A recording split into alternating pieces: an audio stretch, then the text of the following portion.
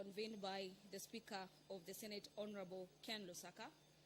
This is to allow for members of the Senate to consider the report on the removal from office. This is by impeachment of the Honorable Mohamed Abdi Mohamed, that is the governor for Wajir County. And that particular report is after the sitting of 11-member committee who have been investigating the grounds for removal from office by members of Wajir County Assembly. According to the notice given by the Speaker, pursuant to Standing Orders number 251A as well as 251B, the sitting of the Senate shall be a hybrid sitting consisting of senators physically present at the Senate chamber as well as senators participating virtually from locations. This is through Zoom online meetings as per the guidelines of Standing Orders 251A subsection 4.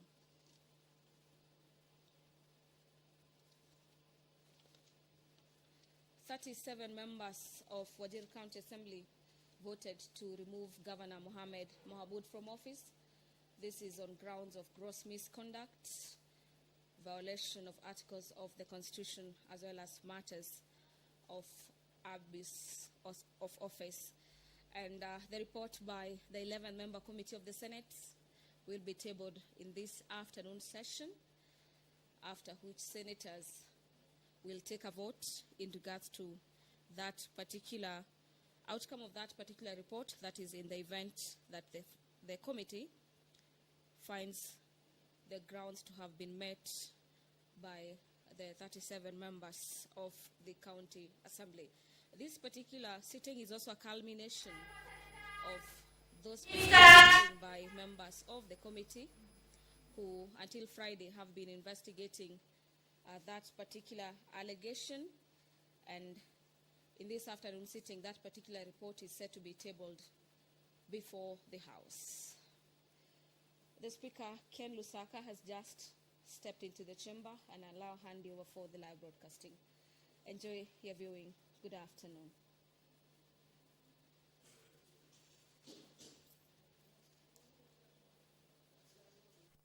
Guidance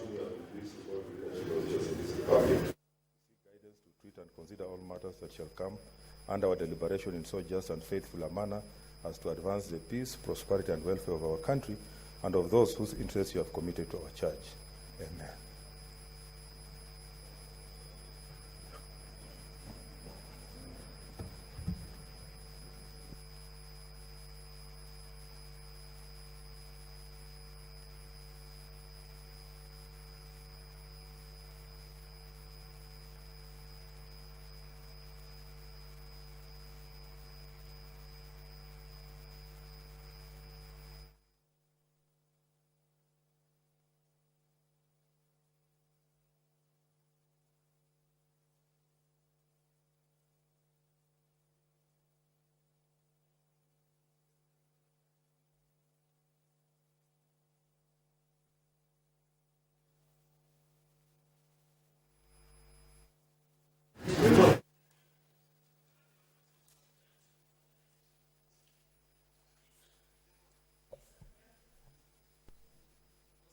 Order number 1, communication from the chair.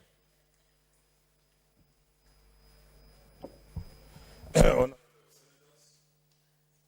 welcome you to this special sitting of the Senate. On the request of the Senate Majority Leader by letter reference Senate/SML CORR dated 11th May 2021, and with the support of the requisite number of senators, I appointed today, Monday 17th May 2021, a day for special sitting of the Senate via Gazette Notice number 46.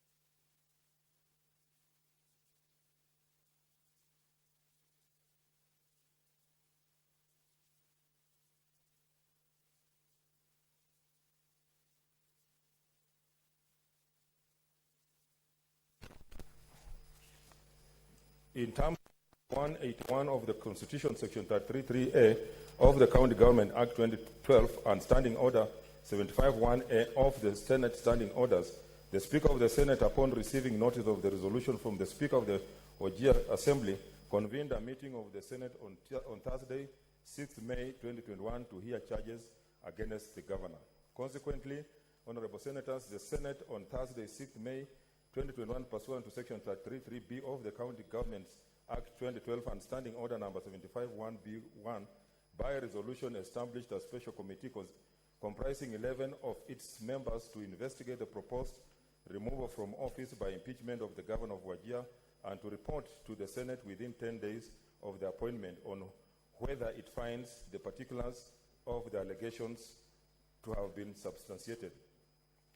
Honorable Senators, as you may be aware, both Section 33(6) of the County Governments Act and Standing Order number 75(4) provide as follows. If the special committee reports that the particulars of an allegation against the governor, A, have not been substantiated, further proceedings shall not be taken under this section in respect of that allegation, or B, have been substantiated, the Senate shall, after according the governor an opportunity to be heard, vote on the impeachment charges. The chairperson of the special committee will shortly lay on the table of the House the report of the committee. Once it's laid, no action will be taken on the report. The Senate will be suspended for 1 hour in order to allow senators some time to go through the report. This is so because at the point at which the report will be laid, it's not yet known to the House which of the two procedures provided in Section 33(6) of the County Government Act and Standing Order number 75(4) will be applied. Conclusions and or recommendations contained in the committee report will determine the procedure to be applied thereafter. After honorable senators have had the opportunity of perusing the report and establishing the findings of the special committee, the Senate will reconvene. In the event that the special committee reports that any particulars of the allegations have been substantiated, a motion will be listed for consideration in a supplementary order paper, which once prepared will be circulated when we resume the sitting. Debate will then ensue in the usual manner, and at the conclusion thereof, the Senate will proceed to vote on each of the impeachment charges after according the governor the opportunity to be heard. In this regard, the invitation has been extended to the Honorable Mohamed Abdi Mohamed, Governor of Wajir County, to sit in the gallery during debate on the motion. At the appropriate time, before I put the question on the motion, the Governor, if present, will appear before the Senate and be heard either by himself or by legal representation. I wish to inform the Honorable Senators that if the Governor chooses to exercise this right to appear and be heard by the Senate, he shall be heard here either by himself or his advocate in silence. The Governor's speech shall not be followed by any question or comment, and the Senate shall thereafter immediately proceed to vote on each allegation found to have been substantiated. Honorable Senators, in the event that the special committee finds that the charges against the Governor have not been substantiated, further proceedings on this matter shall not be taken. I will give further guidance on how to proceed thereafter. I thank you. Next order. Order number 2, papers. Chair.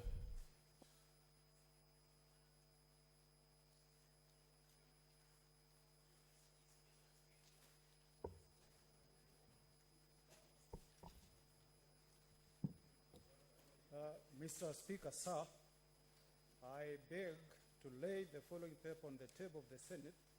Today, 17th day of May, the year of our Lord 2021. The report of the Special Committee on the proposed removal from office by impeachment of His Excellency Honorable Mohamed Abdi Mohamed, the Governor of Wajir County. Thank you, Mr. Speaker.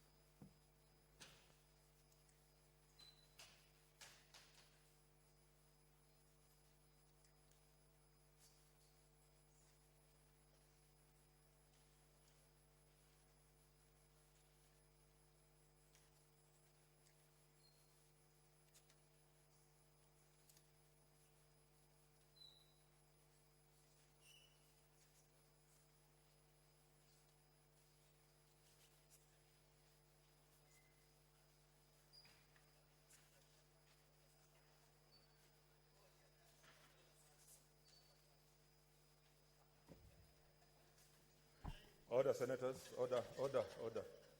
Order, senators. Senator Cherargei. You have decided to start very early. So, honorable senators, as I have guided, the Senate now stands suspended for 1 hour to resume at 3:40 p.m.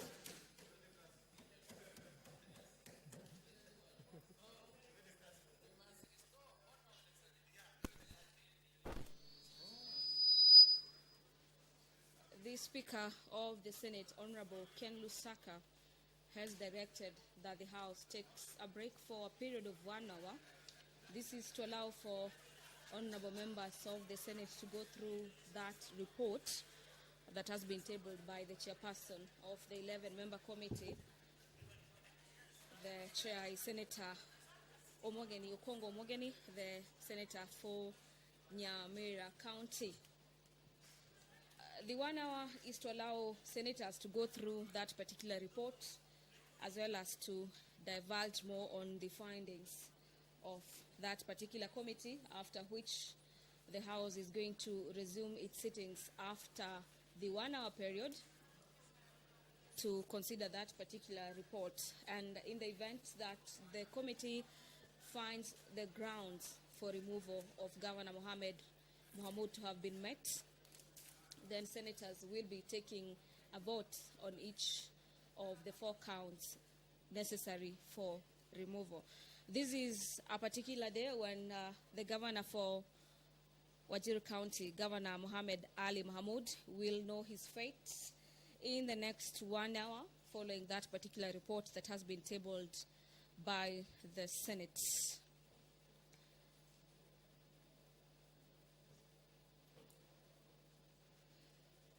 Also, for mentioning is that this is a special sitting, and in which the impeachment motion for Governor Mohamed has been the only business that has been highlighted in the order of the day for the House to be transacted.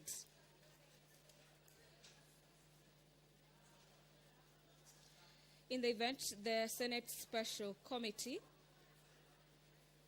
reports that particulars of one or more of the allegations against the governor have been substantiated, the Senate, according to the ruling by Honorable Ken Lusaka, shall accord governor an opportunity to be heard and as well as vote on the impeachment charges. Just during when he was giving his directive, Speaker Ken Lusaka said that the governor's speech shall not be interfered with and the governor will be heard by the House. And if the committee finds that the charges have not been substantiated, there will be no further debate on that particular matter. And the Speaker has also directed that he'll guide the House in the event that that were to happen. The governor for Wajir County was impeached on account of gross abuse of office, financial impropriety, gross misconduct, and gross violation of the Constitution. And during the 10-day period when the 10-member committee, the 11-member committee of the special committee of the Senate were hearing that particular matter, the governor urged the committee to give a credible verdict for benefit of Wajir members of the public.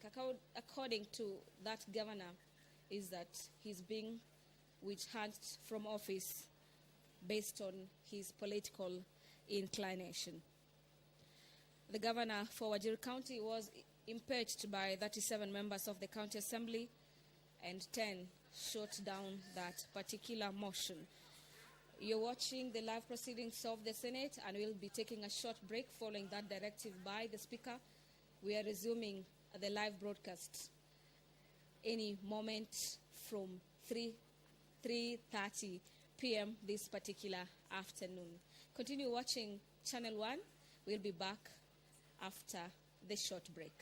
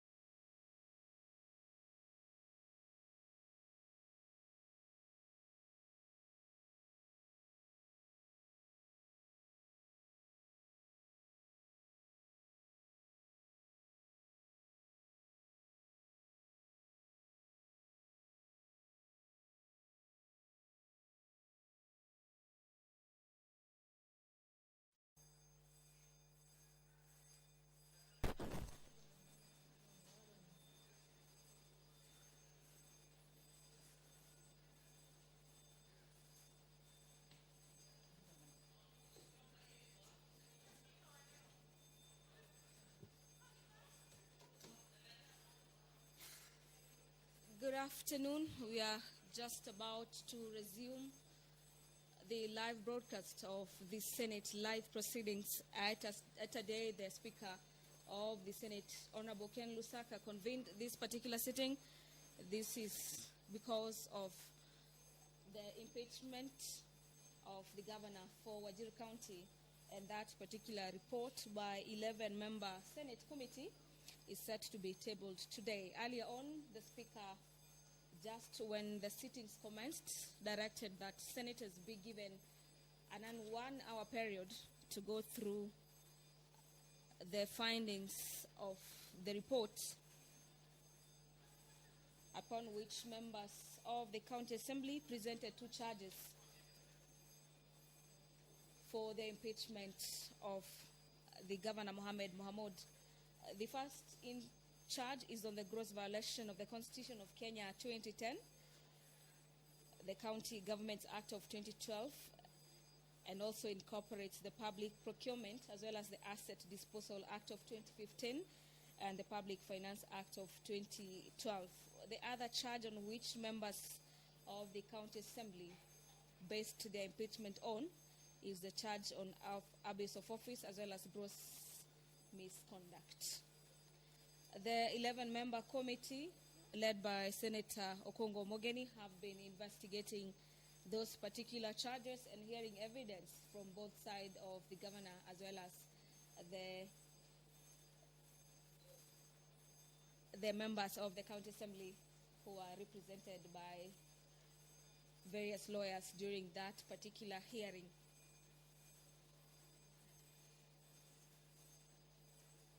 The report is a 144-page report in which the committee has highlighted its findings as well as whether the charges were substantiated. In the abuse of office charge, the charge incorporates the matters to do with abuse of power and authority, where the governor is accused of having his wife take over some matters of the County Assembly, the violation of Article 72, subsection 2B of the Constitution, as well as the violation of Section 53, subsection 1B of the County Governments Act of 2012.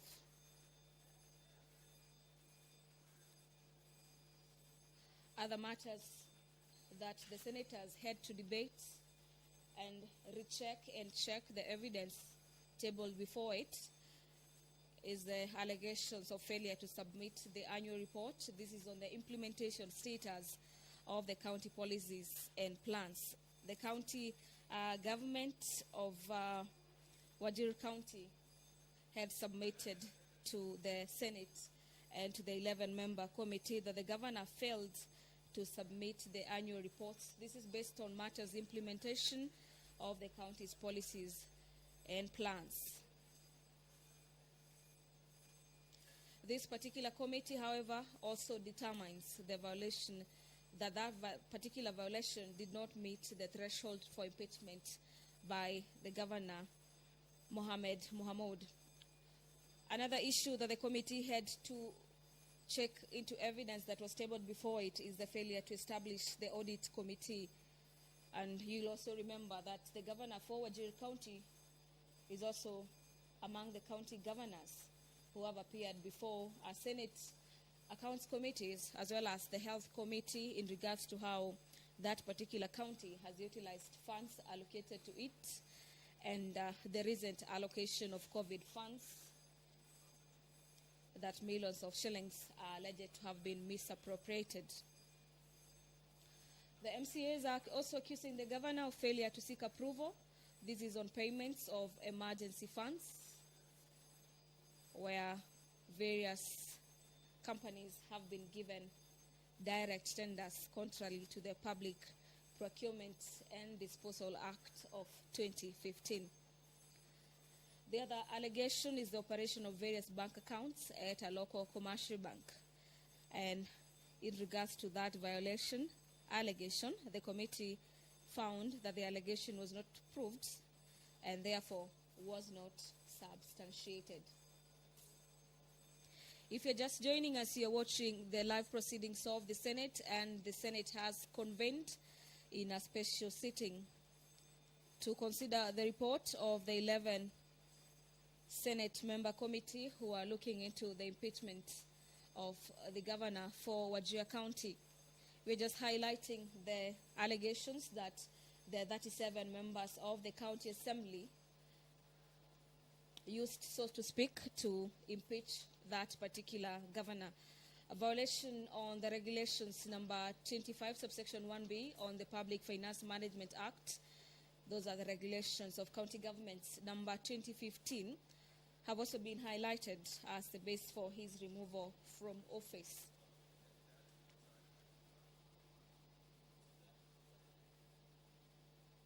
The other violations is in regards to the health rights for people of Wajir County.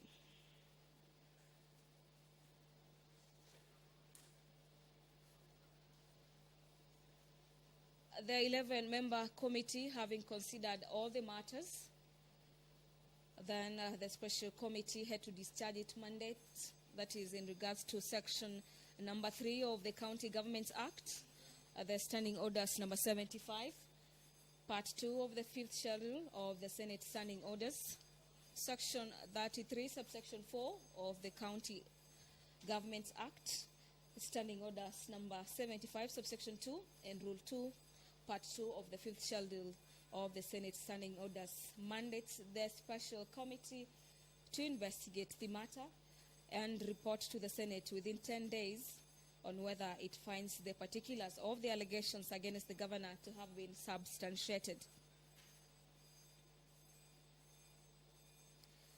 The committee may take the position in line with the precedents of the Senate impeachment proceedings. This is that in order to find any charge to be substantiated, a determination needs to meet both the evidence that has been adduced pointing to the wrongdoing in the manner alleged in the charge, but also the threshold for the impeachment offense has to be obtained. Also, the thrust for jurisprudence in the successive impeachment proceedings, this is before the upper house, which committee upholds, has been in not every aberration, even if established, that will lead to the impeachment of the governor.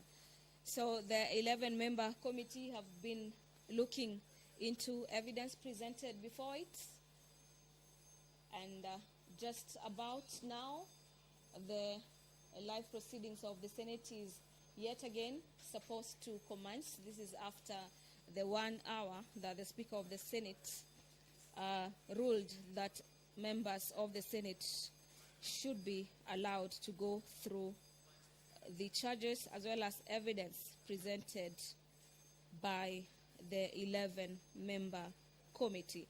You can follow this live broadcast on the Parliament of Kenya on YouTube channel as well as the Senate of Kenya. You can also watch it on KBC Channel 1 TV as well as on YouTube channel on KBC Channel 1.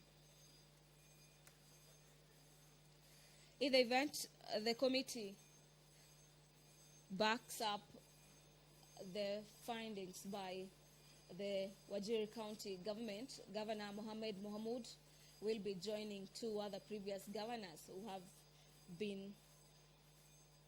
whose claims or allegations for removal of office have been substantiated by the governor. The governors include the governor for Nairobi County, that is former Governor Mike Sonko, as well as the former governor for Kiambu County, that is Governor Ferdinand Waititu.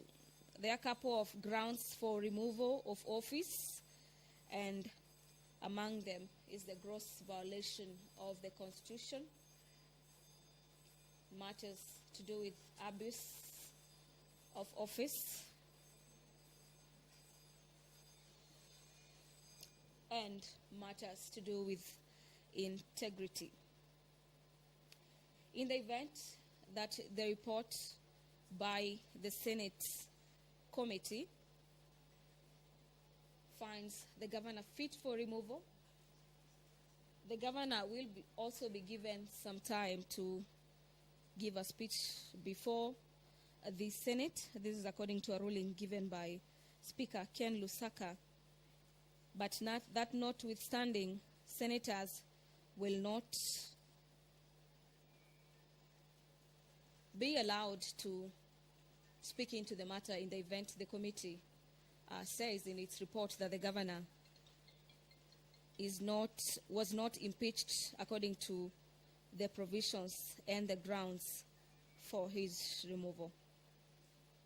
Previous governors who have escaped the impeachment motions are Governor for Taita Taveta County, that is Governor Granson Samboja, Governor for Kirinyaga, that is Governor Anne Waiguru, and Governor Moses Lenol Kulal of West Pokot County.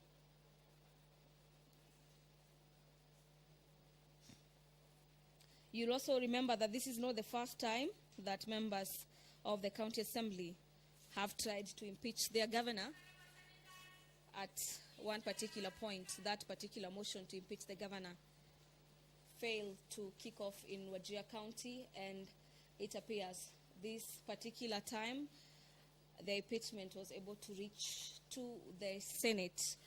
Ken Lusaka, that is the Speaker of the Senate, has just stepped into the chamber. I'll now hand you over for the live proceedings. Enjoy your viewing. Good afternoon.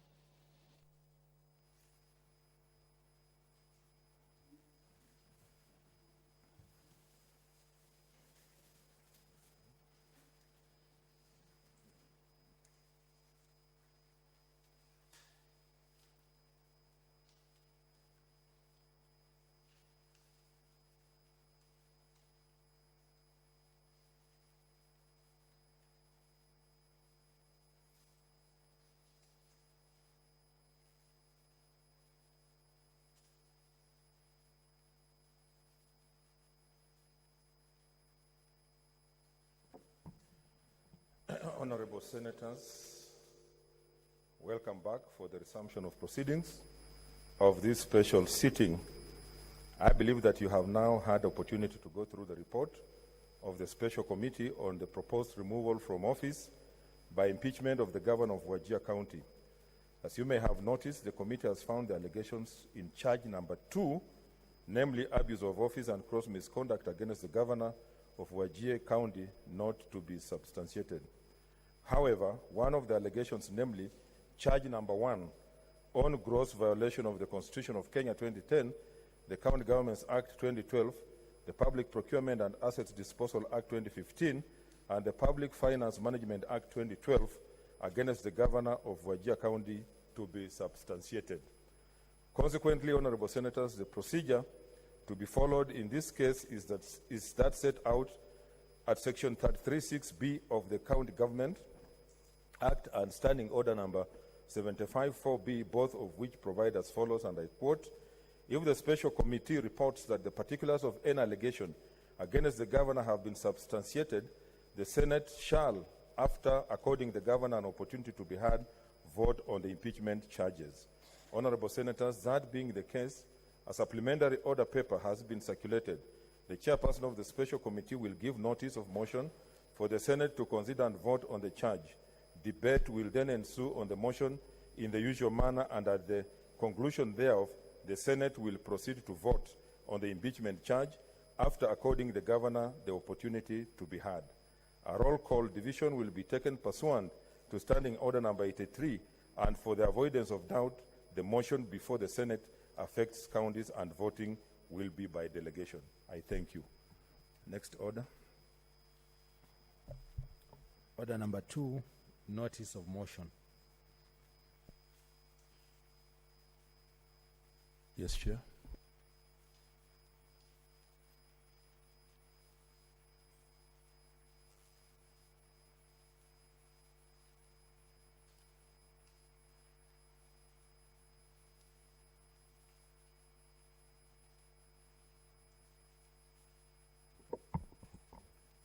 Mr. Speaker, sir, I beg to give the following notice.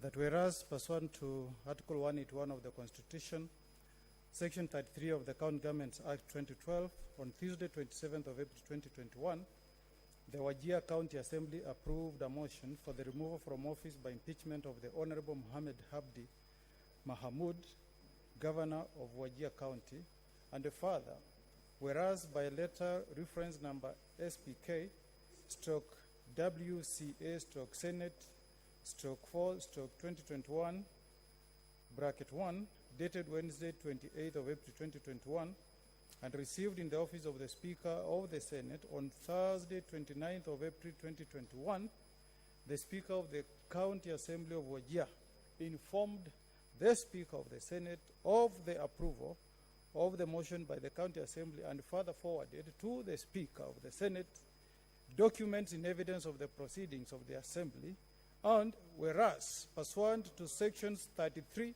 What's your point of order, Senator Wetangula?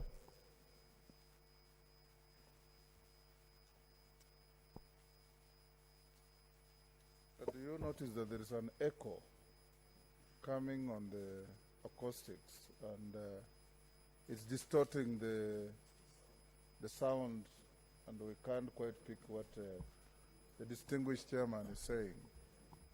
Could it be corrected? I'm sure we have standby technicians. Yeah, technicians. Even your voice is even being echoed. Yeah.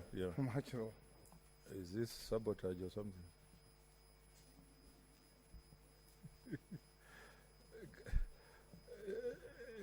Can those concerned check the sound system?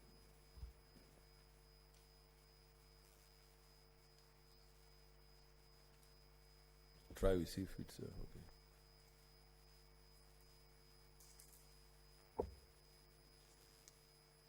I'll proceed from where I'd stopped, Mr. Speaker, sir.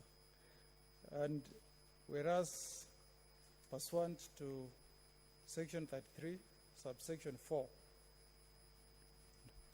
whereas pursuant to section 33, subsection 3B of the County Governments Act 2012 and Standing Order 75-1B of the Senate Standing Orders by resolution on Thursday, 6th of May 2021, appointed a special committee comprising 11 of its members to investigate the matter on the proposed removal from office by impeachment of the Governor of Wajir County and to report to the Senate within 10 days of its appointment on whether it finds the particulars of the allegations to have been substantiated, and whereas pursuant to section 33, subsection 4 of the County Governments Act 2012 and Standing Order 75-2, the special committee has investigated the matter and tabled its report today, Monday, 17th May 2021, and whereas pursuant to section 33, subsection 4 and section 6, subsection B of the County Governments Act and Standing Order 75,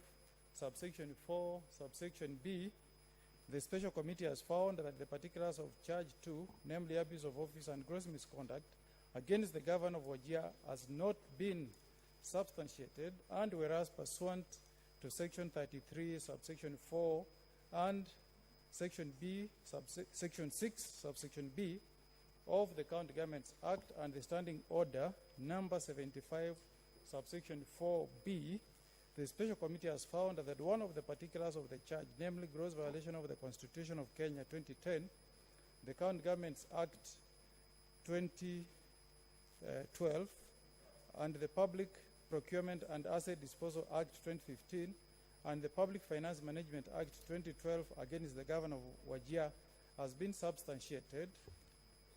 Now, therefore, pursuant to section 33, subsection 6B of the County Governments Act and Standing Order 75-4B, the Senate, after according the Honorable Mohamed Mohamed, the Governor of Wajir County, an opportunity to be heard, resolves to impeach the Governor of Wajir County on the ground of gross violation of the Constitution of Kenya 2010, the County Governments Act 2012, the Public Procurement and Asset Disposal Act 2012, and the Public Finance Management Act 2012. I beg to move, Mr. Speaker. Next order. Order number 3, motion.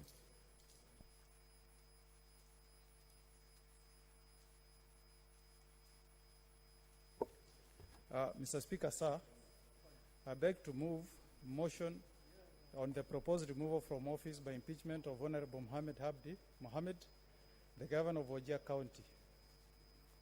Mr. Speaker, whereas pursuant to Article 181 of the Constitution and Section 33 of the County Governments Act 2012, on Thursday, 27th of April 2021, the Wajir County Assembly approved a motion for the removal from office by impeachment of the Honorable Mohamed Abdi, Governor of Wajir, and further, whereas by letter reference SPK/WCA/Senate/4/2021 subsection 1, dated Wednesday, 28th April 2021, and received in the office of the Speaker of the Senate on Thursday, 29th April 2021, the Speaker of the County Assembly of Wajir informed the Speaker of the Senate of the approval of the motion by the County Assembly, and further forwarded to the Speaker of the Senate documents in evidence of the proceedings of the Assembly.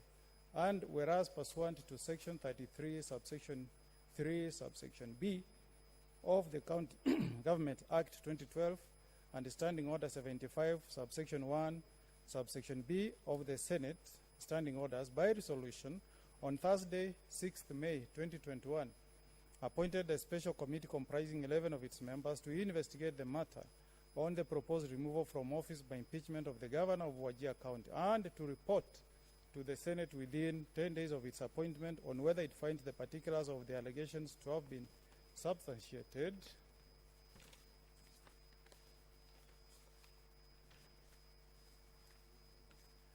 And whereas pursuant to Section 33, subsection 4 of the County Governments Act 2012 and Standing Order 75, subsection 2 of the Senate Standing Orders, the Special Committee has investigated the matter and tabled its report today, Monday, 17th, 2021, and whereas pursuant to Section 33, 4 and 6,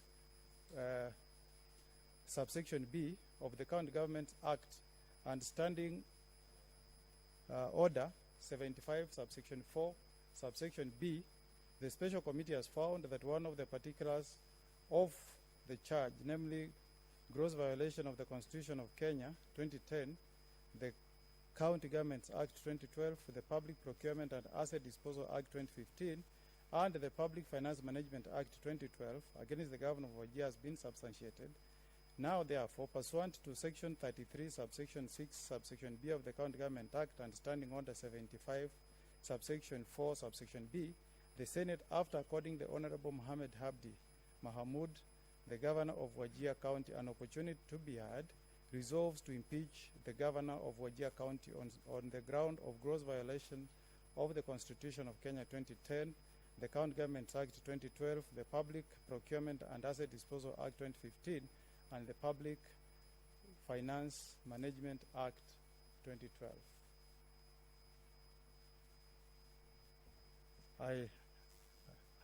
Okay.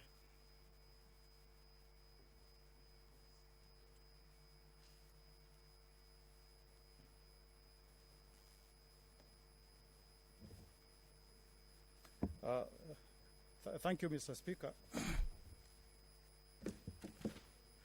Mr. Speaker, I want to begin by thanking the members who served in this special committee.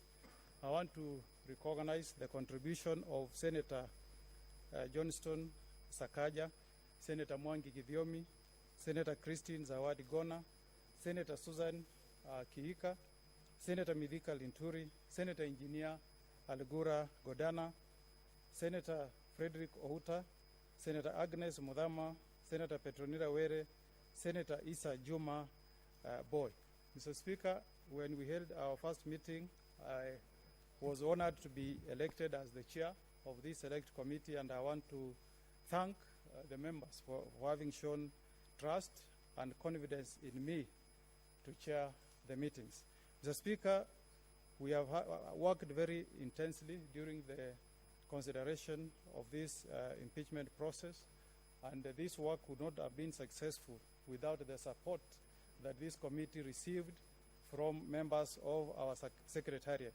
In that regard, Mr. Speaker, I want to recognize in a very special way the contribution that was made by members of the secretariat who are led ably by the Director of Legal, our own Dr. Okello, and the entire members of Secretariat from the Senate. We want to recognize their support and effort and also extend our warm compliments for the work that they did.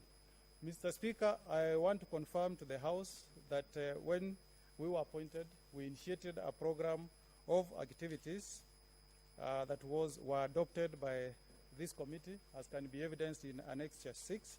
We took into account the fact, Mr. Speaker, that the Governor, His Excellency Mohamed, needed to be accorded a fair hearing through his council, and we also took note of the fact that the County Assembly members of Wajir needed to be accorded a fair hearing. I want to confirm, Mr. Speaker, that the County Assembly of Wajir did appear before us, and they called their 3 witnesses who testified before us, and the advocate for His Excellency the Governor was accorded an opportunity to test the veracity of the evidence that was tendered before the Senate through cross-examination.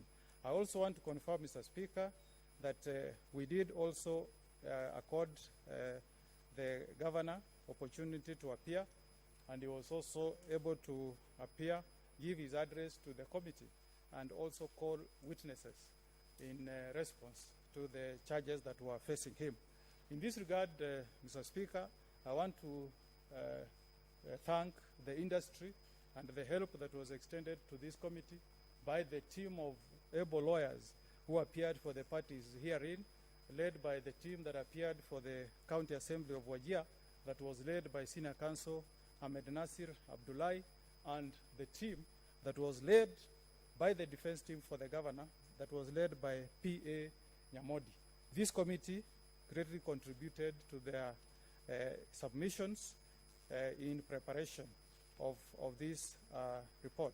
Mr. Speaker, we proceeded to a working retreat for 2 days, for 3 days, from Friday, Saturday, all through to Sunday.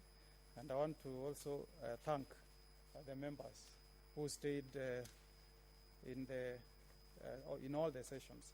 Mr. Speaker, we did have a number of preliminary issues that were raised by the parties before us, Mr. Speaker, and the only one I want us to note is that there was a request to summon one witness to appear before us, but Mr. Speaker, we were not able to have that witness served with summons and appear before us, simply because of the very limited time that is available to the committee to conduct its proceedings. Later on, Mr. Speaker, I will highlight the observation of this committee on this issue of the time that is accorded to this committee. However, we were able to admit one affidavit that was filed by the County Assembly, but of course having accorded all the parties a hearing. The Speaker, the charges that were facing the Governor were basically 2. Charge number 1 was gross violation of the Constitution of Kenya, the Public Government Act 2012, the Public Procurement and Asset Disposal Act 2015, and the Public Finance Management Act of 2012. In their case before the Special Committee, the County Assembly of Wajir put forward 15 allegations in support of this particular charge. I may not go into the details of all the allegations and the observation of the committee, but in summary, Mr. Speaker, the particulars were that 1, there was failure to account for the financial resources allocated to the county. Allegation number 2 was lack of accountability in the management of county resources. Allegation number 3 in support of the charge was failure to draft medium-term strategy for the financial year 2020-2021. Allegation number 4 was violation of Article 176 of Article 1 and 185 of the Constitution. Allegation 5 was failure to establish the County Budget and Economic Forum. Allegation number 6 was failure to deliver annual state of the county address to the county.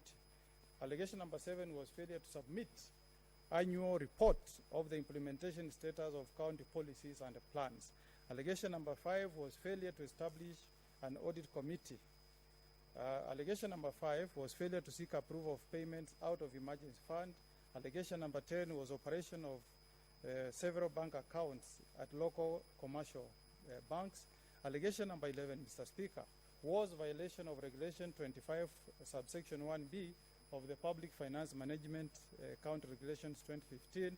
Allegation 12 was on the public finance, was violation of Section 119, subsection 5 of the Public Finance Management Act 2012. Allegation number 13 on this particular count was violation of Article 201, Subarticle A, D, E, Article 2265 and Article 2271 of the Constitution of Kenya 2010. Allegation number 14, Mr. Speaker, was violation of Article 227 of the Constitution of Kenya and the Public Procurement and Disposal Act 2015. And the last allegation on this particular county was on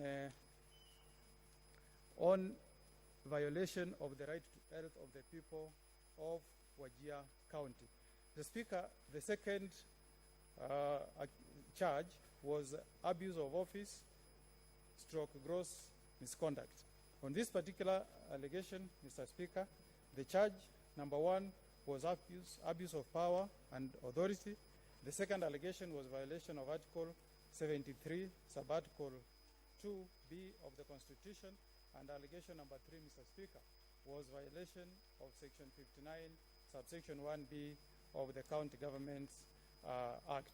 Mr. Speaker, we were able to go through all the allegations, and because of time, I will not go into very big details on all the allegations. Safe to say that of all the 15 allegations in support of charge 1, the committee was not able to find that there was any substantiation against 13 allegations, and the same were dismissed. Mr. Speaker, the senators who have the report will see the findings of the committee on failure to account for the resources allocated to the county of Wajir. This allegation, Mr. Speaker, was not proved, and the special committee dismissed the same. On lack of accountability in the management of county resources, the committee was able to go through the evidence that was tendered before the committee, and Mr. Speaker, the verdict of the committee was that allegation was not substantiated. Mr. Speaker, on allegation of failure to draft the medium-term strategy for the financial year 2020-2021, the committee went through the evidence that was tendered before it by the County Assembly of Wajir, and the special committee returns a verdict that it finds the allegation not proved, and therefore it was not substantiated. The Speaker, on violation of Article 176, Subarticle 1 and 185 of the Constitution, again, the committee went through the evidence that was placed before it by the County Assembly of Wajir, and it arrived at a finding that the allegation was not proved, and therefore it was not substantiated. On allegation of failure to establish county budget and economic forum, the committee, Mr. Speaker, made an observation that the governor had taken steps towards establishing a county budget and economic forum, that these had been hampered by failure of attracting qualified candidates for those positions. It was therefore the finding of the committee that that particular allegation was not proved and substantiated, and it was therefore not upheld. On allegation number 6, failure to deliver annual State of the County address, the committee finds that from the evidence that was adduced, the County Government Act does not specify the State of County address that ought to be delivered and where it should be delivered. Mr. Speaker, this committee observed that this is an allegation that has featured in virtually all the impeachment proceedings that have appeared before the Senate, and it was noted, Mr. Speaker, that going forward there is need for the Senate to consider coming up with a legislation that will properly guide the implementation of that particular section of the law. Because, Mr. Speaker, when we went through past impeachment, especially the one of Waiguru, Mr. Speaker, it was noted that most governors who appear before the Senate have consistently taken the view that the law does not obligate them to appear before the county assembly, and that the requirement of making an address to the county can happen even during public holidays. So we noted, Mr. Speaker, that there is a big gap in terms of what the law anticipates, and this committee recommends that the Senate should come with a legislation that will clearly address this issue. On allegation of failure to submit annual report of the implementation status of the county policies and the plans, the Speaker, having gone through the provisions of the law and the obligation placed in the hands of the governor, the committee arrived at a finding that the governor had not complied with this requirement under Section 30, subsection 2, subsection J of the County Governments Act, in that he had failed to submit the annual report on the implementation status of county policies and plans. Mr. Speaker, the committee was not persuaded that other plans that don't specifically respond to this legal obligation can be a substitute for this very clear statutory requirement. However, Mr. Speaker, the committee made an observation that not each violation or failure to observe a particular section of a statute should lead to impeachment. The committee looked at the precedent that has been set by the other past impeachments and arrived at a decision that what should lead to an impeachment of a governor should be gross violation of the Constitution. And the committee was therefore of the view that though clearly the governor had not complied with the provisions of Section 30, subsection 2J of the County Government Act, this violation, Mr. Speaker, per se does not meet the threshold for the impeachment of the governor. Therefore, though the allegation was proved before the committee, we found that it does not meet the threshold for impeaching a governor. And therefore, the committee was of the view that this particular allegation should not return a verdict of removal. Mr. Speaker, we also observed that in the past impeachments, there are a number of governors who have appeared before the Senate, and we were able to cite the case of the impeachment of the governor for Taita Taveta. We also cited the impeachment of the governor for the county of Kirinyaga, and we found that in both impeachments, there were statutes that were violated by the governors who were being impeached, but the Senate returned a verdict that failure to observe the provisions of those statutes were not gross enough to warrant the impeachment of a governor. Mr. Speaker, on allegation number 8, which is failure to establish audit committee, Mr. Speaker, the committee went through this allegation and it arrived at a decision that the committee finds the allegation not to have been proved as against the governor, and therefore the same was dismissed as having not been substantiated. Mr. Speaker, on allegation number 9, that is failure to seek approval of payment out of emergency fund, the committee went through the evidence that was tendered before it, Mr. Speaker, and there was a conflict on interpretation of the law to which the Public Finance Management Act and the law that has been enacted by the County Assembly, which is the Disaster Management Act. Mr. Speaker, this committee was able to establish as a matter of fact that the provisions of the County Disaster Management Act did not have the same requirement as the Public Finance Management Act. Therefore, the allegation that the governor did not seek approval were premised on wrong provisions of the law, and if anything, it was noted that the County Assembly did note that oversight on the County Disaster Management Act, and the same has since been amended to bring it in conformity with the Public Finance Management Act, obligating now the governor to seek approval within 2 months after making payments.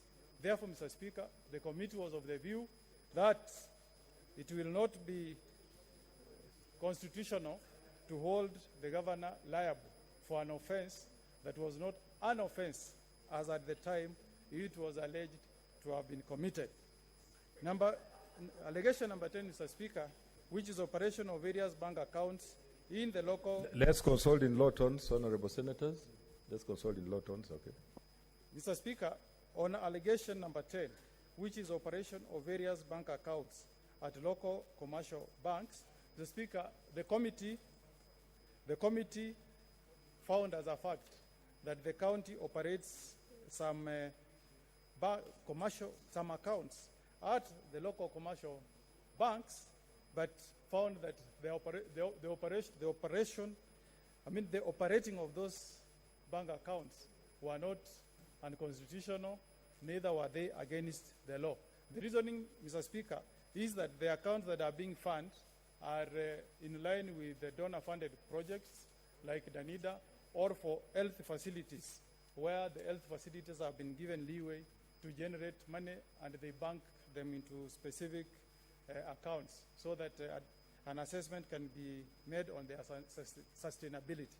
So this particular allegation, Mr. Speaker, was found not to be substantiated. Mr. Speaker, on allegation of violation of Regulation 25, subsection 1B, on the Public Finance Management Account Regulations 2015, again without going into details, Mr. Speaker, the committee went through the evidence that was tendered before it, and it returned a verdict that the same were not proved and therefore were not substantiated. Mr. Speaker, on allegation relating to the violation of Section 119.5 of the Public Finance Management Act 2012,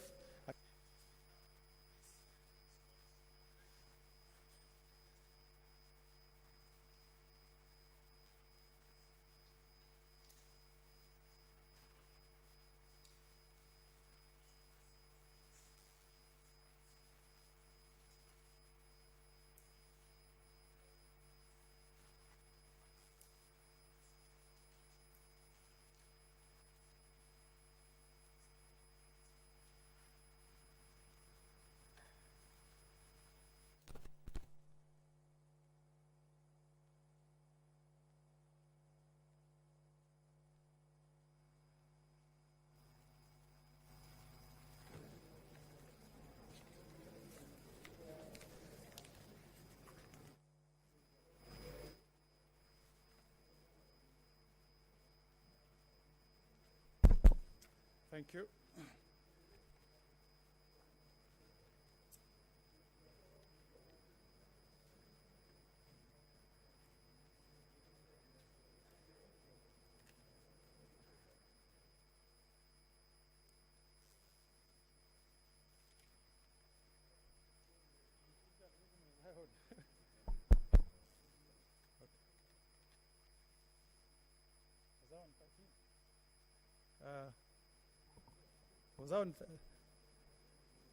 Yeah, I think, Mr. Speaker, I was on allegation 12. I was on allegation 12. And, Mr. Speaker, before the mic went off, I was making an observation that the committee went through the evidence that was tendered before it, and it returned a verdict that this particular violation was not proved. Mr. Speaker, on allegation number 13, which is violation of Articles 201A, D, and E, and Article 2265 and 2271 of the Constitution, Mr. Speaker, having gone through... Let's consult in low tones, please. Let's consult in low tones. Mr. Speaker, on allegation 13, the committee went through the evidence that was tendered before it.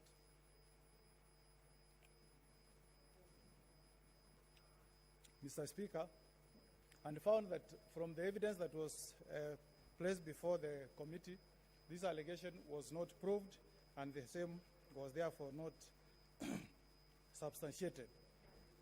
Mr. Speaker, on allegation 14, which is a violation of Article 227 of the Constitution and the Public Procurement and Asset Disposal Act. Again, Mr. Speaker, the committee, having gone through the evidence that was placed before it, found that this allegation was not proved. Mr. Speaker, having found that the 14 allegations had not been proved, the committee made some observations, Mr. Speaker. The first observation, Mr. Speaker, is that there is need for the members of the County Assembly to be taken through some induction on how to effectively conduct impeachments before the County Assembly, Mr. Speaker. It was a view, Mr. Speaker, of the committee that a number of allegations that were leveled against the governor relate to a number of counting officers who should take personal responsibility, especially on issues dealing with public finance management and public procurement laws. But there is a general misconception, Mr. Speaker, that in every transgression happening in our counties, governors must be held to be vicariously liable. Mr. Speaker, the second observation this committee made is that there may be need, Mr. Speaker, to review the period of 10 days that is given to the Senate to receive the impeachment decision from the County Assembly and for the committee to consider and conduct a trial and render a report to the House. This is because, Mr. Speaker, like in our case, we had a situation where we issued summons for a witness to appear before this special committee, but we only had 1 day within which to execute the summons and for the witness to appear before this committee, which was not possible. So we are making a very strong recommendation to the House, Mr. Speaker, that we need to review our Standing Order 75 so that, Mr. Speaker, there is adequate time given to the committees to conduct the impeachment hearings. And here, Mr. Speaker, the committee has proposed a period of 21 days. Another observation, Mr. Speaker, is that Standing Order 75 makes it obligatory that if the committee finds that the allegations have not been substantiated, then the hearing, that marks the end of the matter. Mr. Speaker, we felt that that standing order needs to be reviewed so that even where the committee makes a finding that a particular allegation has not been substantiated, then the House, as a Senate, should be given an opportunity to debate and make a vote on a matter. Mr. Speaker, before I go to the allegation 15 on count 1, I wish to make a few comments on count number 2. Mr. Speaker, count number 2 was abuse of office stroke gross misconduct. Mr. Speaker, this matter was fairly emotive. The allegation was that the governor had abused power and authority by delegating the management of the county affairs to the First Lady of the county of Wajir. But, Mr. Speaker, when we sought for evidence to be placed before us, Mr. Speaker, we were told that the First Lady of the county of Wajir. Sorry. Order, Senator. Let's consult in law. You know they are reading the. You will be taking a vote based on, I guess, what is being read. So, what you Mr. are hearing. Speaker, when we sought for evidence from the members of County Assembly, Mr. Speaker, in support of this allegation, Mr. Speaker, we were given examples which caused a lot of excitement and also a lot of serious concern from the women senators that the MCAs attended a meeting at the residence of the governor where the First Lady was in attendance. Mr. Speaker, the question was, if the members of the County Assembly of Wajir elect to pay a courtesy call to the residence of the governor of Wajir, do they expect the First Lady to take leave of absence from our own house? Mr. Speaker, if anything, the committee was of the view that if MCAs visit the governor's residence, then the First Lady has a right to be there and serve food to the MCAs. Mr. Speaker, we also wanted to know whether this was the official residence or the private residence of the governor. And Mr. Speaker, we were told that these meetings actually took place at the private residence of the governor. Therefore, in protection of the women folk of this country, including my own mother and my own spouse and my own daughters, Mr. Speaker, we found these allegations to be frivolous, not proved, and not substantiated, Mr. Speaker. The second particulars, Mr. Speaker, was that the governor again had met MCS in a hotel in the presence of the First Lady. Mr. Speaker, here we sought to be given minutes to confirm whether these meetings were official or not. Again, Mr. Speaker, there were no minutes. Mr. Speaker, we sought for any photos in proof that these meetings took place in any hotel. Mr. Speaker, again, we were not given any photos. So this remained a mere allegation to us, and we did submit, Mr. Speaker, and took judicial notice of the fact, Mr. Speaker, that the governor of the county government of Wajir has all the rights under the sun to be romantic to his wife and to have her in his presence in his house and to go out, have coffee with her in hotels.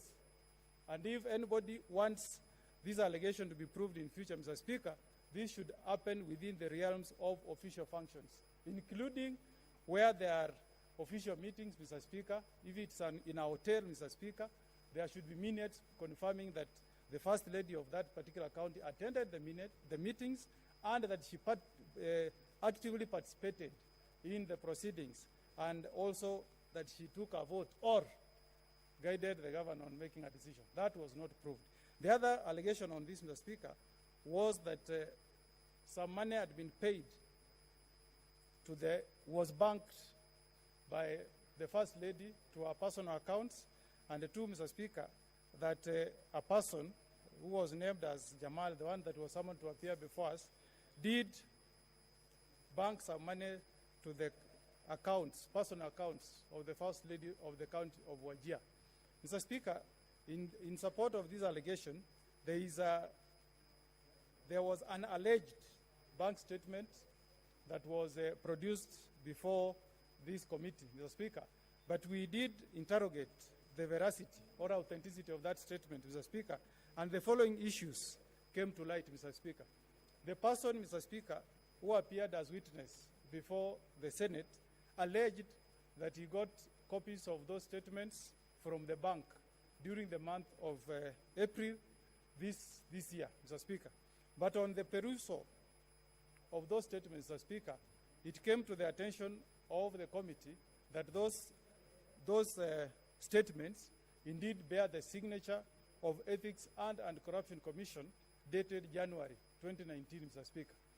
Therefore, Mr. Speaker, on the credibility of the witness, Mr. Speaker, the committee was not able to be convinced how a statement that was bearing the stamp of Ethics and Anti-Corruption Commission, date stamped January 2019, could have been obtained from the bank during the month of April 2021.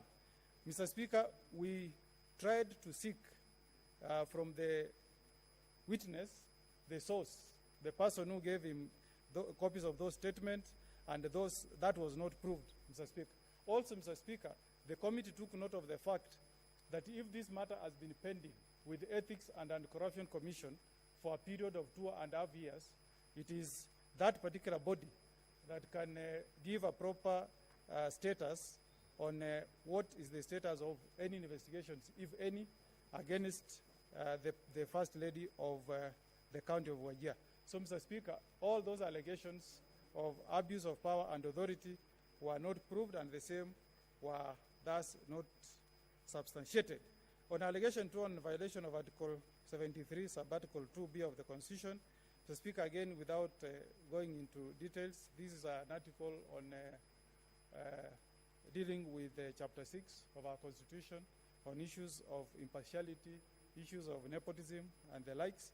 And on this particular one, Mr. Speaker, the committee was of the view that no evidence was indeed tendered before the committee, and there was no proof of any nepotism from the part of His Excellency the Governor, and therefore this particular allegation was not proved and the same was not substantiated. Mr. Speaker, on the third allegation, which is violation of Section 53, subsection 1B of the County Government Act 2012, the committee finds that again this particular allegation was not proved, and therefore the committee returns a verdict that the same was not substantiated. Again here, Mr. Speaker, we want to make some observation to the House that some of the charges relating to abuse of office relate to violations of the Public Procurement and Asset Disposal Act and the Public Finance Management Act.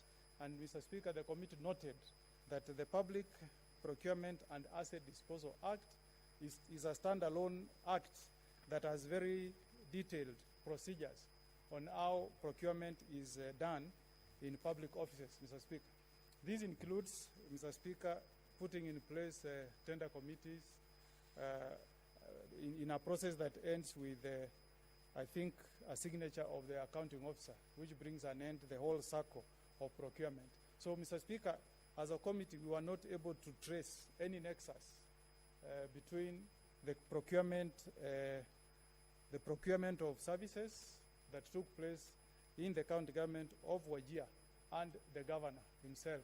Therefore, we found that this particular allegation was not proved. Mr. Speaker, another thing that featured, Mr. Speaker, is a situation where authorities sought from the control of budget to pay particular pending bills on listed companies, on letters that are addressed to the control of budget, and consent is sought before the county can make payments. So, Mr. Speaker, the allegation here was that there is alleged corruption taking place in the county government of Wajir, because once the approval of the control of budget is given, some companies get substituted with the ones that were not appeared on the list that was approved for payment by the controller of budget. The Speaker, though we found as a fact that this may be morally wrong, we were not able to find any specific provision of the law that is violated.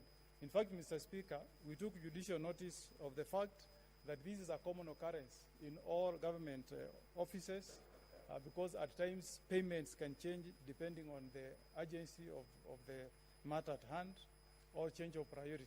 So we did make a recommendation, Mr. Speaker, that this matter should be addressed either by amending the Public Finance Management Act or through a bill that is pending before, I believe, the National Assembly, the County Prompt Payments Act. As of now, Mr. Speaker, we did not find any law that was clearly violated. And we made that observation and recommendation to the House. Now, Mr. Speaker, turning back to allegation 15 on count 1, which is violation of Article 43(1) on the right to access of health services. Mr. Speaker, this was a fairly emotive matter that was debated for almost 2 days. Mr. Speaker, first of all, we went through other past impeachments before this House, and we made an observation, Mr. Speaker, that in a number of those impeachments, there are a number of governors who have been brought before the Senate on allegations of violations of that particular section of the Constitution, and though there has been a finding, it has not led to impeachment. And Mr. Speaker, we cited the case of the governor for Kirinyaga, where the health system in that particular county had totally ground to a halt. Mr. Speaker, we realized that this is a common problem affecting virtually all the counties, and we were trying to balance between the right that is guaranteed to Kenyans, that is to access quality health services, and also balancing that we should not reduce the threshold of impeaching governors too low, because it should be slightly on a balance above the balance of probability, but also slightly beyond reasonable doubt. So, Mr. Speaker, we felt that the committee should tread with caution on this particular matter. Mr. Speaker, there were two issues that were cited by the members of County Assembly in proof of this particular charge. The first one, Mr. Speaker, is that an ambulance that was owned by the county of Wajir did break down, and instead of the governor availing enough petrol so that it's able to render services to the citizens of Wajir, citizens were called upon to fuel this particular ambulance, and there was an allegation that they even bought tires for that ambulance.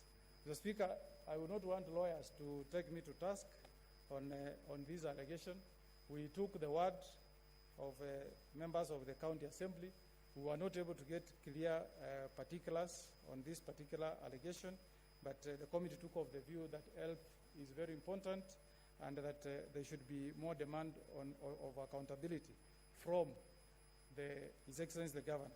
In response, Mr. Speaker, to this, His Excellency the Governor put a very spirited defense before the Senate. Mr. Speaker, the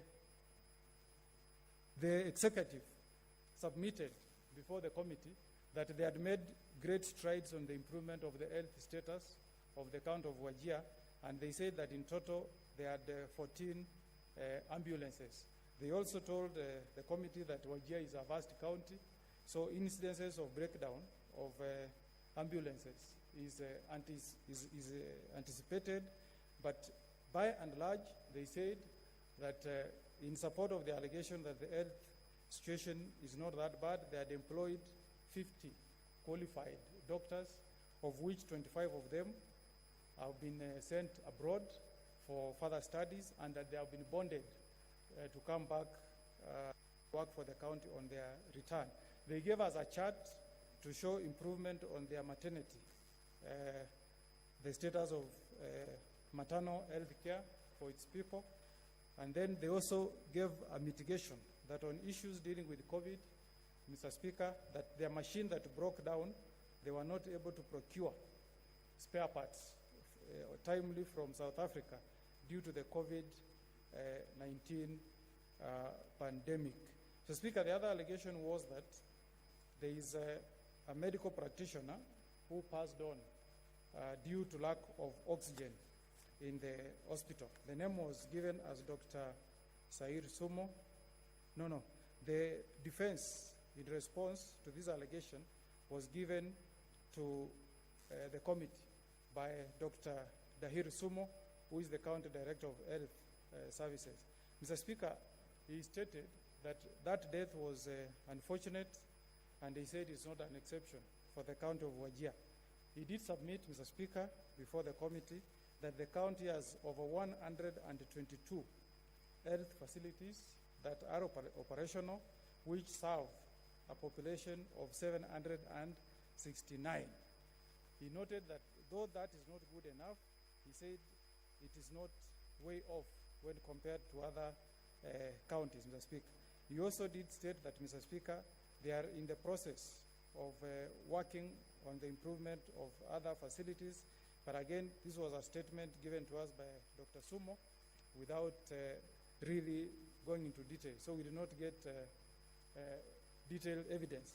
Now, on the empirical evidence that was placed before us, Mr. Speaker, it was the contention of the county government of Wajir that health had improved on antenatal clinics from 49.2% in 2017 to 86.1% in 2021. He also stated that there had been an increase in the number of children getting immunization on DBT vaccines from a low of 62.7% to 75%. He also noted that in terms of skilled birth attendants, the ones that give birth at hospitals, these had increased from a low 19% to a high of 49%. It was therefore the defense of before I finish, again, Mr. Speaker, they also did submit that that the issue of health is also facing a challenge from the managed equipment services, that is the MES program, because they are forced to procure spare parts from a particular company, and they say this is a problem that affects all counties across the country. Mr. Speaker, the other issue that pinned the county government down was the issue where a transformer of 250 kVA broke down in the county, and the county was not able to get a replacement. And it was alleged that the amount required to fix this particular machine is 5.7 million.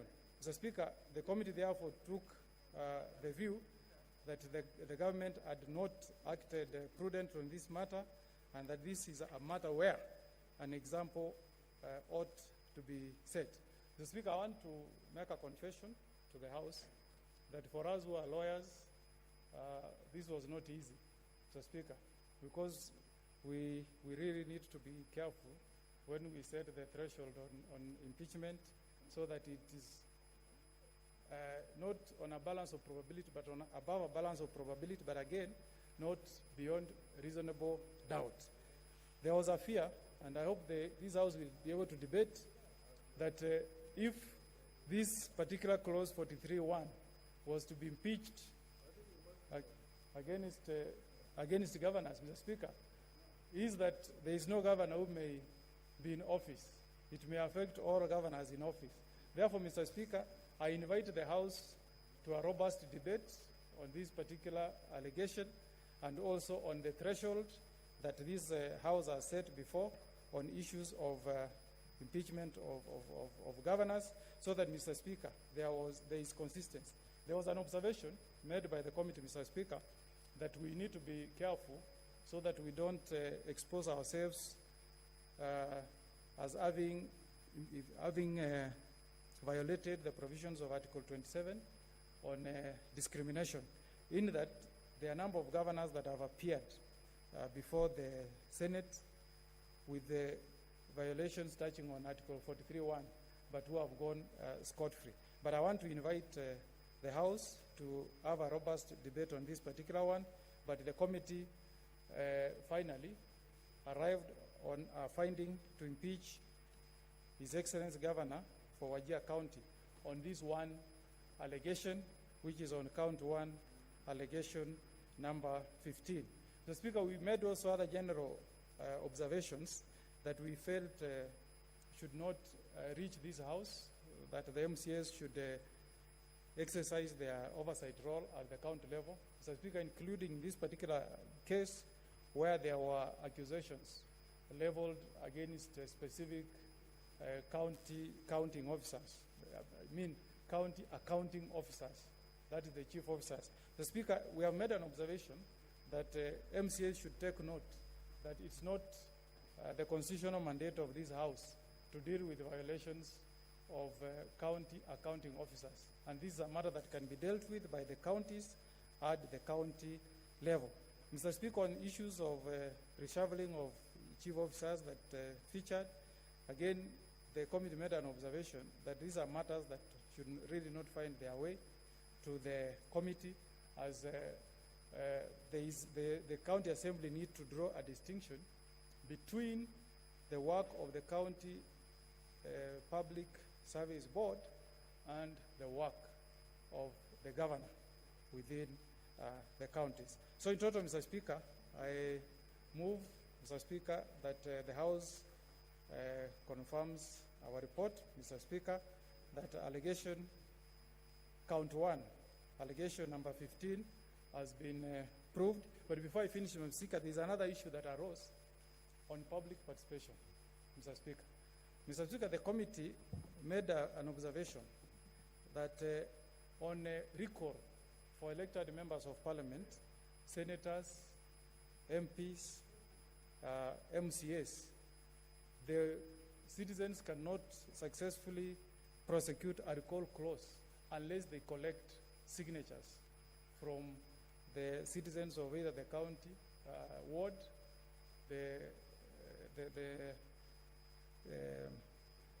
the constituency, Mr. Speaker, or the county.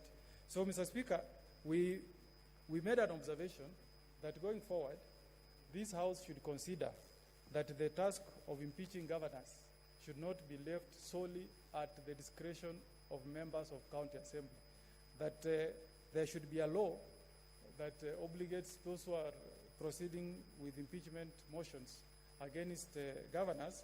They should also collect signatures from members of that particular county who elected the governor. So with those remarks, I want to ask my good friend, Senator for Marsabit, Senator Adigura, to second. I thank you, Mr. Speaker.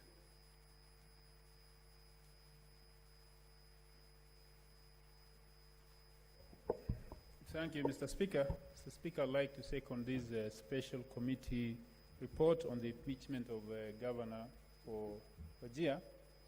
Mr. Speaker, the County Assembly brought many allegations under 2 charges, and I'd like to advise the County Assembly that they are the first line of oversight, and in case there are issues, they have to first perform their duties before they bring these allegations to the Senate, because the law is very clear. If it's a county executive committee member or a county accounting officer who's a chief officer who has not performed his or her duties, then they have the powers to summon or to invite, and once they find that person culpable, then they have also the powers to recommend to the governor. They can impeach that person and have him out of office and recommend the same to the governor. In the event that maybe the governor has refused to take the ruling of the House or implement the ruling of the House, then that could be an issue which can be taken against the governor. Like in the first case of impeachment of Governor Ombora, which was among the other charges was that he refused to sack the county secretary who was impeached by the county assembly. So in that case, they have done their part.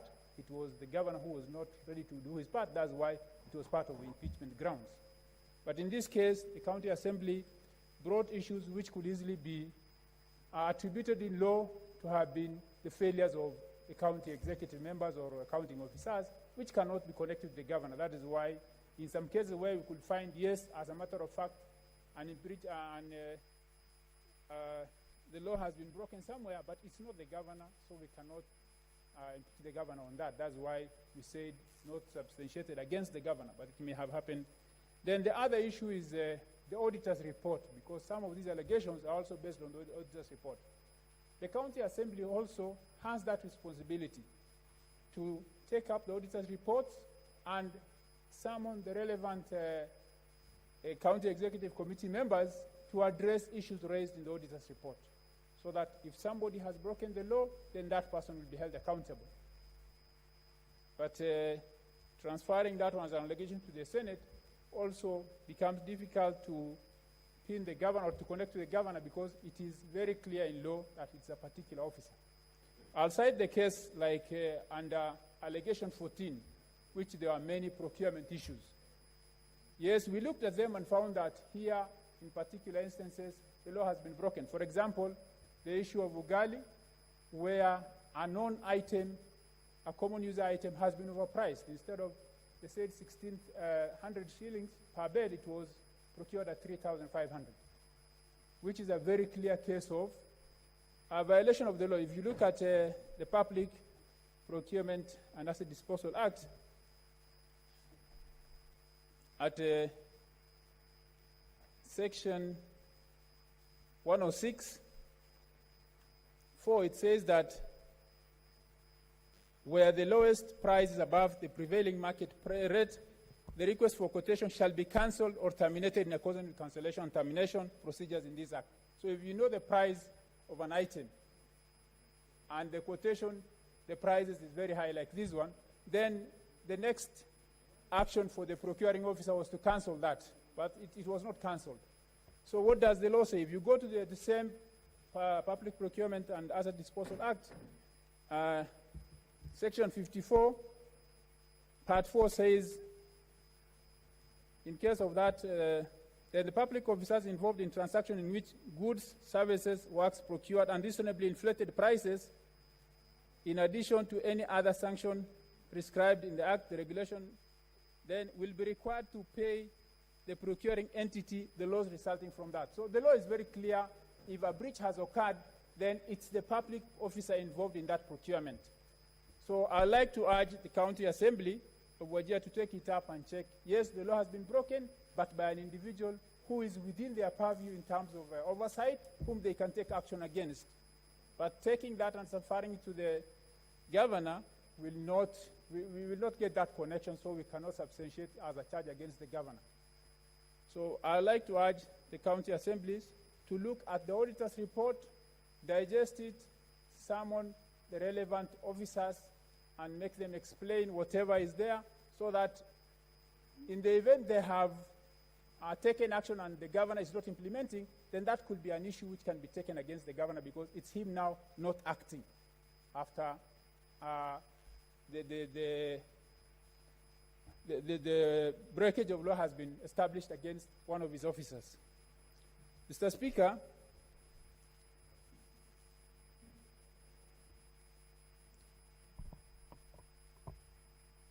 so in those cases, the committee advised that the county assembly takes it up with the relevant public officers under them, so that they can remedy those breakage of law at that level instead of holding it against the governor. Mr. Speaker,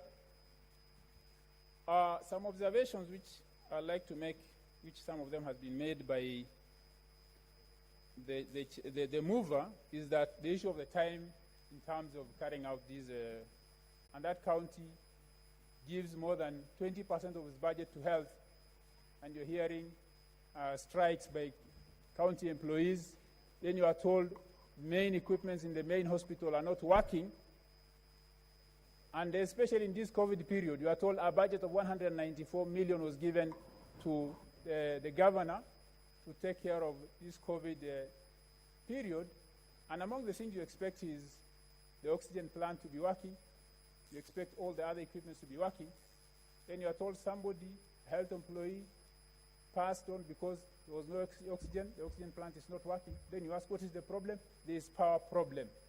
What particularly? A gadget of 5.8 million was required to connect power to have the 1,000 kVA generator to be connected to power all the equipment in the hospital, and you are told that was what's missing. Then you ask yourself, what happened to 194 million so that it could not procure a 5.8 million gadget, which is a matter of life and death for the people of Wajir. So based on that, we found that is a very serious issue, and there is no way we would have said that that is not gross. Otherwise, what will you be doing as a governor if your people are dying and you could not fix that kind of an equipment? So, Mr. Speaker, based on that, we said that that is a gross violation, and that's what we would like the House to find out and agree with the committee. And on the issue of there was this issue of payment of contractors.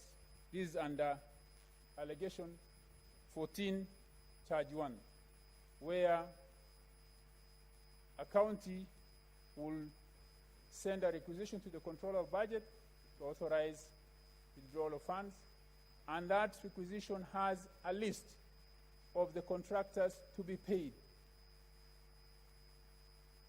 Then, when money is requisitioned and obtained based on that request, the government officer, the county government officer here, said very clearly that they don't have to pay the same people. So what was the reasoning of using that list? Requisitioning for payment using that list if it will not pay the same people. That is an issue. I'd like this House to take it up with the controller of budget and tell us whether that is the position in law. Because what the chair said is morally it's wrong, but we don't see any law which prohibits that. But personally, I feel even the law has to be in line with that morality, because in this country, we had a very long history of misuse, misapplication of public funds, and that is why all these laws are in place, and that's why even the Office of the Controller of Budget has been created to streamline all these processes. Now, if we follow the law halfway, once you get the money, you misapply it again, then that law needs to be checked. And we stopped at actually saying that somebody should be held accountable because of that doubt in law, which we need to confirm from the Controller of Budget so that we get the very clear position so that this abuse of that particular requirement does not continue, because it's happening in many counties. Mr. Speaker, with those few comments, I'd like to second this special committee report and urge the House to adopt it. Thank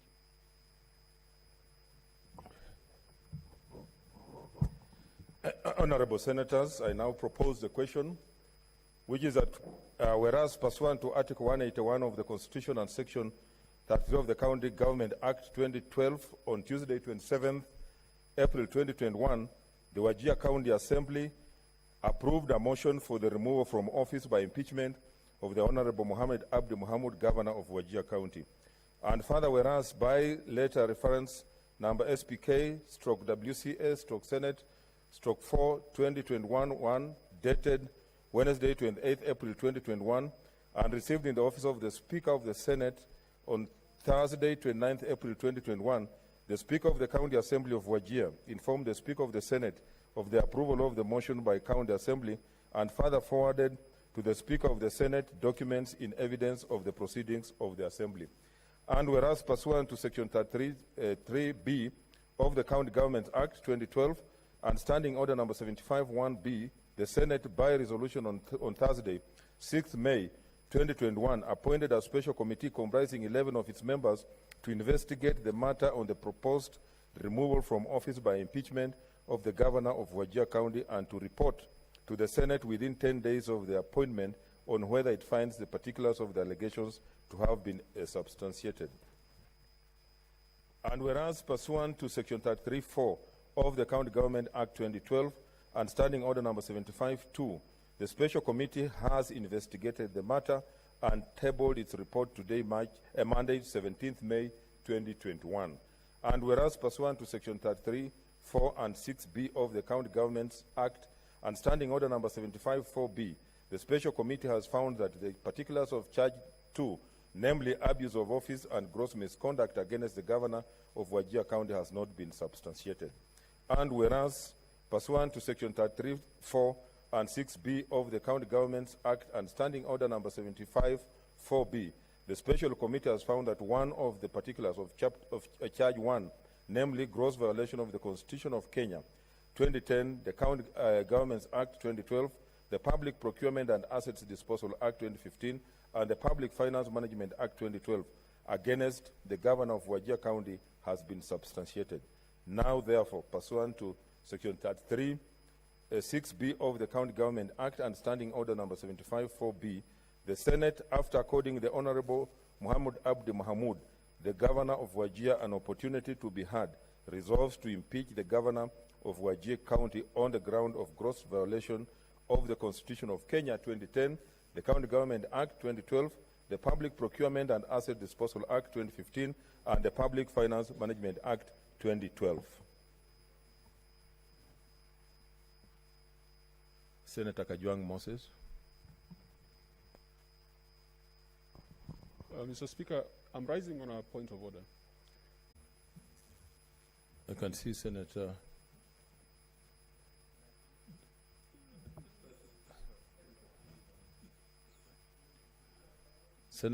James Orengo.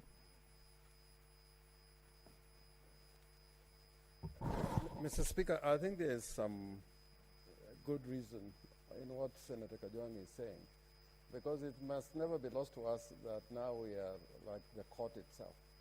We are going to reach a verdict. And before we say everything good or bad, maybe we may be persuaded either way. And I think it would be important to give the governor a chance. And then we will now be contributing to the motion on the basis of what we have heard from him as against us talking, and then eventually the governor speaks, and we cannot come back and again comment on what he has said. So I know that the procedure may be there from the past, but I don't think it's well articulated in the standing orders that the governor is the last person to speak. But even if he was the last person to speak, I think the rules of natural justice would apply, because we are not accusers. We are not accusers. We are not accusing the governor. We are hearing the case of the governor and then making the decision. We have heard the committee and its finding, and maybe the governor may have a comment on that report, and then we can debate the motion on the basis of what we have heard from the governor. Senator Chilayako.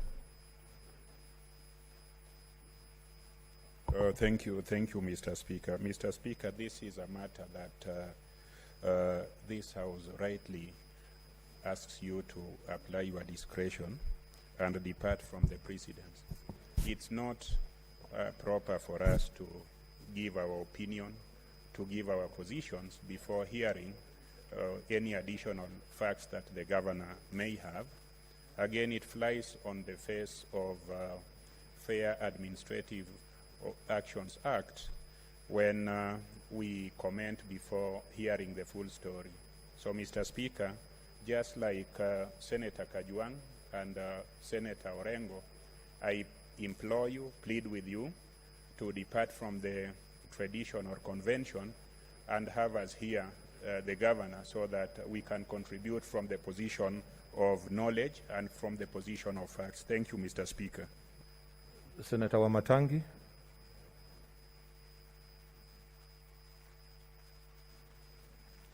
Mr. Speaker, I rise also to support the position as expressed by my colleagues, and indeed as proposed by Senator Mwenyehaji Faki, Mr. Speaker, because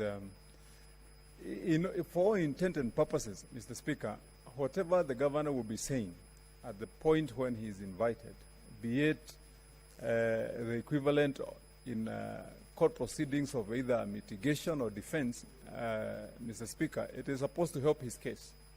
And because, Mr. Speaker, the people who will be making the decision, finally, after hearing what the governor has to say on the charge, Mr. Speaker, that has been substantiated. Mr. Speaker, I want to support the position that the most prudent thing to do, so that, Mr. Speaker, the process can be as flawless and as justice-filled as it should be, Mr. Speaker, is to allow the governor to come to the House and, Mr. Speaker, make his remarks or his comments, Mr. Speaker, indeed, or mitigate or defend himself, that we should be full and knowledgeable of all the things that, Mr. Speaker, the governor would want to say, and then we can proceed to make a decision. So, Mr. Speaker, I support the position that we invite the governor to make his comments.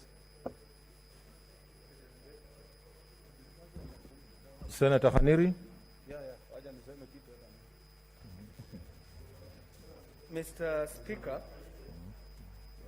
Senator Faki moved that we hear the governor. He was not seconded. I want to be on record that I'm seconding him. Mr. Speaker,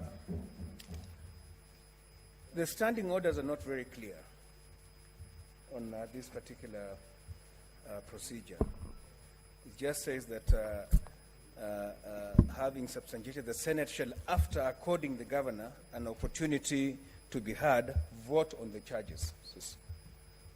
So the matters have been substantiated some, and I think it is only fair that before we take a vote, and of course a vote will be preceded by debate if there are those who wish to make some contributions and observations, it is only fair that we listen to both sides. My colleagues have put it very well, the lawyers who have spoken before me, that in this particular matter, we elect the judges. So we cannot give our verdict having only listened to one side of the story. So I think it is just fair that at this stage we bring in the governor to make his address, Then you can now open to members for debate and voting. Thank you. Senator Cherargei.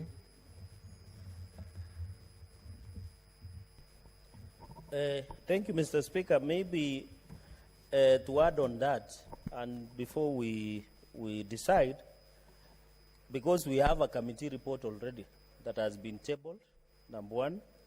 So I don't know when the governor speaks, because I've also read the standing orders, when the governor speaks, should we, in part of the report, when we are reacting, is to the point, Mr. Speaker, protect me, I don't know why Murkomen is. Yeah. Yes. Senator Murkomen, you are entering with a lot of drama. Yes, Senator Cherargei. So, Mr. Speaker, I've read the standing orders, and it is not clear, as Senator Kaniri has said. But my opinion is that there is a report that is already here. We want the governor to speak, but I think to be neat, it is better to react and respond to what the governor is saying inter alia with the report that has been tabled by the committee, so that we can be neat, then we react and vote. I support Mr. Speaker, sir. Senator Cheriot. Thank you for this chance. The right to a fair trial is a cardinal principle in this constitution of ours, Mr. Speaker. What would be a fair trial for the governor in light of what has happened, bearing in mind our constitution, the standing orders, and all matters before us? At 2:30 when we walked in this afternoon, Mr. Speaker, those of us who are not members of this committee received the report. The report almost has 300 pages.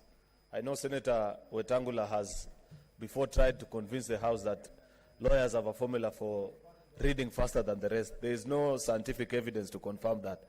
And we can put even the lawyers in this House through a test of the 300-page plus document.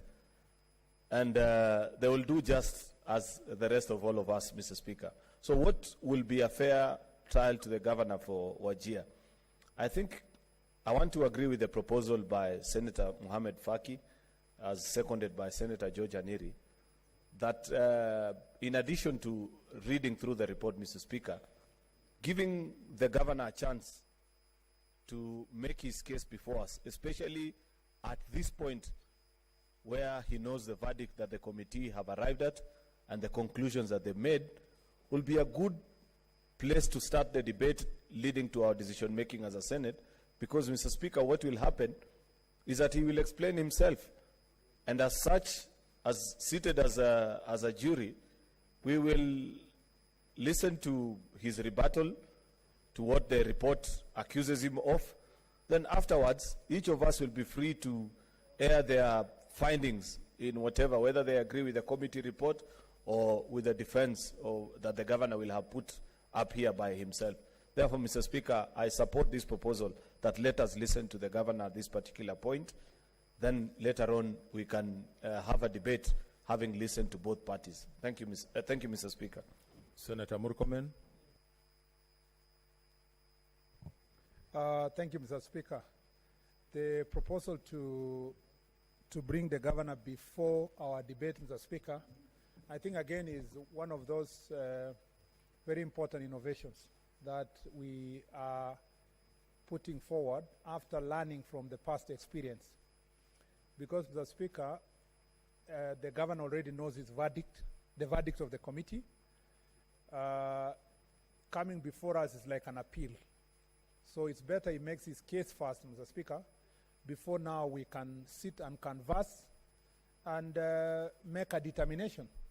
Because if I will have made my position known during the debate before the governor speaks, the Speaker, it becomes even contradiction for me now to vote after that, having been convinced by the governor, and yet I'm on record having taken a particular position.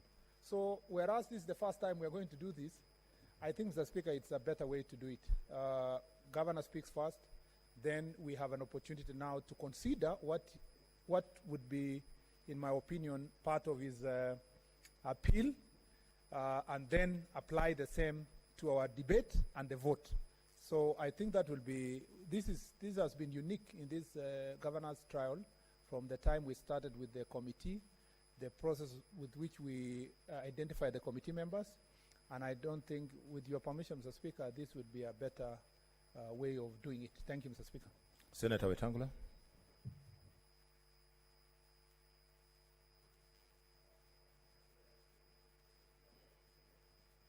Thank you, Mr. Speaker. Mr. Speaker, what we are faced with now bears us out that law is indeed dynamic. Dynamic to the extent that every other day you encounter something new. Previously, Mr. Speaker, we normally, like in the Wambora impeachment, the report is tabled, moved, seconded, debated, then we hear the governor, then we retreat into something called camera, discuss again, then open up and vote publicly. But I'm persuaded by Senator Faki and those who have spoken. Our Constitution says justice shall be dispensed without any due regard to unnecessary technicalities. And given what we have, Mr. Speaker, I know that some lawyers here may hold a different view, but having listened to the mover and the seconder, who listened to first-hand evidence and who have brought a report, apart from our personal opinions on the report, none of the members here is going to advance an evidential argument other than what we have. To that extent, Mr. Speaker, then, vague as it looks, the proposal by the distinguished senator for Mombasa, supported by other senators, falls squarely within the ambit of Standing Order 75-4B. If the special committee reports that the particulars of an allegation against the governor have been substantiated, the Senate shall, after according the governor an opportunity to be heard, vote on the charges. This particular standing order doesn't even seem to anticipate debate, although we have been debating and we will make our comments along the way. So it might be good, Mr. Speaker, in my view, to hear the governor and those who have proposed as such, I think, have a point. A departure as it may be from our previous proceedings, but it's not in violation of any standing order. It is, in fact, in sync with the Standing Order 75-4B. So I concur that we can call the governor and Article 50 of the Constitution, yes, that talks of fair trial. So, Mr. Speaker, I urge you to, in making your ruling, to consider the things we have said, and if the governor is around, we hear him. Okay, order, senators. Senator Cherargei.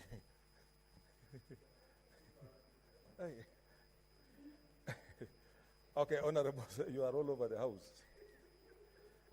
Honorable senators, I've heard you, and I want to use discretion of Standing Order number 1 and put a question, a voice question, following what Senator Faki has proposed and seconded by Senator Haneri. I think that as many are of that opinion that the governor comes now before debate, say aye. Aye. As many are of a contrary view, say nay. The ayes have it. So we will have the governor. Let him come. The governor or his lawyer will give you, to start with, I'll give him 30 minutes.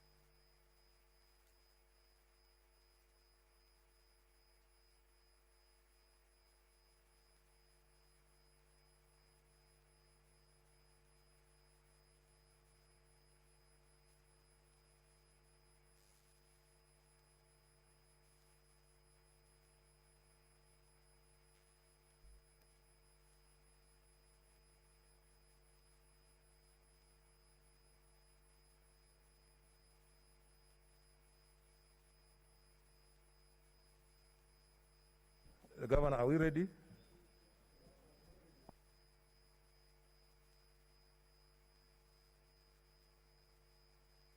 Okay, the governor will be heard through his lawyer.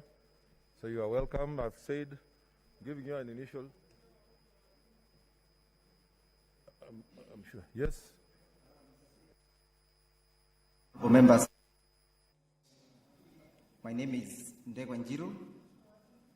With me, with my colleague, my line friend, Mr. Mburu. We are here on behalf of the governor. However, spoke to him when this session began. Mr. Speaker, sir, he was slightly taken ill, but he has been able to recover and is on his way. He has advised me to come and seek your indulgence, to at least indulge him for about 10 to 15 minutes so that he can be able to avail himself. For one reason, Mr. Speaker, sir, that the governor who is on trial and deserves to be heard. If it so pleases you, Mr. Speaker, we so seek your indulgence, then you shall allocate time to us because we intend to give him about 5 minutes. Then we shall do the sum up of our submissions. Much obliged. That's okay. It's granted. 15 minutes. What's your point of order?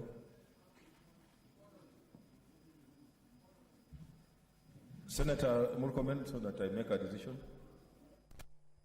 Thank you, Mr. Speaker.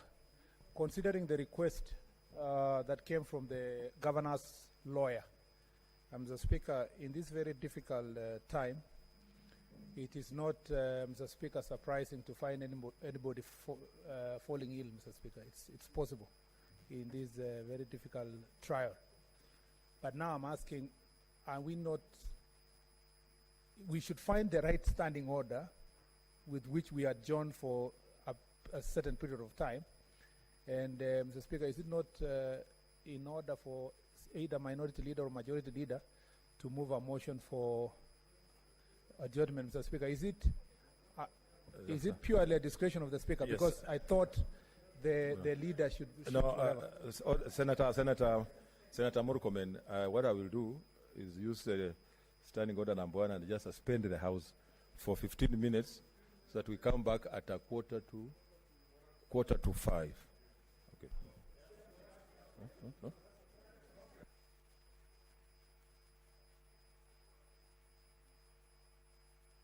Or quarter to 6.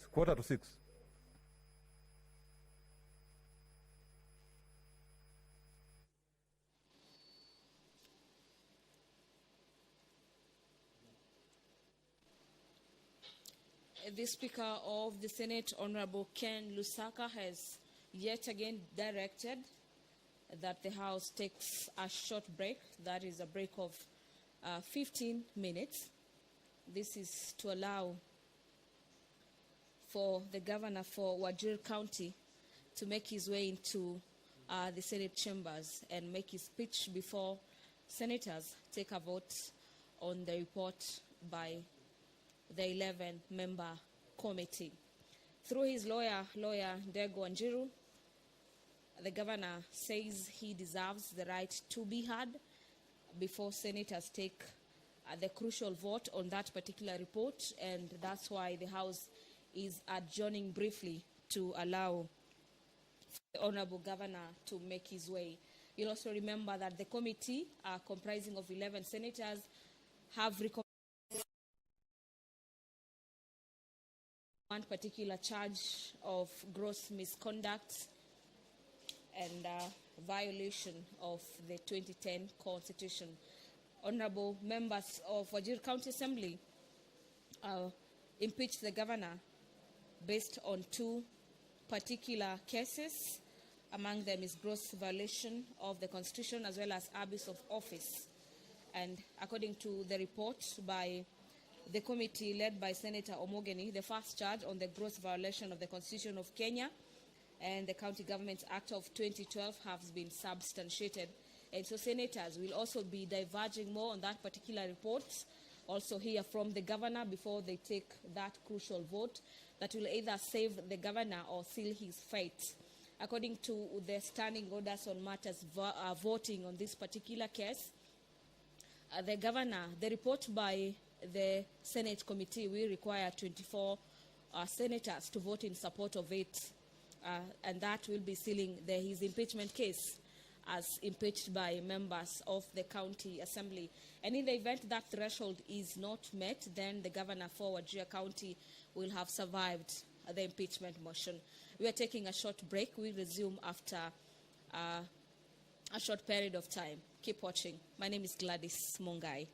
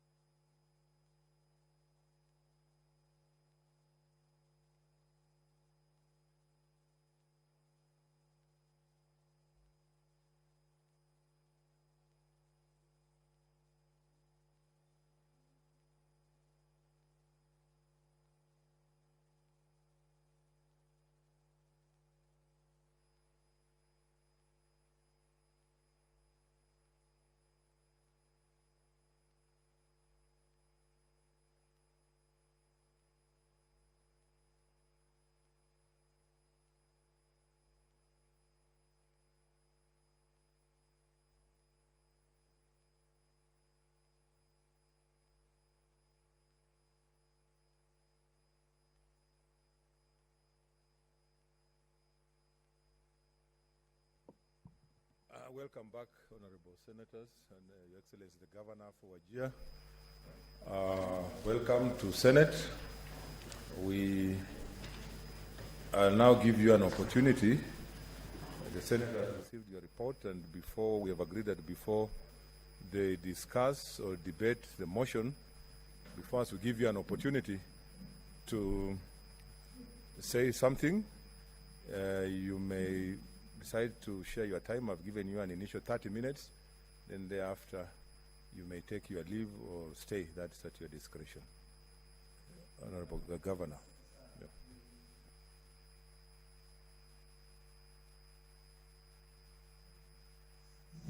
And the latitude of even adjourning the House for purposes of facilitating the appearance of the Governor. The Governor is here, Mr. Speaker, sir. He will briefly address you on the issue at hand, specifically the question of the status of health in Wajir County and what his regime has been able to achieve over a period of time, noting that the Governor has only had a 1 year of consistency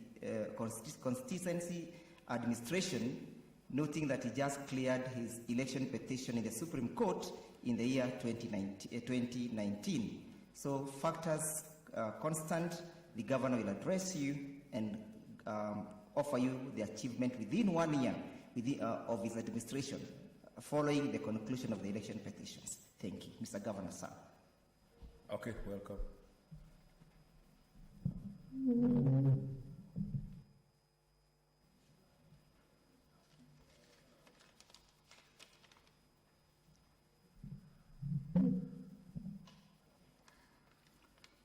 Thank you very much, Mr. Speaker.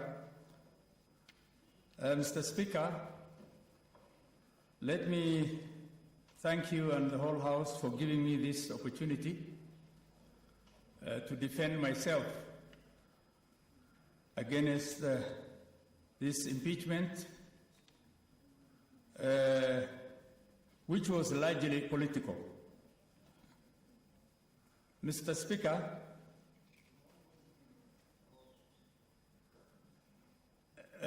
let me first of all apologize that I was unwell, and I thought my lawyer will represent me, but I had to be told to come. So let me just apologize, and please accept my apology for being late. Secondly, Mr. Speaker,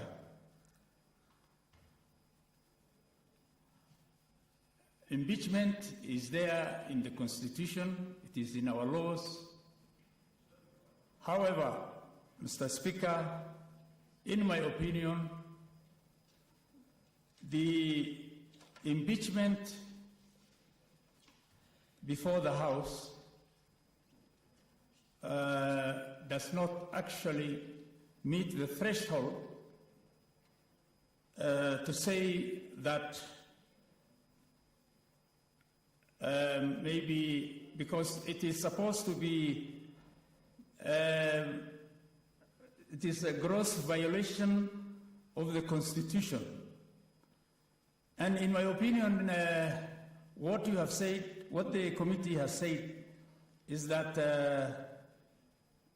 health was an issue which was impeachable. It may be impeachable, but it cannot amount to a gross violation of the Constitution, Mr. Speaker. I'm saying this because we have done a lot in the county. Since I became the governor of Wajir, a lot have been done.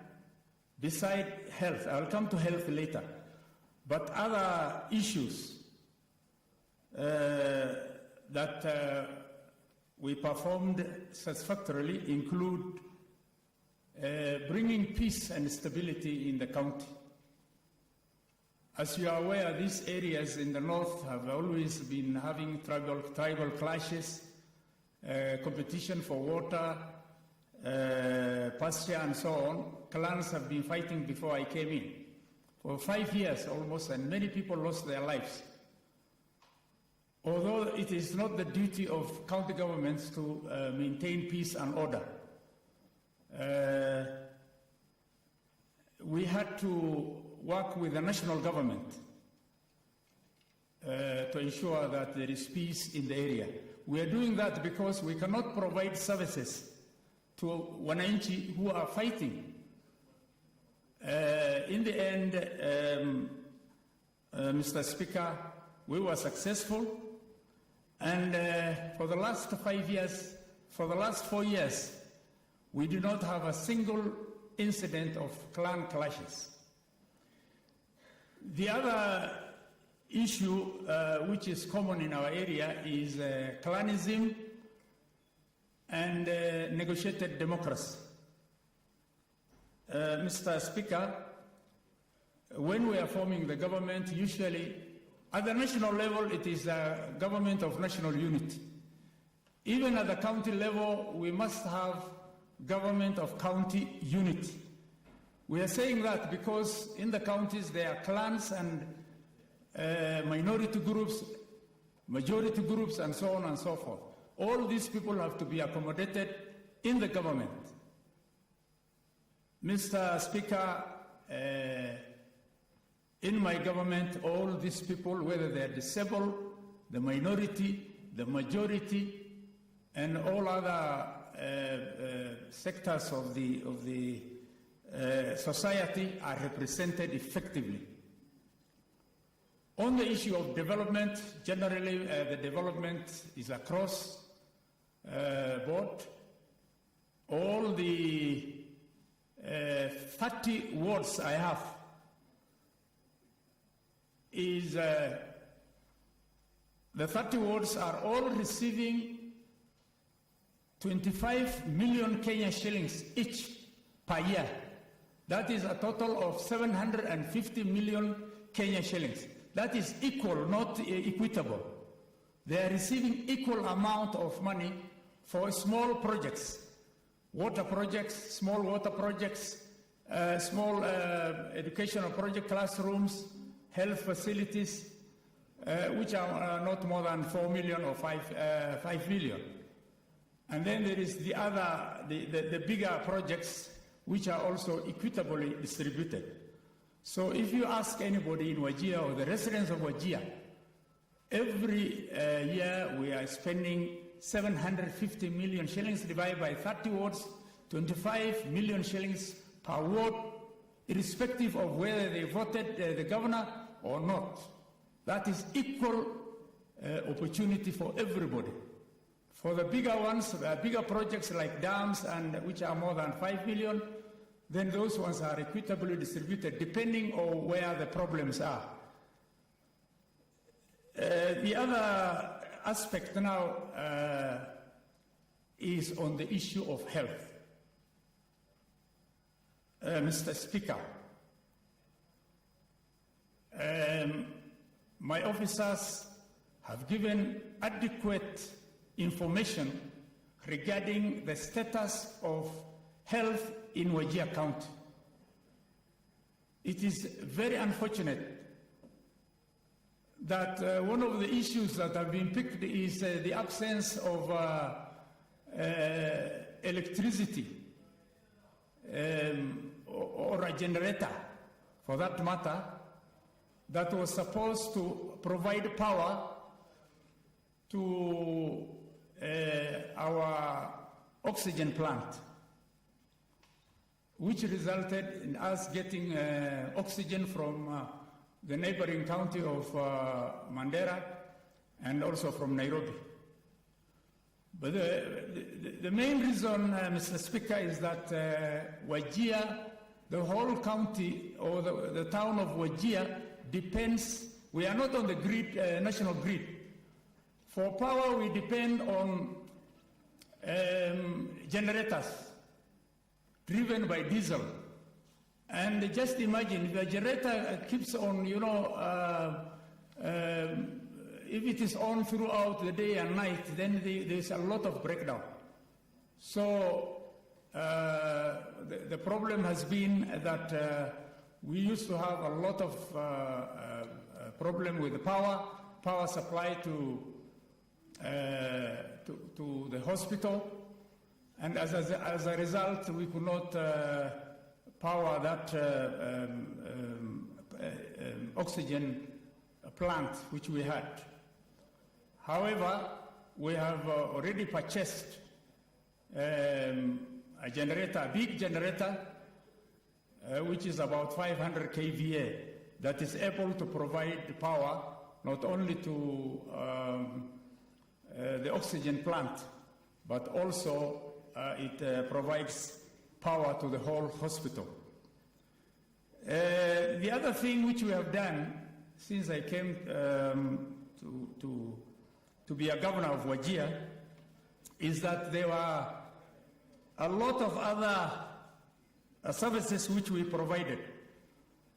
We have built over 50 health facilities, dispensaries, and other small health facilities countywide. That means a lot of money has been spent on that. And this is nearly all the wards we have. At least every ward has one dispensary or more. We bought also some ambulances, and right now as we talk, we have 16 ambulances that are operational. We repaired those ones that were old. We repaired them. We purchased the 3. We were given 2 by the national government and 1 by IGAD. The other one, Mr. Speaker, is that in our diagnostic survey that was carried out by the national government, Wajir County correctly diagnosed 89%. It was given 89% for diagnostic of the diseases. While some of the other counties were much below 10% and so forth and so on. So we were rated among the best. In fact, we were number 2 in Kenya as far as the diagnostic of diseases is concerned. Garissa was number 1, followed by Wajir. And this was done just in the last 2 years. The availability of priority drugs by a Wajir County government was number 13 with 59%, 13 out of 47 counties. So we have not, in spite of being very far away from Nairobi and with poor communication and the size of the county being so vast, we were still able to be number 13, which is about 59%. Availability of vaccines by facility types across the county was number 4 with 81.8%. The other one is availability of equipment in hospitals. We were number 20 with 50%. That's availability of equipment. Mr. Speaker, as I said earlier, the main impeachment is said to be gross violation of the Constitution by not providing adequate health facilities. Mr. Speaker, according to me and my county, we have provided enough. We have a lot of challenges, Mr. Speaker. You should understand the challenges facing those counties that are very far away. in spite of all these challenges, we were able to make this progress, and others that we cannot mention here because of time. I wish to plead, Mr. Speaker, with the Senate to be sympathetic and should not just be, impeach me because of one aspect. We can say it could be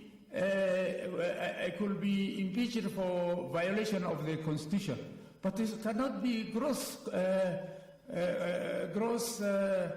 misconduct.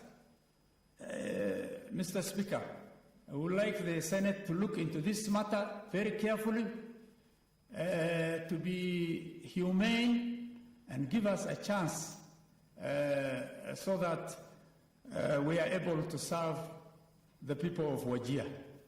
Otherwise, with those many remarks, thank you very much, and may God bless you. Okay, Council, you want to add? You want to use the remaining time, yeah? Yes, we still have some reserved time. I want to share my... Okay. Okay. My line of friend, then I can do the sum of Mr. Mburu. Okay.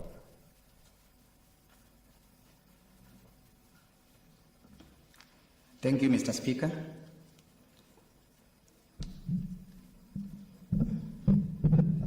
In defense of the governor, we do wish to make the following observations in respect to the report that you're going to debate this evening.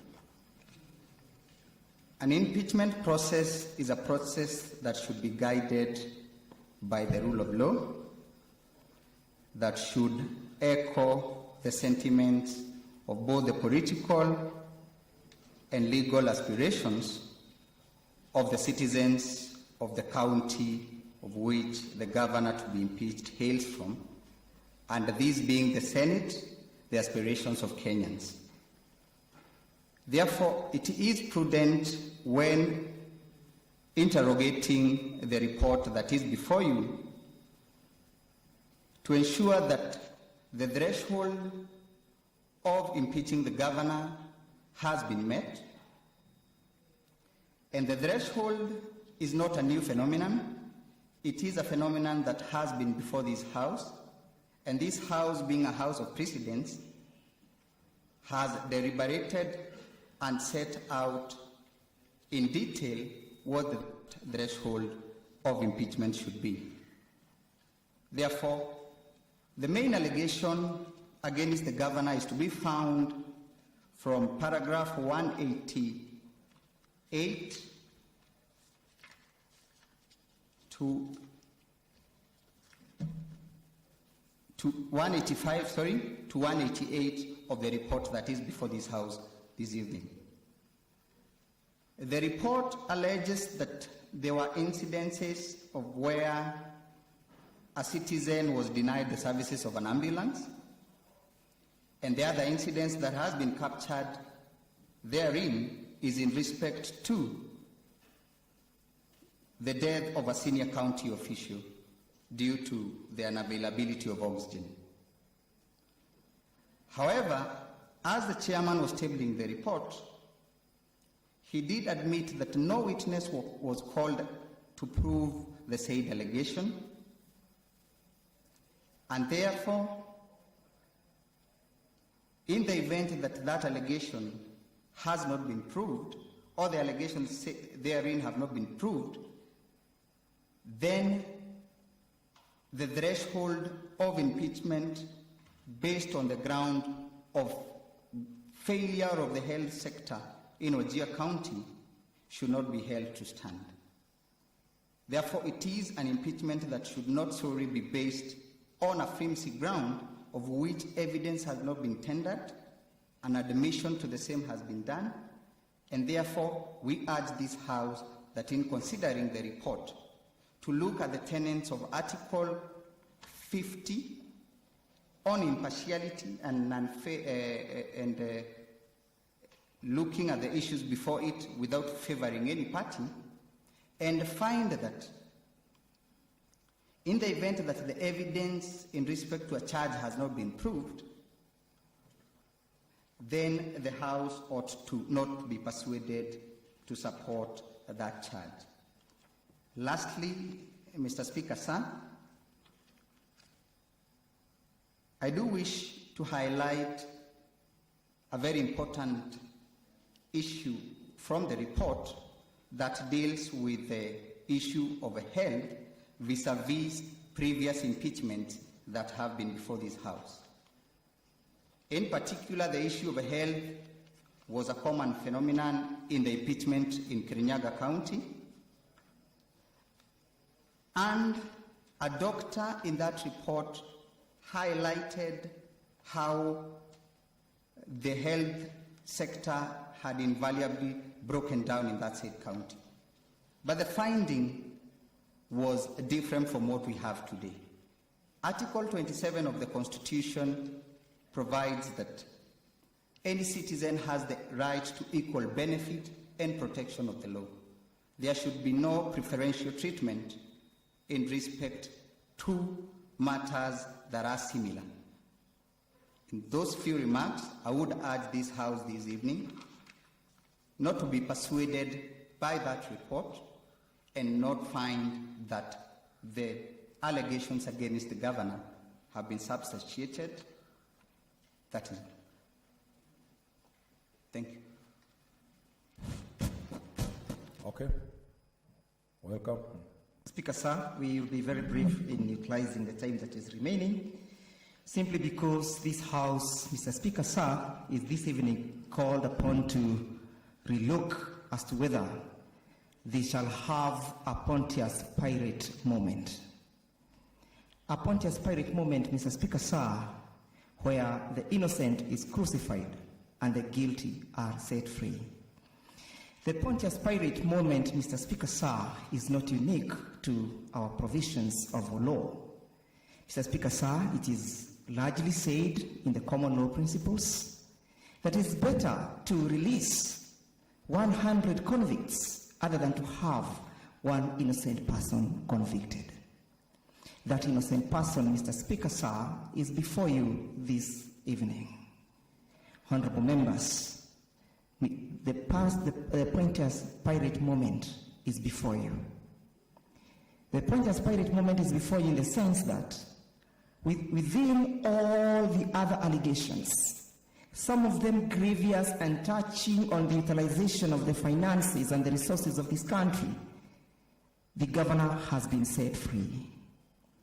That shows that the governor does not have itchy fingers. That shows that the governor has never had his hands in the cookie jar. Mr. Speaker, sir, it is phenomenal for persons serving in public services, and most importantly in the position of a governor, to find themselves having crisscrossed with public finances. But even as we look at the fate of the governor this evening, the governor has been acquitted of all those charges. What remains, Mr. Speaker, sir, honorable members, is to interrogate whether what has been presented before this House meets the threshold.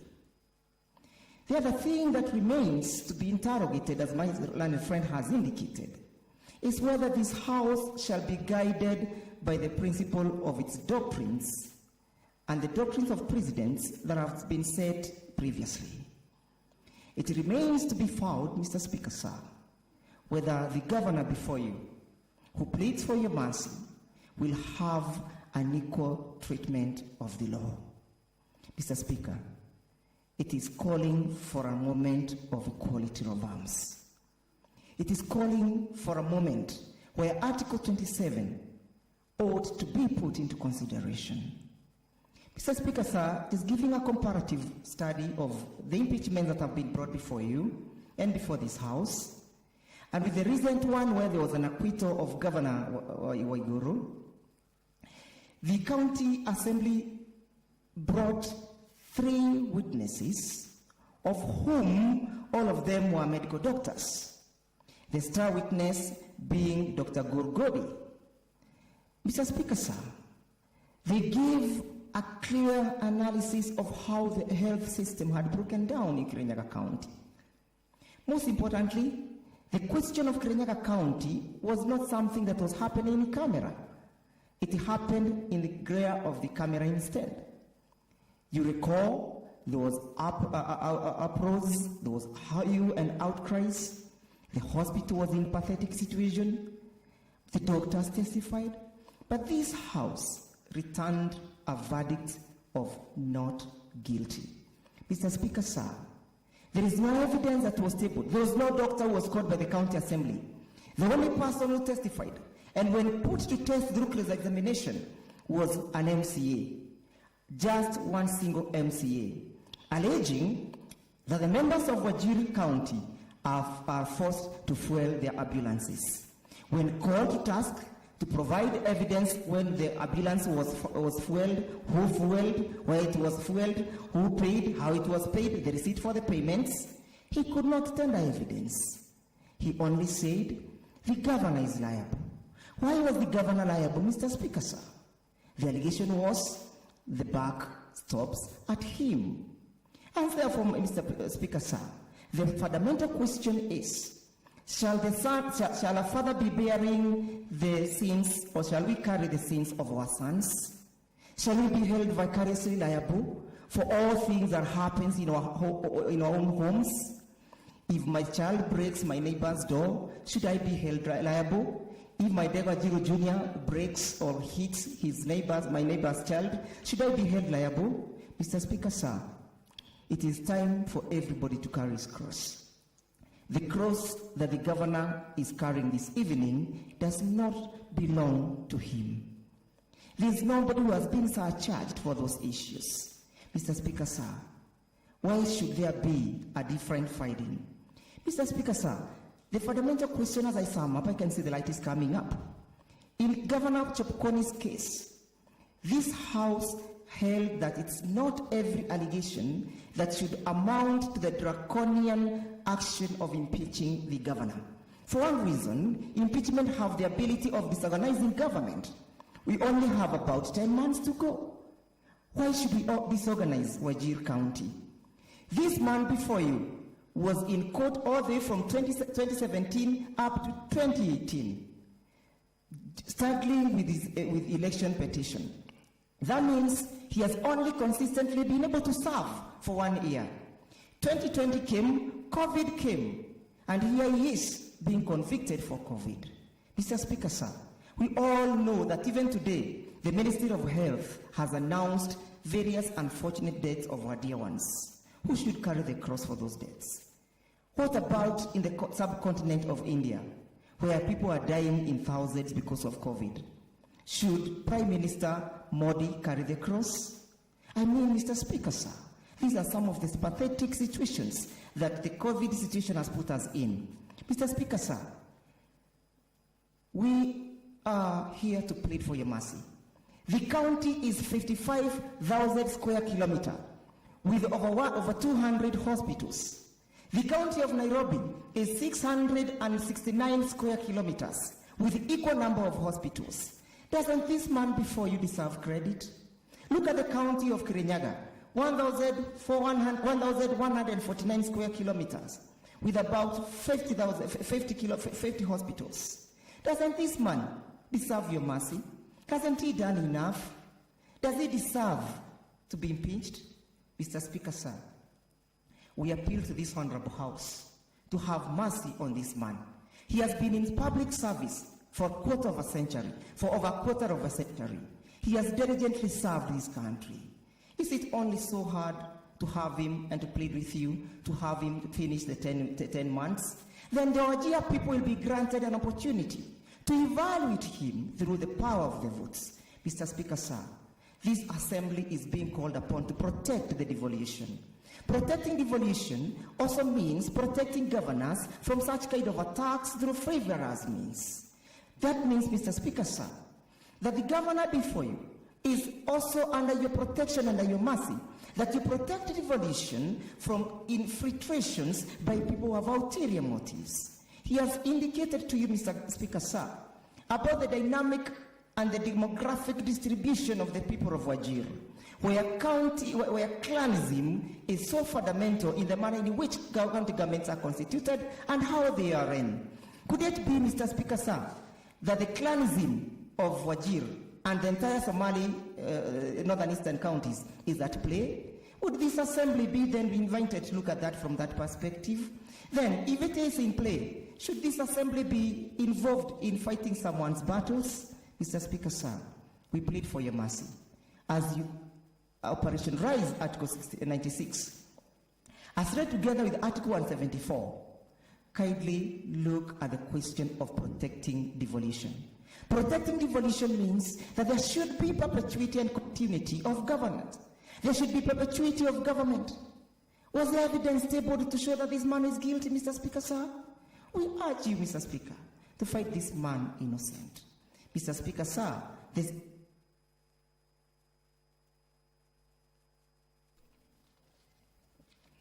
Mr. Speaker, sir, again, we have the Simpson situation. If the glove does not fit, acquit. The glove that has been shown to this man of his work and his diligence, deliverance in the health sector fits that he continues. The allegations do not square out with the man before you. We so urge you, Mr. Speaker, to consider our mitigations, to consider our facts, and acquit this innocent man. Much obliged. Thank you so much, Council. Thank you very much, Honorable Governor. The floor is now open to the senators to contribute to the motion.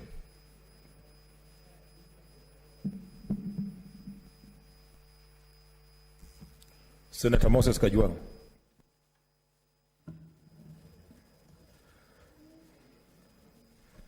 Mr. Speaker, you probably might need to give us guidance on how long we have to contribute, because I know there will be a lot of interest from members, and time is also ticking. That will also help me to organize my presentation, Mr. Speaker. What? Sorry, you said the time, you know, the gazettement goes up to midnight. Correct. So we have the usual 20 minutes because this is a motion? Yep, you have the 20 minutes. Thank you, Mr. Speaker. I intend to take less than that because having listened to the governor and to his team and having read the report of the committee, I am still trying to form my thoughts about what has been brought to this House. Mr. Speaker, when this House voted to try this matter through a committee, we gave the team of 11, men and women who were not imposed on us, men and women who were chosen by our respective coalitions. Mr. Speaker, you do recall that unlike in the past, where the motion for a committee was brought by the leadership having gone through SBC, this time round, the House voted to go for a committee, and it is only upon the resolution of the House to go for a committee that the committees were constituted. Mr. Speaker, that means that this House has full confidence in the 11 men and women who went to test this matter and who have brought a report to the House today.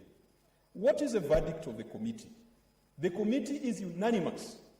Mr. Speaker, I've rarely seen a report that has been signed by all members of a committee. Even the report of the Justice and Legal Affairs Committee on the Building Bridges Initiative, there were a few abstentions. I think Honorable Mohamed didn't sign, Opondo Kaluma did not sign, and a few others did not sign. But in this case, all the 11 members of this committee signed the report.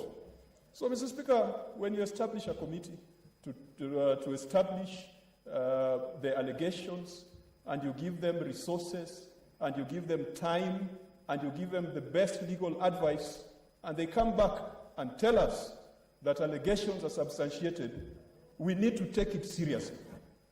However, Mr. Speaker, this committee has brought to us what I would call a poison chalice. When you want to kill a cow, you go for the jugular. You don't cut the leg, hoping that by cutting the leg it will bleed to death. Mr. Speaker, there were 17 allegations and 2 charges. Out of the 17 allegations, 1 is substantiated. The others are not substantiated. This is cutting the leg of a cow for it to bleed to death. It is not going for the jugular. What we have seen in counties and our collective experience with county governments is that there is so much graft in county governments, in procurement departments, and the county assembly, which I must congratulate, because they took the bold action of deciding this matter at their local level and bringing this matter to the Senate. And I want to encourage county assemblies across the nation that there is no governor who is above the law. There is no governor who cannot be impeached, and there is no governor who cannot be brought to the Senate. Mr. Speaker, the county assembly had charges relating to procurement. The committee found them unsubstantiated. Had allegations relating to corruption. They were found unsubstantiated. There were some very interesting allegations relating to the office of the First Lady, which is a stranger in law, Mr. Speaker. You go to all these county governments, you find people going by the names of First Lady. That's absolute hogwash. I don't see anywhere in the County Governments Act or any of the relevant pieces of statute where you have someone called a First Lady to be utilizing county resources and to be blackmailing and intimidating officers in county governments. And I like the way the chair of the committee said it, that you cannot stop a governor from being romantic and intimate with a wife. Be romantic and intimate in your bedroom and in your house, but not within the precincts of the county government where you're the chief executive officer. Mr. Speaker, the reason why I say that we are trying to bleed the cow to death by cutting its leg is because the focus of the charges or the focus of the allegations have been on the health sector. And nothing is more important than the health sector to county governments. Because this is one of the most important functions, leave alone roads. If you build roads and your people are dying, then you are doing nonsense. You are not doing anything of value to your people. And I think that if we focus properly on the health sector, 47 governors plus one president would be impeached today. If there is someone who has failed to deliver health services to the people of the Republic of Kenya in the midst of the COVID pandemic, Mr. Speaker, we have reports from the Health Committee, the head of state, and his bureaucrats. If you look at our respective counties, each county, right now the Health Committee is looking at COVID expenditure for each of the 47 county governments. There is no single county government that has justified its expenditure on COVID funds. It is this House that looked at the managed equipment scheme, and we failed to get a resolution on the managed equipment scheme. Today we have said this governor should go home, and so far we have the report of the committee, and I think that's a default position, that the governor should go home, because the renal units that were supplied to him through an opaque process called the managed equipment scheme were not working. How many counties have failed to use their renal units, their dialysis units, their ICUs are not working, for reasons as small as electricity and reasons as small as the poor quality of water? I visited Samburu, Mr. Speaker. I found the managed equipment scheme equipment were all kept in boxes. Why? Because they did not have a reliable supply of water in those health facilities. But this House failed to come to a resolution. Of course, we did come to a resolution because the Health Committee told us that the managed equipment scheme was a fraud, but the House did not confirm that report by the Health Committee. But the governor has failed to put in place the renal units, and for this, he has compromised the health of the people of Wajir. Mr. Speaker, a health worker died due to lack of oxygen. This is gross negligence. But this gross negligence extends to 47 county governments. In my own county of Mohamed, Mr. Speaker, it is sad that we lost a young nurse who was at the Rachonyo District Hospital, died because of COVID complications. And if the MCAs of Mohamed are watching this, if the Wajir governor can be impeached because a health worker died because of lack of oxygen, I want to encourage them to impeach my governor because a health worker also died because the county government could not provide that health worker with appropriate care. Mr. Speaker, we have read in the report that Wajir County has allocated 22% of its budget to the health sector. I think if we did a study on allocations to the health sector by counties, this probably could rank among the best. Having sat in the Public Accounts Committee, 22% of budgets to health is no mean task. Many county governments are allocating 22% in total to development because most of their money goes into salaries and into operations. And Mr. Speaker, if indeed this is true, and because it is contained in the report, I think the county government of Wajir has done a good job by allocating that amount of money to healthcare. We have seen also the Kenya Integrated Health System and data that comes from there. We have seen the outcomes on prenatal, antenatal visits, the outcome on immunization, and the other indicators of success in the health sector. But, Mr. Speaker, the governor has not paid workers in the health sector. Strikes are the order of the day. And when strikes are the order of the day, it means that the residents of Wajir cannot get the services that they so desire. For all the 47 counties where health workers consistently strike, like Homa Bay County, like Kisumu County, like those other counties, impeach your governors, because today we are impeaching the governor of Wajir because his health workers are going on strike. And if today we establish that that is impeachable, then I want to see 47 of the other 46 county governors coming to this house to be impeached if we are using the same standard. Mr. Speaker, I read in the report that out of 50 doctors, or such number, 20 doctors are away. They are away on study leave. We as senators, every other day we get calls from health workers. They have gotten scholarships. Mr. Speaker, the other day I was dealing with a case where a young doctor got a scholarship to go to Muhimbili in Tanzania to study oncology. And we know what menace cancer is in this country. And we know how short we are of qualified oncologists in our country governments. The CEC and the people in the county refused to give her the opportunity to go and study. Why? Because they thought that they had to deal with malaria and other basic things rather than issues like oncology. Even if we are impeaching the governor of Wajir today, but we must hail him for ensuring that his doctors are receiving training. 20 out of 50 doctors on training, and I hope they're on full scholarship, that they didn't just acquire those opportunities on their own. Mr. Speaker, that to me tells a story of a government that out of its many bad policies, at least it has one good policy on development of its staff. Mr. Speaker, the CEO of the county is the governor. The person responsible for health services is the CEC and the chief officer for health. And I think the decision we are going to make today will be precedent-setting. Mr. Speaker, in the past, even when some of us here, a few of us here were governors before they came to this house, we have insisted that the governor is a chief executive officer. If a spoon disappears in the stores, the governor must tell us why the spoon disappeared in the store, because he's a CEO and the buck stops there. Now, what I've seen in many counties is that when the health sector is messed up, they first deal with the CEC Health. They first impeach the CEC Health. I don't know whether the honorable members from Wajir dealt with the CEC Health, dealt with the chief officer Health. But the governor cannot run away because he's the chief executive officer.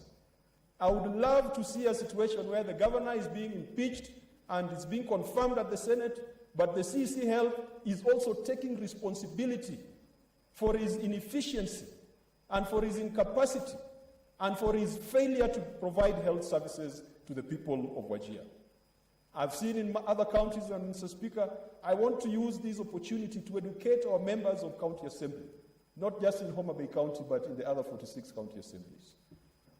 When the health sector is suffering, which is such an important devolved function, do not run around dealing with small fish, dealing with their menace.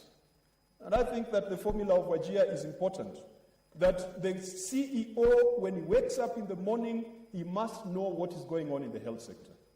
My county, I came back from Homa Bay today. In the referral hospital, there is no toilet for outpatient visitors. In a county referral hospital, Mr. Speaker, and you ask yourself if there was going to be an outbreak of cholera or other diseases that are spread through human waste, what is going to happen? And you know what my brothers and sisters in Homa Bay did? They impeached the CEC Health, Professor Muga, and then, after impeaching him, told the governor to take over the health docket. If the governor has failed in supervising his CEC, if he has failed in pushing his CEC to ensure that there's quality in that department, how else are you going to tell the governor to take over that function if he has already abdicated his duty in the first place? Mr. Speaker, if we impeach the governor of Wajir, or when we impeach the governor of Wajir, depending on where you stand, because the committee has told us we should impeach him because 1 out of 17 allegations have been substantiated. And those are our rules. That is not an invention of the chair of the committee, and that's not an invention of the 11 men and women. If one charge is substantiated and we confirm that, the governor goes home. Mr. Speaker, the issue of insecurity that cuts across not just the health sector, but even the education sector. We have seen our brothers and sisters, when they are posted to frontier counties, they clamor to come back. Are we going to build a nation where Otieno can never teach in Wajir, or where Abdullahi can never teach in Migori? Are we building a system where Wafula can never teach in Garissa? We must look at the big picture and how insecurity has impacted on certain professions, doctors, teachers, and those professions that you cannot develop internally. Is it impeachable that doctors and health workers are running away because of insecurity? We will impeach the governor of Wajir, and once we impeach him, let's impeach the president, because he's the one responsible for providing and guaranteeing the security of all professionals in this republic. Mr. Speaker, the will of the people, if you look at the numbers, you will see that 41% of the 118,000 voters in Wajir had confidence in Governor Mahmoud. Mr. Speaker, sometimes I like it when you allow people to enjoy or to suffer the consequences of their bad decisions. If the 41% made a bad decision, we probably should allow them to enjoy the consequences of that bad decision of electing Governor Mahmoud. We should allow them the pleasure or the pain of Governor Mahmoud's leadership, because it was a majority. But then again, Mr. Speaker, it is our duty as Parliament to relieve the 59% who did not support Governor Mahmoud of the suffering, of the tyranny of the 41% that supported Governor Mahmoud. Mr. Speaker, the committee has advised us accordingly, unanimously. The committee has decided that to kill this cow, we don't cut the neck, we cut the leg. The committee hopes that the cow will die bleeding. Mr. Speaker, a cow without one leg can still walk. Ultimately, it will be the 47 delegations in this House to make a decision. But the county assembly is watching. If we impeach Governor of Wajir today, please bring all your governors, because they have all failed pathetically in providing health services to our citizens. Thank you, Mr. Speaker. Senator Langat.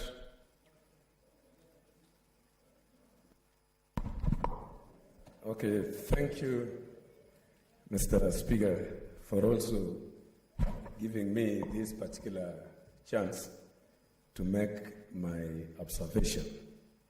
It is very important to note, first of all, that this is a very important process, that today the people of Wajir are expecting this particular very important House at least to determine whatever it will happen to them in the next 10 months. We may ignore 10 months that these are very few months that we can let anything to go that way. But I want to say even 1 week or even 1 day for a dangerous person means a lot to the lives of the people of this particular country. So I want to say that it is so important that we must consider every allegation that has been brought to this particular House very keenly, Mr. Speaker, so that our judgment may actually satisfy the needs and the wishes of the people of Wajir. I want to say that, Mr. Speaker, in charges that are brought before us, I've read, and I can see the first one, that gross violation of the Constitution of Kenya 2010, the County Government Act 2012, and public procurement and disposal, all those. This is a very serious violation, and we are seeing all this happening in our counties. Just as once upon a time, Senator Wetangula says, in every 5 years, this particular country goes on an exercise to elect very humble 47 governors who, after 5 years, they have become millionaires and billionaires. I want to say that at my first observation of this, I really felt for the people of Wajir. And then after going through the observations of these particular allegations, and I want to say that we must also be very careful so that people outside there may not make this particular very important house as a lynching ground. That is why we must be very keen, we must be very observant for every allegation that is brought before us. So when I saw the first allegation, failure to account for the financial resources allocated to the county, so many things, Mr. Speaker, comes to my mind. I'm in the CPI committee currently, and one of the greatest challenges that we are facing is most of the governors are not willing to come and account for the resources that we've been giving them. Some of them give very flimsy excuses that do not hold any water. They fail to appear at the last minute, rendering the Senate committee to become almost useless. We were in Kisi waiting, some of them who never appeared. The last minute they give some excuses that are so funny. I want to say that this failure to account for the public resources that you've been given is actually a gross violation of the Constitution. Because first of all, it hampers with the process of the oversight. But when I read the observation by the committee, that the committee finds that the allegation was not proved and was therefore not substantiated, I tend to think that the trap that I had laid has gone scot-free. The next one, lack of accountability in the management of the county resources. It's just the same as that one. The committee again finds that the allegation was not proved and was therefore not substantiated. I was looking forward to the next one, perhaps maybe that one of allegation number 4, violation of Article 176, 1, and 185 of the Constitution. To me, I usually understand very well that when we are building a very strong conclusion, the premises must logically involve the process. So when I observe not substantiated, no evidence, no what, I tend to think that here in the Senate, we've got to advise, more often than not, our partners in the county assemblies that things that we feel that they have got the weight of impeaching a governor should be so weighty in every aspect that when it comes to this particular level, they must be so important to the point of getting to the threshold. So I've been going through all this, Mr. Speaker. And I want to say that when it comes to matters in our counties, delay of payment of the pending bills and the rest, this one cuts across all the counties. And whenever we want to arrive at a very important solution to every problem, we must dig deeply Mr. Speaker, on the causes. Wherever we go round, in fact, most of the governors have been telling us that there are a lot of delays from the Treasury in releasing monies to the counties, to the point that so many issues have been accumulating. And you see everybody in the county is in that particular governor.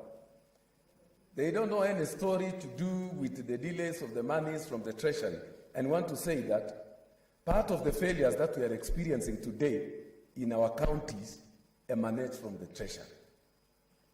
They delay the payments. When the payments are released to our counties, already the projects which had been started are stalling, becoming white elephants. And most of the contractors, Mr. Speaker, have left their work. Most of their things have been taken away by banks and so forth. So another problem that we must look at as this particular House of Oversight is to make sure that these particular people get money on time to allow us to do thorough oversight. When it comes to the issues of health, it is so funny.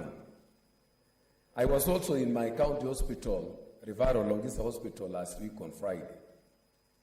And I found that the issues that are happening that the hospital is facing, I was surprised during this particular time of COVID-19 that in the maternity ward, 2 people are sharing a bed. It is very funny. The whole of last week, people were complaining because of lack of water. So these particular issues cuts across all the counties.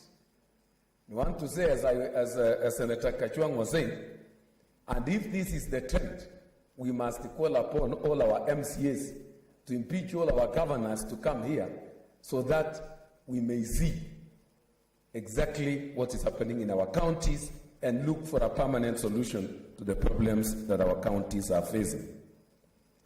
I've seen also another allegation, failure to establish the county budget and economic forum. This is another very serious allegation, but when you see the observation of the committee, Mr. Speaker, the committee finds the governor had taken steps towards establishing a county budget and economic forum. The allegation was not substantiated. You go through all these allegations. They are so attractive in the very beginning, but when you get deeply to the observation by the committee, no evidence, you see, not substantiated. Allegation, failure to establish an audit committee, which cuts across. If you check all the audit reports, in those particular books, audit reports we've been given all the time. These are always the allegations that are there. But this one, the committee finds that the allegation was not proved and was therefore not substantiated. When I see out of 15, almost 14 allegations are not substantiated, I tend to think very seriously that something must be done by our county assemblies to make sure that at least whatever comes to the Senate must arrive at the threshold. It must be convincing, even to the people outside there, that something surely is in the Senate. Allegation, and Mr. Speaker, charges number 2, I also saw abuse of the powers and the authority. As somebody was saying, these cuts across most of the counties. People have established first ladies' offices, whereby you find the wife of the governor is enjoying an office there. They have been given a lot of finances. They have a lot of authorities. They go around the offices harassing people, things which are not in the Constitution. So I was expecting in this particular charges, Mr. Speaker, to see a robust accusation with evidence that we can really, by the end of the day, be able to impeach the governor with substance. So the allegations that are here, the committee finds the allegation was not proven and was therefore not substantiated. Violation of Article 73(2). The committee finds the allegation was not proven and was therefore unsubstantiated. That is the poetry, or that is the song that is moving from one particular allegation to the other. So I don't want to belabor so much of this particular debate, Mr. Speaker, but I want to say that in future, when such particular impeachment happens, I want to urge our counties to make sure that, our MCAs to make sure that they really look for evidence that are strong enough to give to this particular house that particular charisma, that particular courage to go through and be able to come out with proper impeachment, substantial information. So I want to say that I'm still reading so that I may make proper conclusion on this particular when it comes to voting. Otherwise, as of now, I want to ask county MCAs to be very serious when it comes to impeachment matters. They are also expensive to our counties, and I want to ask them to be doing thorough oversight activities in their county so that they may support us, because most of our times, Mr. Speaker, we are here in the Senate. It's unfortunate that whenever you hear also, most of the counties we have gone, you hear the people, the society, the public saying that most of the MCAs have gone in bed with their county governors and they are unable to do the oversight. So the whole county is always expecting us to arrive there on Saturday and on Sunday to be able to go around and see the projects.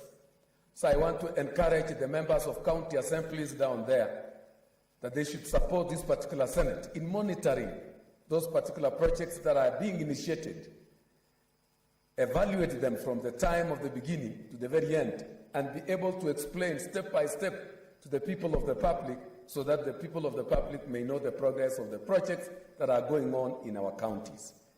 Otherwise, Mr. Speaker, I want to say that the county assemblies are very important to us, and I want to say that we encourage them all the time not to be in bed with their governors, but to make sure that they do thorough oversight wherever we are not there, so that they give this particular very important house good report that will enable us to make sure that we make thorough, informative such decision.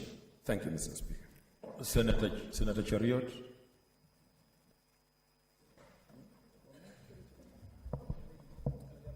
Yeah. Thank you, Mr. Speaker, for this chance. Mr. Speaker, this is a very interesting scenario. We are reading through the report and listening to the petitions by the warring parties from Wajir. That is the county assembly and the executive led by the governor. Mr. Speaker, I've had opportunity to read through largely the report that has been brought by members of the Select Committee that we approved. First of all, Mr. Speaker, we must appreciate the difference in terms of the thoroughness of the work that has been done by this committee, and sometimes when we choose to conduct impeachment trials by plenary.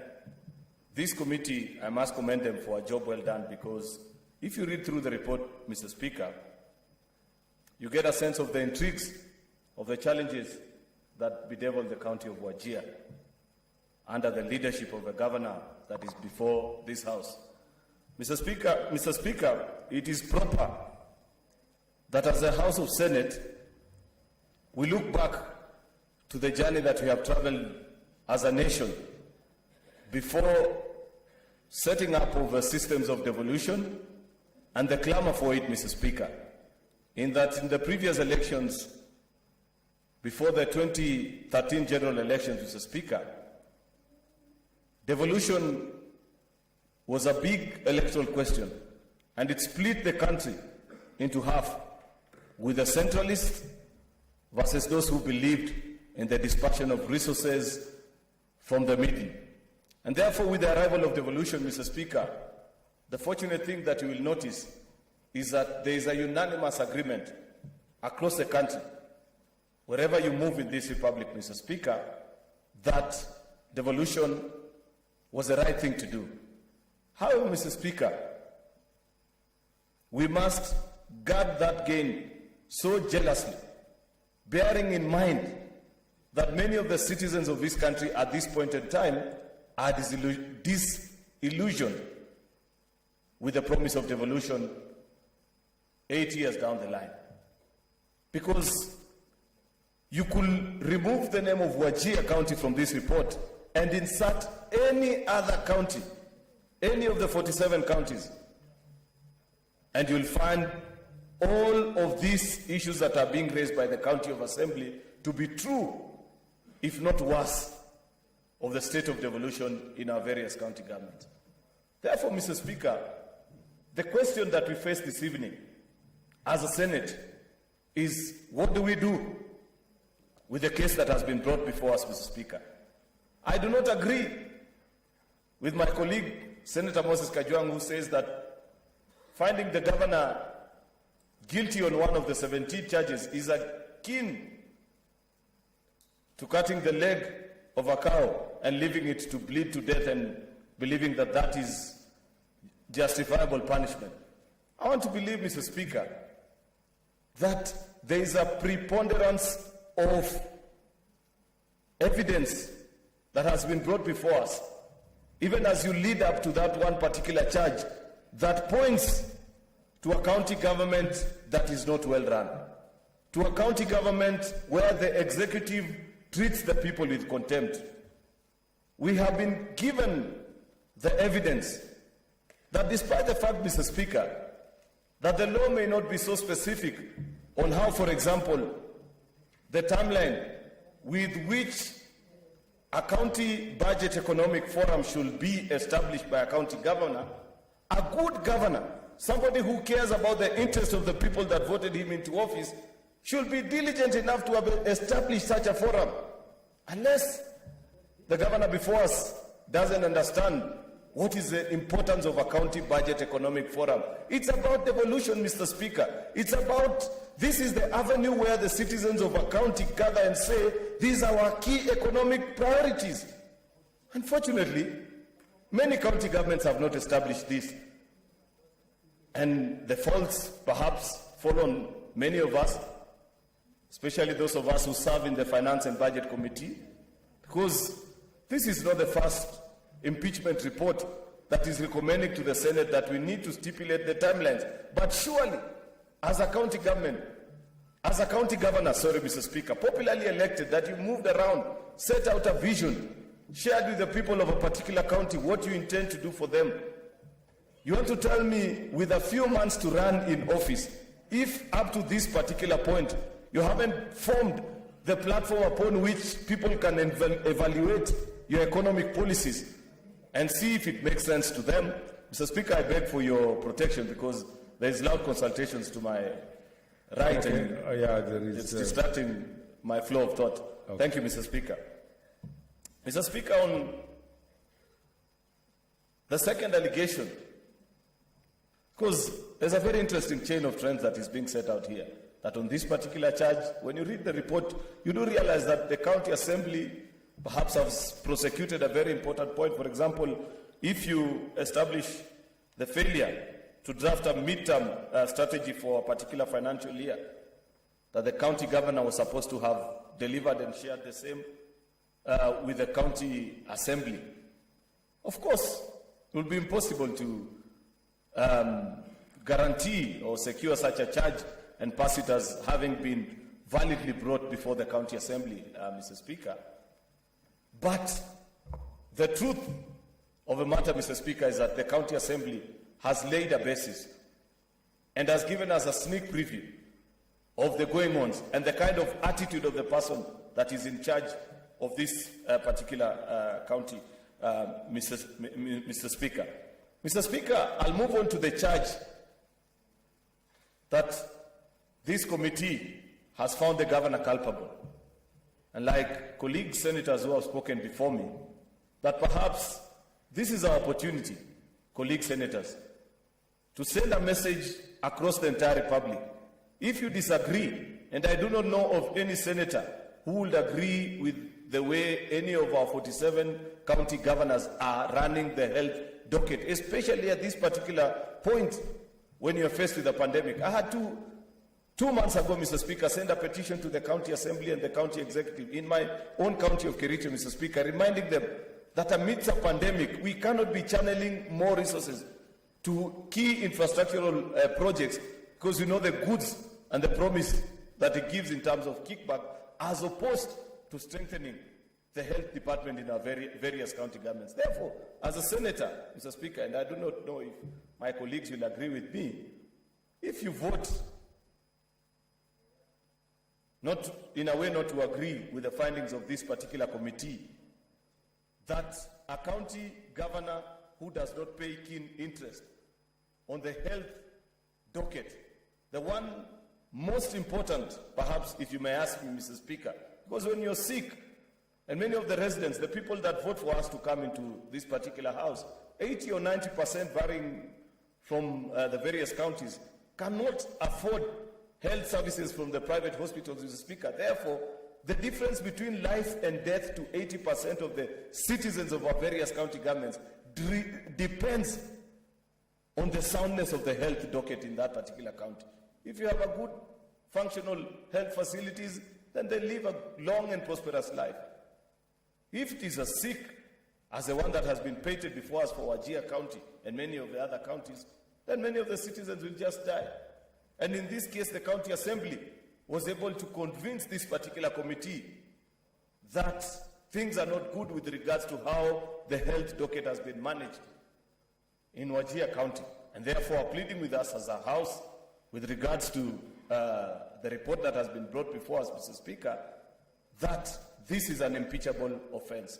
I agree with them, Mr. Speaker, because if we do not send a clear message that governors need to take serious their oath of office, the resources that are being channeled to them, manage them in a way that Kenyans can for sure believe that it was the right decision in 2010 to move the country from managing our resources centrally and devolving them to our various county governments, then such instances are the things that in another 10 to 20 years, Mr. Speaker, if the Senate doesn't act, you'll hear clamors and calls across the nation where people will say, to hell with this devolution.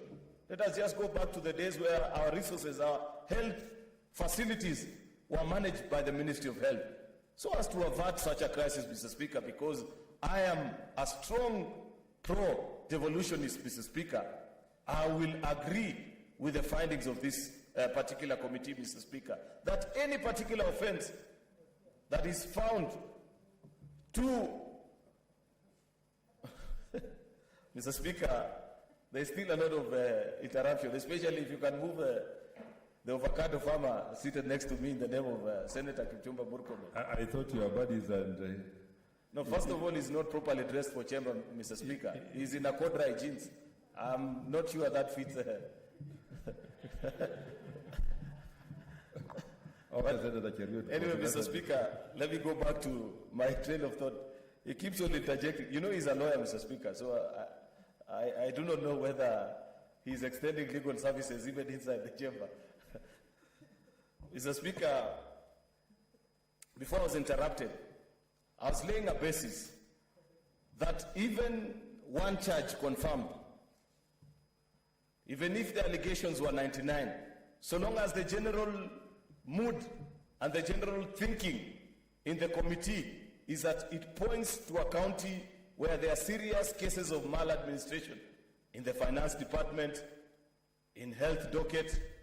We've seen that just like we found previously with another governor. For example, the county government acts, Mr. Speaker, and I don't understand this obsession with Africans. As a lawmaker, sometimes I struggle to understand this, that for an African to do a right thing, you've got to specify to him as if it is a medical prescription.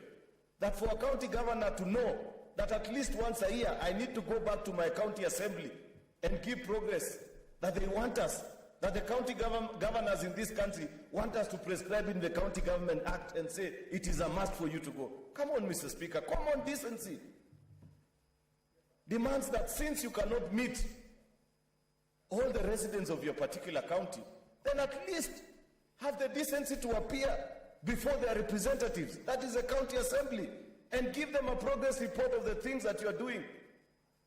But since we haven't specified it in law, I see it appear so many times when we handled the impeachment, and I was in the particular committee of the impeachment trial of Governor Granton Samboja of Taita Taveta, Mr. Speaker. This judge was also there. At that particular time, the gentleman had never set foot in the county assembly. This kind of attitude is what is making citizens give up on devolution, and therefore we cannot excuse it, Mr. Speaker. And this continues to compound the thinking of many of our colleagues, that I plead with you that let us agree with the findings of this particular committee so that it sends out a lesson. You know, Mr. Speaker, if you are a fan of one of the drama series back in the day known as Vioja Mahakamani, that judge, I forget her name, she would issue her verdict and say, so that it becomes a lesson to you and others who are like you, who think and behave like you. Senator Moses Wetangula helped me to capture it better. That let this be an example to governors who don't step in their county assemblies, to governors who are running their county health dockets in the way Wajir case is being handled. This is our opportunity as a Senate, first of all, not to punish the good gentleman, not to disagree with the findings of this particular report, but to lay a basis so that Kenyans can see how is it that the Senate of the Republic of Kenya treats and considers such matters when they are brought before us. Therefore, Mr. Speaker, there is also a very interesting finding, and this issue that has been a general topic of debate. Of course, it's not, it doesn't feature much in the final concluding pages of the report, but if you read through the midst of the pages, you'll find this very mysterious character, that there's an office. Of course, it's a stranger in statute, the office of the First Lady. This is not a problem, again, Mr. Speaker, like I have said, that is unique to Wajir County only. I know of many county governments where this is increasingly becoming a challenge, where even members of the cabinet of our various counties have to give reports, and if they are not in favorable finding with the holders of that illegal office, then they know for a fact that they might be out of a job very soon. Senate needs to set its foot strong on this particular issue. We need even to interrogate county budgets, because I know in certain counties, those illegal offices even have a budget. And some of those actually budgets are more well endowed than the budget of certain key offices within the county, Mr. Speaker. And therefore, granted this particular opportunity, this is our chance, Mr. Speaker, to set the record straight, whether Senate condone some of these practices that have been witnessed, or as a House, after having read through this particular report, I do not know how you will fail to agree with the findings of this particular committee, Mr. Speaker, and therefore grant the citizens of Wajir, and by extension, Mr. Speaker, the citizens of Kenya as a republic, because this is a lesson, and it's a wake-up call to many of our county governors to know that if you practice this kind of issues in your administration of various counties, then at a particular time, and we must allow the county assembly of Wajir, Mr. Speaker, it's a county assembly that many of the rest of our county assemblies need to learn from. At this particular time, Mr. Speaker, it's not very common to find county assemblies that prosecute and raise weighty issues as have been raised, because many of our county assemblies, Mr. Speaker, we know, are under the capture of the executive, where they may not find fault with the county government because perhaps maybe they have been roped into the schemes that are being described here. I read even, Mr. Speaker, though the committee report did not establish that particular charge on failure to report, a very common practice, the one of pending bills, Mr. Speaker. It's an unfortunate practice that is creeping into almost all our county governments. Mr. Speaker, I don't know if you know any person who is not related or perhaps are business cronies of our county governors who are still trading and doing business with our various county governments. It's no longer possible because you run a contract, but then you wait for 2, 3, or 4 years to get paid, and perhaps even by the time your invoice is due, the administration has changed. That is a picture that is painted about Wajir, that each time the county governments make a requisition and millions are sent, you end up paying only 4, 5, or 6 suppliers, and mostly it is a big, high-value contracts that are being paid. The guys that owe 40, 50, or 100 million, for reasons that you all know before this house. But for the young hustlers of Wajir, and the young people that do business with our various county governments, the people who the county owes 1, 2, 3, 4, or 5 million shillings, they never get their dues. Their businesses are sunk. That is a picture that is being painted here. We should not excuse such habits, Mr. Speaker. And in fact, that is one of the charges which I do not know what may have led to the basis of the committee not finding the governor culpable in. But I think the basis by the county assembly was properly laid. However, Mr. Speaker, fortunately, thanks to our standing orders and the Constitution, one of the charges has been confirmed. It leaves us with no option other than to agree with the guilt verdict that has been passed on, because it is a composition of all these other maladministrative practices that have been described in Wajir County. Though the county assembly may not have sufficiently prosecuted their case and provided the evidence as per the opinion of the committee, at least because on this particular one charge, they have laid the basis. Mr. Speaker, I agree with the findings of the committee, and I'll be waiting for the opportunity to cast my vote in support of this particular report. Thank you, Mr. Speaker. Senator Chila Yako. Thank you, Mr. Speaker, sir. I want to take this opportunity to say that as a House, we have a very challenging responsibility, Mr. Speaker. We have an onerous task before us, and that task is to be the equivalent of the High Court, to be able to sift through evidence, to be able to listen to submissions, to be able to look at facts as they are, and also to be able to make a decision that may ultimately send a governor home or give a lease of political life to that particular governor. Now, Mr. Speaker, it has not escaped the attention of this House that the County Assembly of Wajir, by numbers of slightly more than 30, out of a number of slightly more than 30, 40 something, agreed to forward the motion of impeachment or a request of impeachment to this House. It has also not escaped the attention of this House that a committee set by and appointed by this House unanimously decided that impeachment or confirmation of the charges was the way to go. There were several charges that were brought before this House, and most of those charges fell by the wayside, and only one charge has been left standing. And in my own shallow and hollow analysis, it appears to be the least grave charge. That is what appears to be, but nevertheless it's a charge, and the committee has come forth and said that it's worthy of impeachment. That's what is before us.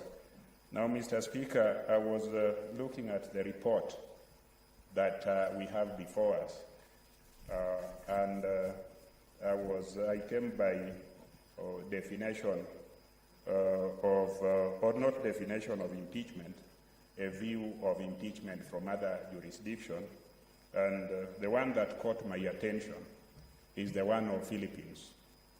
The one of Philippines, one Senator Santiago opined that impeachment is a quasi-judicial process and also a quasi-political process.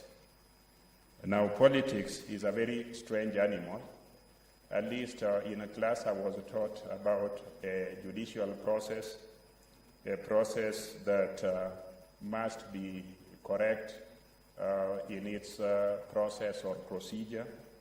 A process must be right and logical in its content, and a process that must equally be logical and right in its outcome, so that the procedure of fairness is inbuilt through it, with the eventuality that the outcome is a just and fair outcome for the parties that brought the matter before the institution that needs to consider it. And in this case, it is the Senate of Kenya to consider the culpability of the governor of Wajir or the innocence or non-culpability of that governor. And that's what we are debating today. The other arm of that definition, which is also captured in the now famous case of Governor Wambora, that was decided regarding the decision of this House when it impeached or confirmed the impeachment of Governor Wambora. That impeachment is both quasi-judicial and quasi-political. Now, politics, in the understanding of ordinary but mischievous people, is something that is popular and not necessarily something that is right. That is what mischievous analysts of political definitions think about it. And leadership, if you are a politician, leadership is also about what is right and not necessarily what is popular. And more often than not, leaders have to make difficult decisions and forget the unpopularity attendant to such leadership positions. So that is also the other definition. So I'm sure at the end of the day, I suspect that there will be a lot of talk about what this House is likely to do. Are we making a popular decision which is right, or are we making an unpopular decision, or are we making a popular decision which is right or a popular decision which is wrong? And I think the Council for the Governor introduced something that he called the Pontius Pilate moment. Pontius Pilate many years ago, and to set the record straight, I don't think none of us was present. We just read about it. I wasn't there, so I do not know. I read about it just like the council. Many years ago was faced with a similar decision.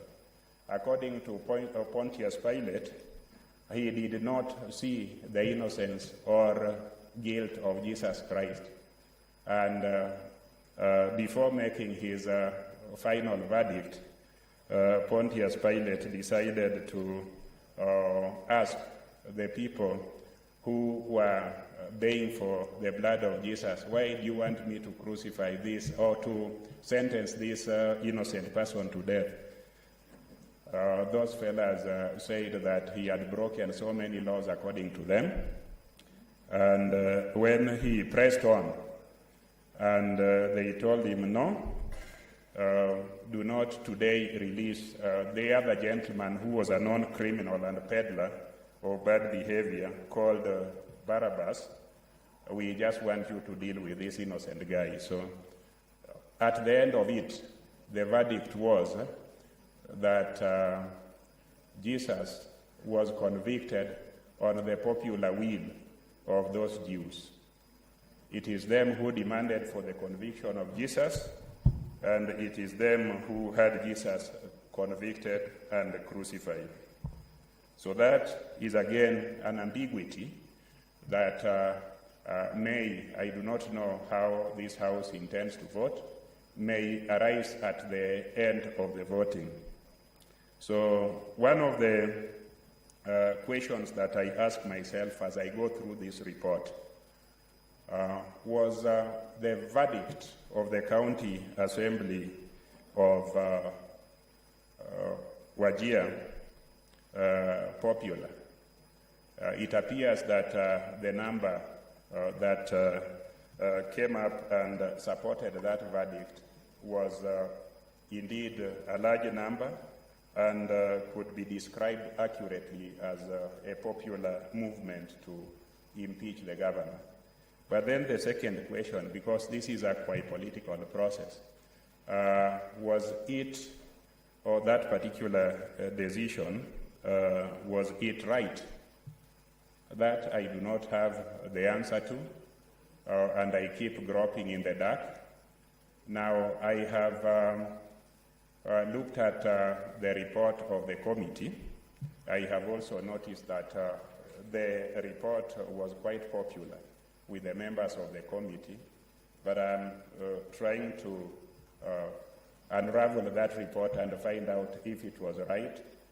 And since Senator Okongo Mugen is my very good friend, I'll go to him so that he whispers to me whether it is right or not. I cannot at this stage go through it thoroughly, because there are other charges that were carried over from Wajir by the County Assembly that the Committee of the Distinguished Senior Counsel found to have been wrong. So that we will consult and see how to arrive at consensus between the two of us. But I also understand, and in previous decisions of this House, that issue of popularity of the verdict and unpopularity of the verdict has been debated, not necessarily in this chamber. I remember that one of Kirinyaga, the governor of Kirinyaga. It is something that is still being debated to date. And I'm baffled at the fact that were we right or were we wrong? So I am also looking at the one of Kiambu. That happened when I was out of the country trying to talk to God somewhere on other issues that were affecting me. But the debate is still out there. Were we right or were we wrong? That one of Nairobi came here, it found me here. I am sure if you brought the same voting or debate now, what will be the conclusion? Were we right or were we wrong? So this is the Pontius Pilate moment that the council asked us to deal with, and I'm still thinking about it today. Was Pontius Pilate right, or was Pontius Pilate wrong? And that is a debate that we can analyze, but it's very hard to know what was in the mind of Pontius Pilate. And it's also very hard to know what was in the minds of those Jews who were, including the Sanhedrin, who were asking very loudly for the blood of Jesus. And unfortunately, we forgive them, or fortunately, we forgive them, but that through that blood we got saved. So that is the hardest decision here. Now, I also want to say that politics has, because it's about power, it has very many interested parties and very many political forces, including 2022, and including many, many other factors. And are those factors right or are they wrong? Those are some of the difficult questions that politicians have to ask themselves. I do not know what has informed the position of my brother and very good friend, Senator Christopher Olangat of Bomet, whose rivers flood our place, and I wish we could reverse the course of those rivers. He probably was voting about the political rightness of the process or the legal correctness of the verdict. So all that is what was captured. And when I say this, people might think I take this stuff lightly. Impeachment is the replacement of the vote of no confidence. It's the replacement. In fact, during the era when we had a vote of no confidence, it did not matter whether you did wrong or not. The measure was how confident were the people in your leadership. How was your leadership fitting in the future discourse that was going on? So you will have an executive, a minister resign because perhaps those who have put them in that place have lost confidence in their conduct. So these are very many problems, and I have to juggle them. I am just about to make my decision when I'm about here, but I need to consult with my brother Mohamed, and I hope that I will be able, out of that consultation, to make the right decision. Now, Mr. Speaker, I finally would want to say this. I want to say, Mr. Speaker, that before we as a House constituted this committee, there was skepticism as to whether a committee was equal to what is expected of Senate. And that skepticism was said inside this House by ourselves, was written about out there by the media, was the subject matter of very animated and robust debate out there. Now today, you can see that the committee has brought a report that there are various opinions about, but the quality and its content has not been impugned. That is an accolade we must pay to the entirety of that committee. Most committees, when their reports are brought here, they are loud murmurs about what may have transpired that may not have been part of the committee work, considerations that may have been out there that are not part of the committee work. I therefore think that in future, let us all trust in committees, let us hold them accountable. We are all in one committee or the other. The output or products of those committees have never been doubted or thought of in a demeaning manner, because that is how the House works. The House works through committees. This one has done a good job. You can be on the other side or on this side and debate about it the way you think without imputing improper motive. So I finally want to thank the committee and the House and urge all of us to give serious consideration when voting for this report, and serious considerations when looking at it in terms of process, which is about procedure as prescribed, in terms of content, which is about the evidence that was given to us, and in terms of output, which is contained in the report. Mr. Speaker, I beg to rest and now look for my decision. Thank you.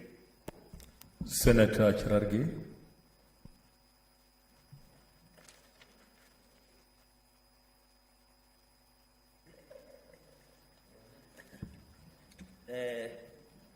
Thank you, Mr. Speaker, for this opportunity. I want to say the process of impeachment is not legal per se. It's more of a political process that has been established. Mr. Speaker, on a lighter touch, the KQ just reported that unfortunately Stella is not coming back, the famous song. but she's the first lady to eat an international fare, unlike the local ones who eat matatu fare. Mr. Speaker, I want to say from the outset that it is this process is so sacrosanct and so sacred and important that we are making a decision not only about the governor but the people of Wajir. Mr. Speaker, the impeachment process, as I've indicated earlier on, is not a legal process per se. When you look at the jurisprudence across the world of impeachment, some people have been impeached in office, not per se on criminality issues, but sometimes on civil issues, on incompetence, on morality issues. So it is more of a political process as opposed to more legal process. Mr. Speaker, when Wajir County Assembly did impeach governor before us, there were so many accusations that faced him, I think around 17. And for some of us who are following keenly, we wanted to give the governor, the county assembly, and the great people of Wajir County, who are more than 755,000 or thereabout, 49 per square kilometer, and one of the biggest in terms of landmass in this country. We wanted to give them an opportunity for their case to be heard. They have had their case, Mr. Speaker, to be heard in this House. When you look at the grounds under Article 181 of Constitution 2010 of Kenya, the grounds of impeachment of a governor has been set out properly. And on those 4 grounds, the county assembly did try to raise their concerns. Mr. Speaker, I want to salute the committee. I've read their report. They have tried to be thorough as much as possible. They have tried to give us snippets of what they think should be right. And I think that the committee have done. And you know, there was push and pull, Mr. Speaker. Others wanted plenary, others wanted the committee. I think this is the first time the Senate is more of confident in the committee work. And I want to assure the people of Wajir and Kenyans at large that Parliament works through, and I said this when we were forming committee, that Parliament can either work through plenary or a committee. So the fact that you see committees may be working across the country, Mr. Speaker, and to Kenyans at large, it means they are doing their parliamentary work. So I want to appeal to many people to understand the role of parliamentary process, that Parliament can work through plenary, Parliament can work through the committee, and having read. So when you look at Article 181, Mr. Speaker, the grounds have been set, and I think that is, and Section 63 of County Government Act, that is where the pivotal or the committee has been looking at those issues around the 4 issues that says gross violation of this constitution or any other law, that the county governor has committed a crime under national and international law, abuse of office or gross misconduct, physical or mental incapacity, and I think those were the fulcrum that the committee was trying to look at, Mr. Speaker. Mr. Speaker, when you look under Article 226(5), and I think many people have been arguing what is the role of county governors? Governors enjoy an executive authority that is not only vested on county governor also, it's also vested on the county executive as provided by the Constitution. And therefore, they enjoy executive authority when you look under Article 226(5). And I want to advise the governor, if he survives or not, if the holder of a public office, including a political office, directs or approves the use of public funds contrary to law or instructions, the person is liable for any loss arising from that use and shall make good the loss, whether the person remains the holder of the office or not. So it is very important that as we discuss people who are facing impeachment process in any forum, including here, they must be aware that the liability does not stop here. So if there is any liability that will be held somewhere else, they must be ready. So there are so many recourse that the people of Wajir, the governor, and many others, that they risk their liability after even this process when we conclude at the Senate. Mr. Speaker, I've looked at the report. I've read allegations raised by the by the county government, county assembly, sorry. And I want to say we appreciate the role the county assemblies are doing across the country. We know their role. They provide what we call primary oversight that we have as an issue. That is the authority that they are vested.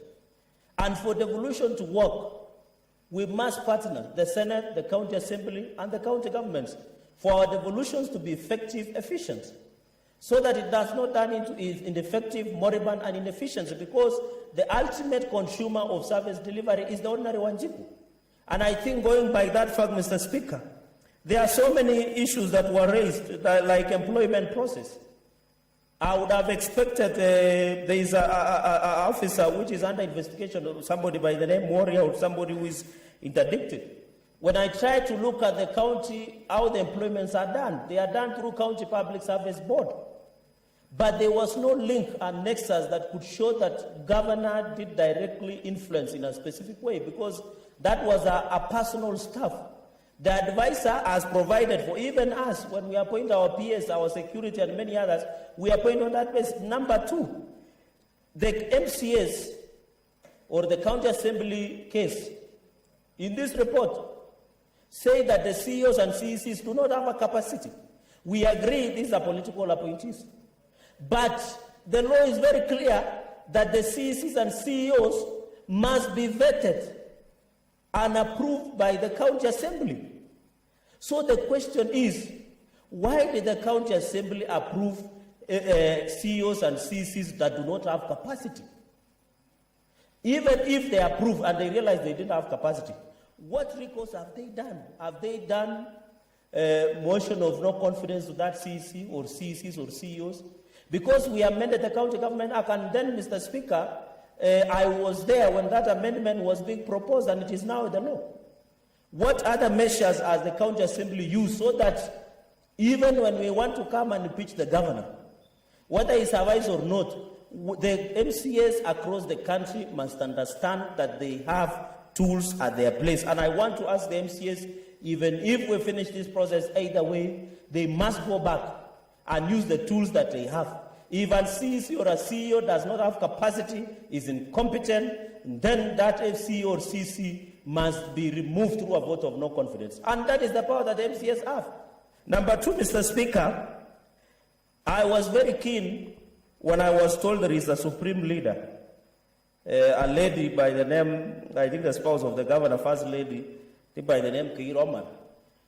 In the proxy that has been provided, and I was shocked, Mr. Speaker, that allegedly she was receiving over 305 million through proxies. And I was very keen because I was told this spouse of the governor was sitting in committee meetings. I was in that forum and they said there was no minister to prove, Mr. Speaker. The county said, and I want to beseech our MCAs. In this house we deal with evidence. I wish they could give us minutes where the spouse of the governor was making decisions on behalf of the county government. It is no place anywhere in the law that the first lady should occupy a certain position of making executive decisions. But they should have been nexus. There was number 2 allegation that 305 million was being deposited in their account through the companies that were being created, Mr. Speaker, of over 305 million through Kenya Commercial Bank, Mr. Speaker, KCB. But at the end of the day, there was no nexus, Mr. Speaker, to prove that the spouse of governor, Mrs. Omar, and I think the daughter called Faria or some, I hope she's not related with the senator we have here, but I believe so, it's just a name. Mr. Speaker, there was no nexus. I wish the MCAs, even the banking deposit that they gave us, how can we convict, Mr. Speaker? When you bring a document that is not authenticated, the evidence law is very clear. We know River Road here, Mr. Speaker, I can go and cook and come up with a letter that is not authenticated and present it to the House if we are not careful, because this enjoys quasi-judicial mechanism, Mr. Speaker, then it means we can be admitting anything that comes about. I wish, and my prayer, and as I advise MCAs as they go back, make sure any document that you submit before the Senate is authenticated. It might look politically correct and sensational to say the spouse of governor is running affairs in Wajir County government, but you must provide the nexus so that it allows us to convict or acquit the governor on that basis, Mr. Speaker. So on that, I was very keen. I've tried to look at the reports. I've tried to look at the KCB statements. It was never authenticated. And therefore, Mr. Speaker, I wish, and all of us, of course, in future, we don't want also first ladies overrunning county governments, but we hope they will stick their lane, because in one instance, the allegations and all of us followed by the county assemblies that the governor sometimes holds, and Governor Speaker, you have been also a governor, so I don't know, because when the governor used to hold meetings that relate to the running of county in his official residence, of course you expect the spouse to be there to prepare for you tea. If you don't take tea in governor's office and nice things, then a governor's mansion, then you might think the governor is mean, and therefore the spouse must be there, unless you the other things that you are following up. Mr. Speaker, on another point is that we need to agree. I agree with senators that have said, Mr. Speaker, because I wanted to be short, because they say brevity is the soul of wit. Mr. Speaker, what I can say at this point in the issue of health, under Article 43, Mr. Speaker, right to health and economic social rights is a fundamental right. In fact, it is in the Constitution that the President of the Republic of Kenya, President Uhuru, must give us the reports on the status of implementation of economic and social rights. Right to health is so keen. I've looked at the issue of that there is health. Mr. Speaker, we agree that our counties are suffering with crisis. Even as we talk, in March 2021, Nandi County Assembly, through its ad hoc committee, tabled a report in Nandi County Assembly on the investigation into COVID funds. And they found that in Kapsabet County Referral Hospital, there was a dysfunctional oxygen plant. And in fact, one lady allegedly died due to lack of oxygen. The problem of health is so rampant. But the question is it a threshold to impeach a governor? Because if we were to impeach a governor, does it mean, and I want Senator Cheruiyot to listen to this, does it mean that if there is dysfunctional, I agree that executive authority, the governor should be careful, it should be ahead of things, but provision of lack of this, does it mean that this ground is impeachable for governor? The elephant in the room, and I've said before, Mr. Speaker, and answer can bear me, the National Treasury under CS Ukuria Tani, under Article 219, has been violating the law. As we talk, 2020-21 is coming to an end. Counties are owed more than 100 billion. So how do you imagine counties to function when the National Treasury is violating Article 219 by not releasing sufficient funds? I wish when we were discussing this impeachment, almost the last tranche of Wajir County government should have been deposited in their accounts. Because, Mr. Speaker, the running, and I agreed, I have seen they have allocated 2.4 billion to the health department in Wajir County government executive. I wish, Mr. Speaker, even as we discuss about the impeachment of governor here, Mohamed, we should be very keen and ask the National Treasury to release money so that our counties can function, so that services can be delivered. Mr. Speaker, on the aspect, and I agree that health has failed. Even, Mr. Speaker, Senator Kajwang raised a very important point. At the national level, you find a cabinet secretary in charge of health, Mutahi Kagwe, is discussing irrelevancies as to oppose that when we are getting the second AstraZeneca vaccine. Should we impeach President Uhuru Kenyatta? Should we move a vote of confidence against Mutahi Kagwe? Because he's busy discussing BBI as opposed to telling us when is COVID coming to the country? Those are serious issues that we must ask ourselves. As we talk today, Kenyans are yet to receive vaccine, Mr. Speaker.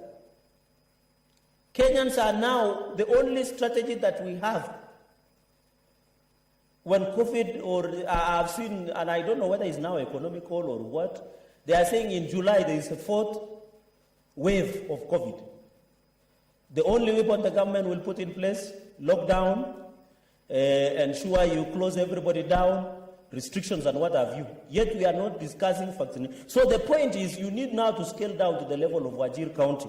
Mr. Speaker, and therefore I think the issue of health is so personal, and I think we need a concerted effort on how we can deal with this when it comes, Mr. Speaker. Mr. Speaker, finally, because I'm seeing the light is going, and I agree, I support County Assembly that they need autonomy, and I hope as there is a gap that we need to put legislation so that they can have a vote in Treasury, Mr. Speaker, so that they don't really, because I know we had an issue of Mombasa County, and I remember then the devolution committee, we sat and discussed with Mombasa County Assembly and Mombasa County government where the funds were being staffed by the county government so that the county assembly does not function properly, Mr. Speaker. So, Mr. Speaker, I agree that the county assembly should be given autonomy and going forward into the future. Finally, Mr. Speaker, because I will make my decisions as I consult the oracles of and talk to Koitale Rarab Saboe and many others, Mr. Speaker, is finally I want to my plea to the people of Wajir, County Assembly and the governor, and specifically to the governor, if you survive this, there is a lot of work that needs to be done in Wajir County government. There is a lot of work that needs to be discussed. There is a petition, Mr. Speaker, as I conclude, on corruption in Wajir County.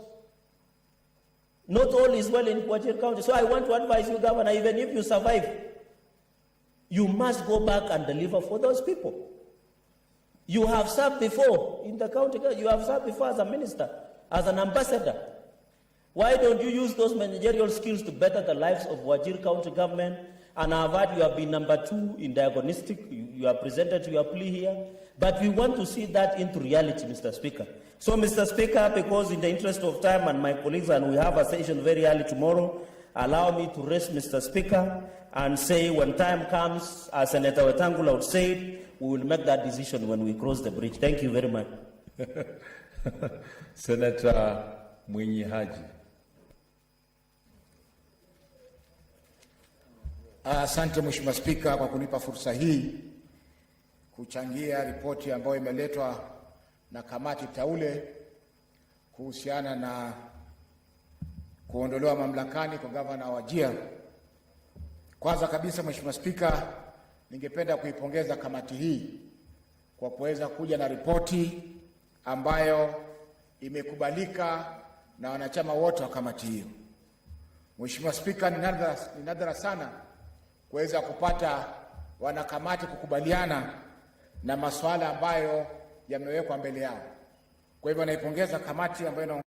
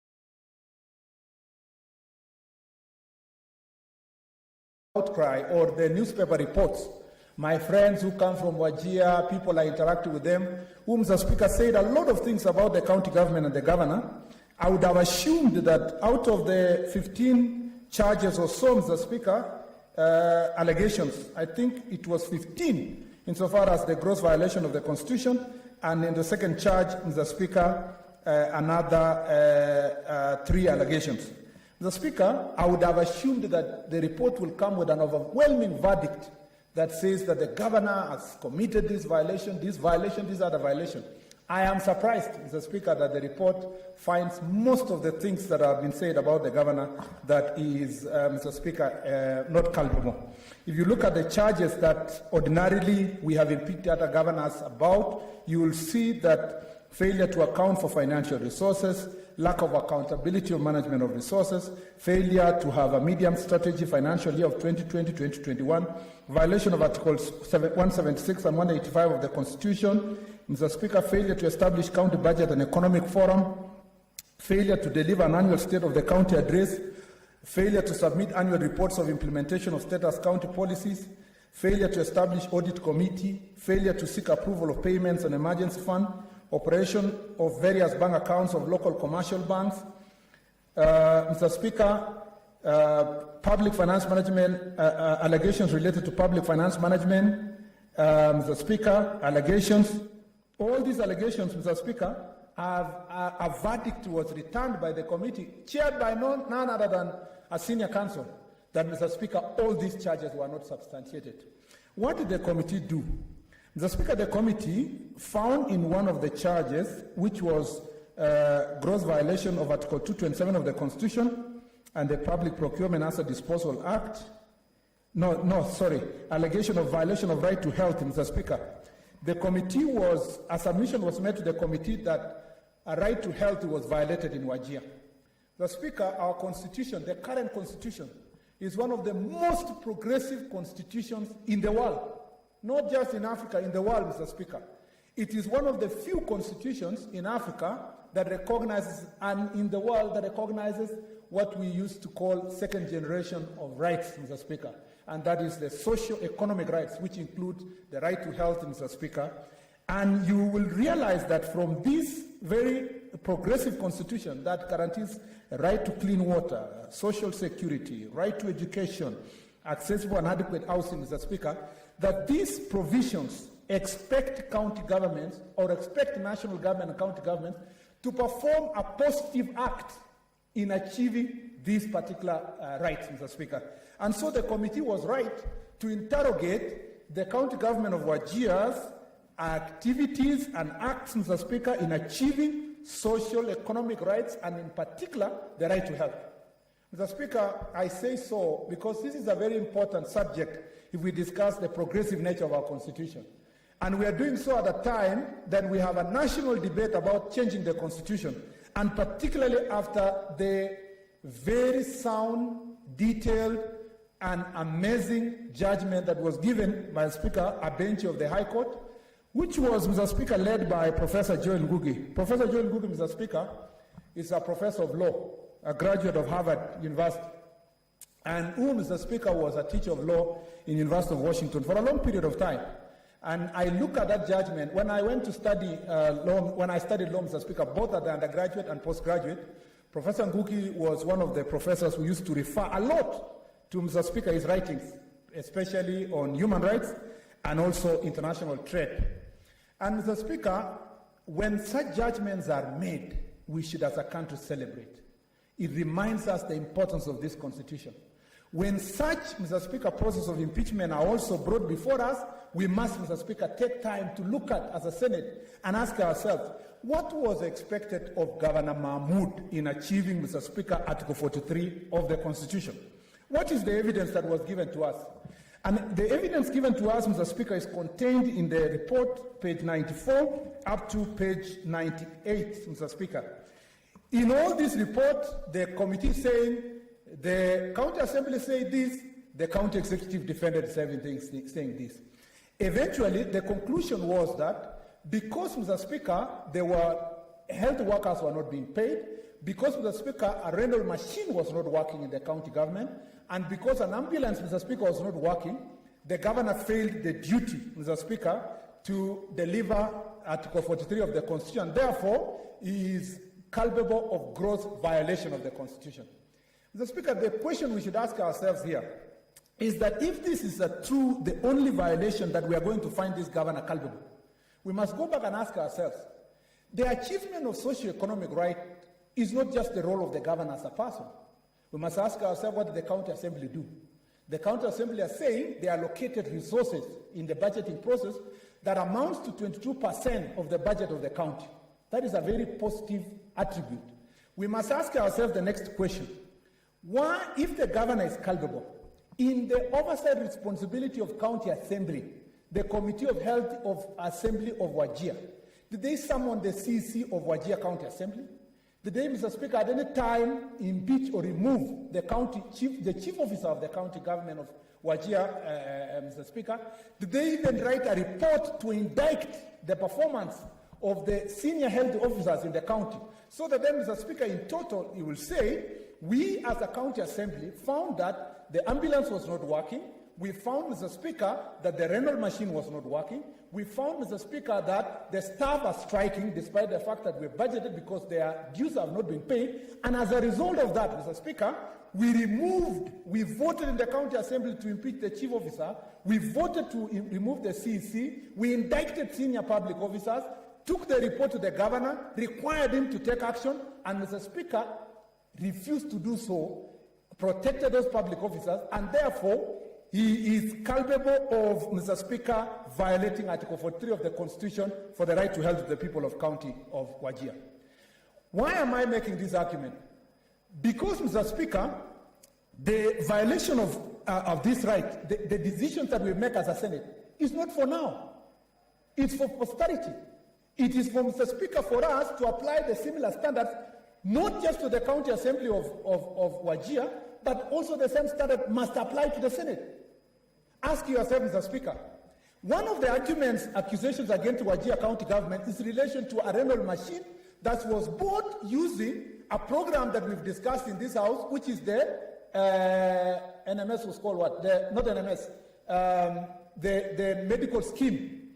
Yes, MES, medical equipment scheme, Mr. Speaker, for national government. This machine, a grant must be given by national government to run those machines. When the report of MES was brought to these chambers, we all remember the MES itself in the MES report, Mr. Speaker, in relation to, Mr. Speaker, how money is given to national government, management structure, the procurement process of that MES machine. But, Mr. Speaker, we are now saying, for purpose of working structure of the medical equipment scheme, Mr. Speaker, we should impeach our governor. Yet the person responsible is a CS of health at the national level. So there are certain things that do not add up, Mr. Speaker, in this report when in relation to this particular charge. It must be known to the people of Wajir and the people of Kenya that as a Senate here, we have only one charge that has been brought to this House. Only one charge that has been substantiated. And that charge is in relation to implementation of health. Mr. Speaker, as a senator, as I sit here, even as I vote later, my conscience should convince me that the nexus between the ambulance not working, the rental machine not working, and the strike of the staff in Wajir County is directly proportional, Mr. Speaker, to impeachment of a governor.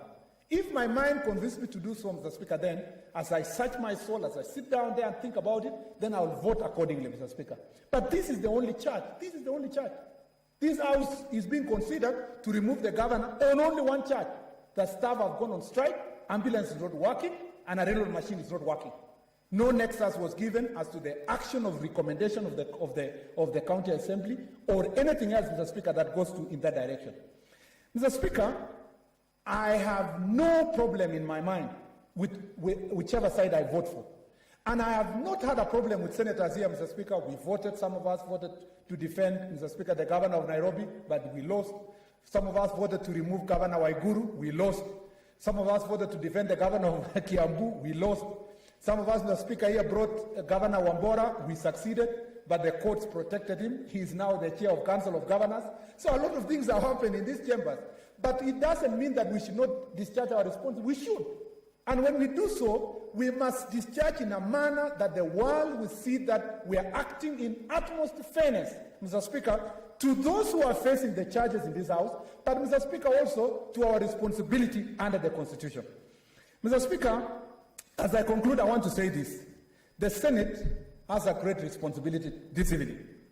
The Senate, Mr. Speaker, must send a message that we have a responsibility, Mr. Speaker, to indict those that are found culpable, but we have a responsibility, Mr. Speaker, to release those that are not culpable, Mr. Speaker. We have a responsibility to protect devolution from, Mr. Speaker, those who are internally, like governors, like MCAs, like county staff, Mr. Speaker, those who are internally destroying devolution by the manner in which they are implementing devolution or by the manner in which they are stealing public resources. And we also have a responsibility, Mr. Speaker, to protect the devolution from those who are out there, out of county government, who want to use their opportunity, position of power, resources, to antagonize devolution, Mr. Speaker, and the running of county government. Those responsibilities are equal. We have a responsibility of balancing those responsibilities. Mr. Speaker, there was stories here about the First Lady of Wajir County Government. Mr. Speaker, she's the one I've seen in newspapers. Somebody also referred in the chambers that the First Lady is running the county. She has an office not recognized in law. Mr. Speaker, let's not be too overreaching. The office of First Ladies in all county governments has been a position, Mr. Speaker, of generally about doing public good. Because, Mr. Speaker, a wife of a governor has resigned her job to work with the governor, but she wants to do something about women empowerment. She wants to do something about, Mr. Speaker, public health. Let us not forget that there is no office of the First Lady of the Republic of Kenya. There is no office of the First Lady of the Republic of Kenya. But Ms. Margaret Kenyatta, Her Excellency, Mr. Speaker, has used her position as First Lady of this Republic to do a fantastic job when it comes to fighting for public health. And, Mr. Speaker, we've done so many, Mr. Speaker, programs, including some of us who've gone for a marathon to raise resources, to buy medical equipment, Mr. Speaker. She has staff that are paid by the government of Kenya. She has an office that is paid by the government of Kenya. She has, Mr. Speaker, programs that are paid by the government of Kenya. That does not mean, Mr. Speaker, that now one day we'll wake up and say the First Lady of the Republic of Kenya is running programs in the national government that, Mr. Speaker, she should not. We must allow county government to have that latitude to do, Mr. Speaker, certain programs in their counties that their First Ladies of county governments can participate in informing and assisting the county government, Mr. Speaker, to run their affairs. In fact, as a House, we might even reach a stage where we must provide a legal framework where such programs are done, so that we give honor to the office of the First Lady or the first man of the county, the first gentleman of the county. Because, Mr. Speaker, other women will be governors, some are governors today, and their spouses can have something they can do for public good that they can do, Mr. Speaker, using that opportunity that they get by having their spouses leading the county government. For that reason, Mr. Speaker, I beg, Mr. Speaker, to say that I have considered, read the report, I pondered about it, Mr. Speaker, congratulate the committee for the work done, but now I have a constitutional responsibility given to me by the people of Kenya through the vote of the people of Elgeyo Marakwet County to vote accordingly in a manner that protects the Constitution and institutions of the Republic of Kenya. I thank you, Mr. Speaker. Senator Abdullahi Ibrahim. Speaker, as the Senator of Wajir, I do not want to dwell much on the issue. I want to thank the committee for what they did, at least by accepting that the health sector has a big problem. Mr. Speaker, the impeachment is political, but there are a lot of issues which are there. And because of the time and the way things are, and people are very tired, I don't want to linger a lot on this. I want to thank the committee plus the members for saying what they needed to say. And I hope that all will go well and the people of Wajir will be protected. Thank you, Mr. Speaker. I now call upon the mover to reply.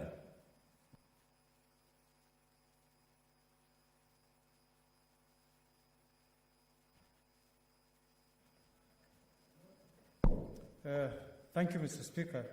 and I'll be very brief, Mr. Speaker. First, I want to thank all the senators for their contributions, those who have spoken this evening, including Senator Kajwang, Dr. Langat, Senator Cheriot, Senator Ayako, Senator Chirage, Senator Munyi, Senator Murkomen, and the Senator for the County of Wajir, my good friend, Dr. Ali. I have listened, Mr. Speaker, to all the issues that have been brought before us by the speakers who have spoken before me. And Mr. Speaker, the answer as to how people will vote is at page 131, the issue of the threshold. And Mr. Speaker, when I started moving this report, I did say that we were really troubled on the issue of the threshold, Mr. Speaker. And Mr. Speaker, this being a House of President, we were also guided by the previous holdings of this House. And I gave the example of the county government of Kirinyaga and the county government of Taita Taveta. And I want to assure Council for His Excellency the Governor, Mr. Ndegwa, that I did even speak on the issue of Article 37, Mr. Speaker, because it's always good to accord equal rights under the law to each and every individual. So, Mr. Speaker, as the senators retreat to exercise their right to vote, this is a matter that they should think about very, very carefully. They should not be influenced by the report. They should look at it objectively and exercise their own constitutional right to vote. The Speaker, we have been told about this being a Pontius Pilate moment. Again, I leave it to the conscience of each individual senator. We have made our observations in the report. Mr. Speaker, we know the provisions of Article 43 and what it says. We grappled a lot as a committee because the article says that every person has the right to the highest attainable standards. We were asking ourselves, what is this highest attainable standards? And as I said, it was not easy for the committee to pass a verdict.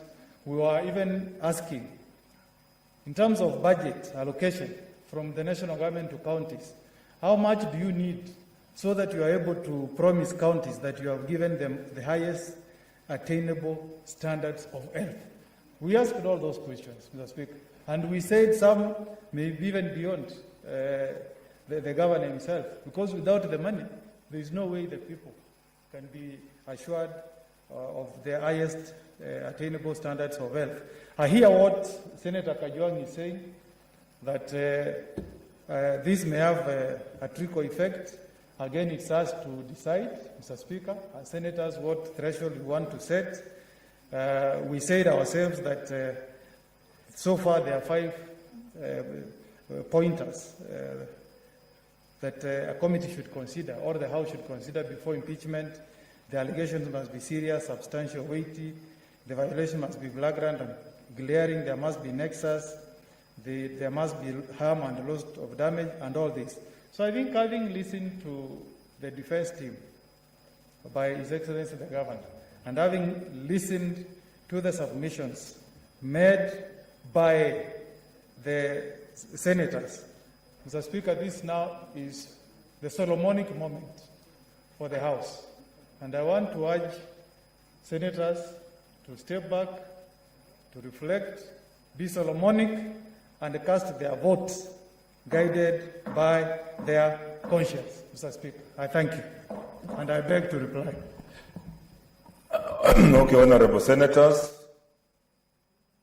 I now put the question, which is that pursuant to Article 181 of the Constitution and Section 33 of the County Government Act 2012, on Tuesday, 27th April 2021, the Wajir County Assembly approved a motion for the removal from office by impeachment of the Honorable Mohamed Abdi Mohamud, Governor of Wajir County.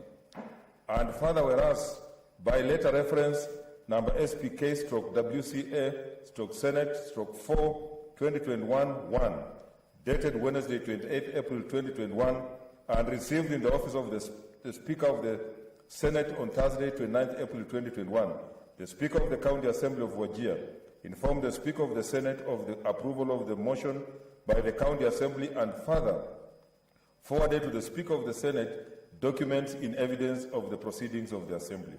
And whereas, pursuant to Section 33(3)(b) of the County Government Act 2012 and Standing Order 75(1)(b), the Senate, by resolution on Thursday, 6th May 2021, appointed a special committee comprising 11 of its members to investigate the matter on the proposed removal from office by impeachment of the Governor of Wajir County and to report to the Senate within 10 days of its appointment on whether it finds the particulars of the allegations to have been substantiated.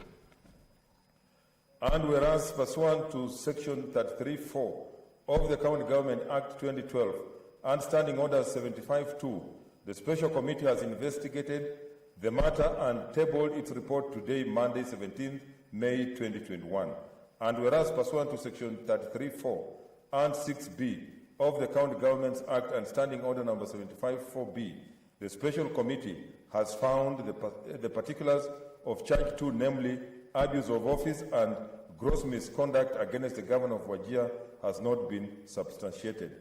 And whereas, pursuant to Section 33(4) and 6(b) of the County Governments Act and Standing Order 75(4)(b), the Special Committee has found that one of the particulars of Charge 1, namely gross violation of the Constitution of Kenya 2010, the County Government Act 2012, the Public Procurement and Assets Disposal Act 2015, and the Public Finance Management Act 2012 against the Governor of Wajir County has been substantiated.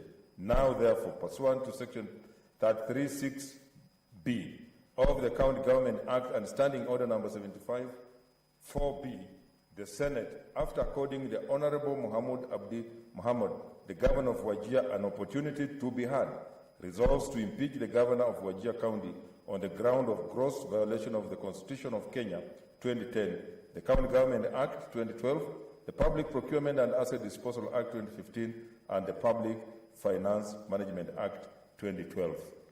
I now ask that the bell be rung for 5 minutes.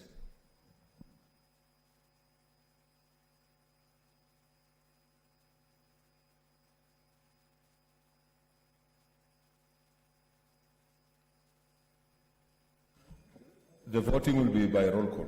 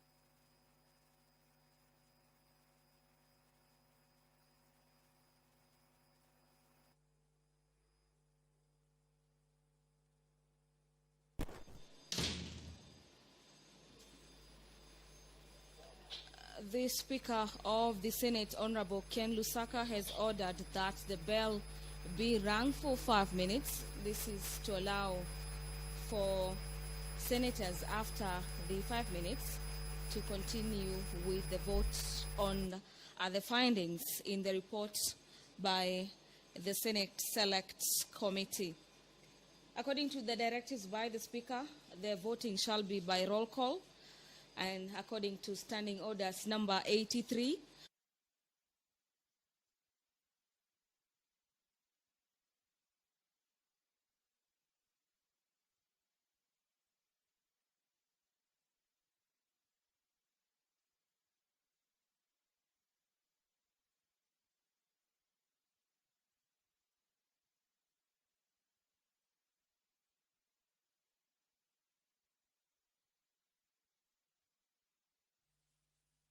order says that at the expiry of the 5 minutes, the Speaker shall direct that the doors be locked and the bar be drawn, and no senator thereafter shall be allowed to enter or leave the chamber until after the roll call vote has been taken.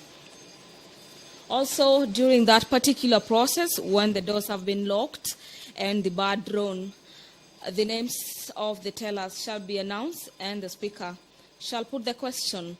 This is again and directing the clerk to call out the names of senators in the alphabetical order in the presence of the tellers. Each senator will be called to cast their vote on that particular report, voting yes or no, and each can either abstain from casting their vote.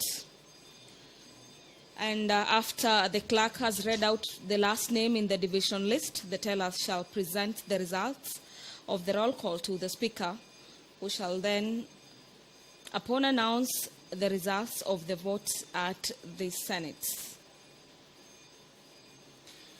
In case of a tie, the Speaker may allow a vote on several clauses at the same time.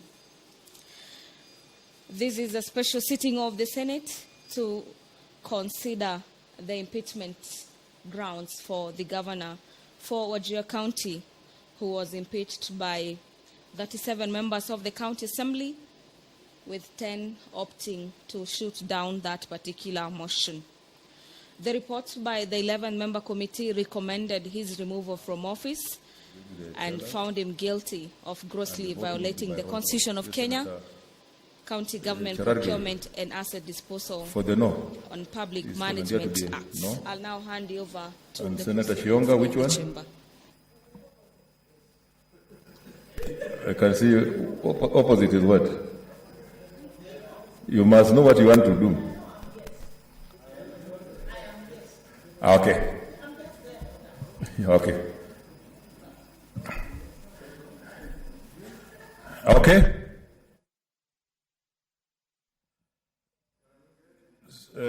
Let's proceed.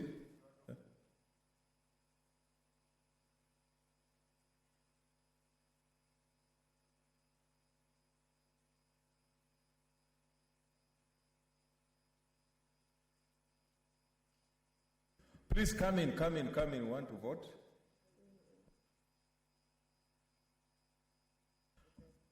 Okay, let's have the bell ring for another 2 minutes. Please, those in the lobby, come in.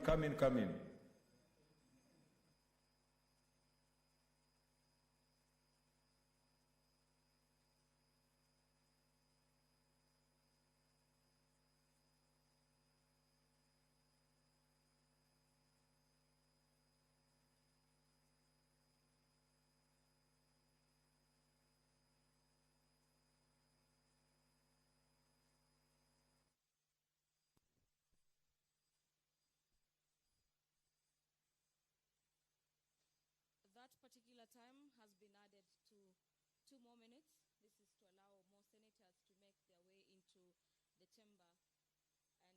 And upon the end of the 2 minutes, the doors of the Senate will be closed, and thereafter the senators will be taking a vote. During today's sitting, members of the upper house have been deliberating on the grounds upon which that governor for Wajir County should be either removed from office or saved from this particular impeachment that he faces at the moment. The 11-member committee, led by Senator Okongo Mogeni, also found that members of the County Assembly failed to substantiate the second charge This is on the abuse of office and gross misconduct.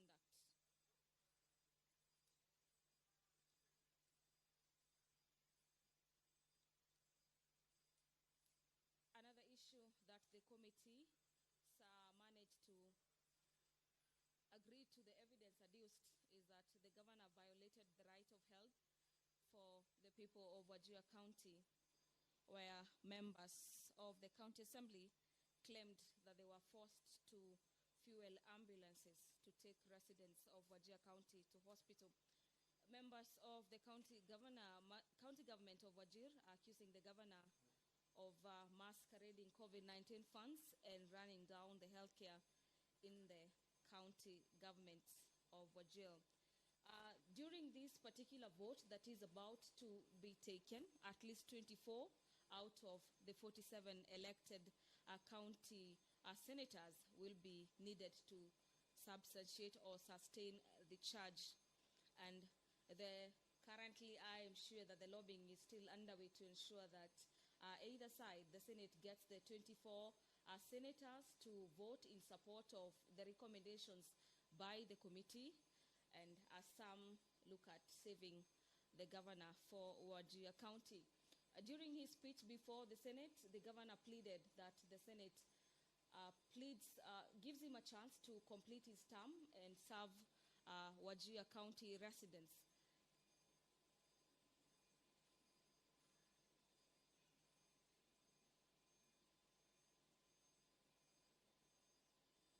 Members of the Senate continue making their way into the Senate chamber ahead of that particular crucial vote that could seal the fate of the governor for Wajir County. Also, charges leveled against the governor. Another 2 minutes.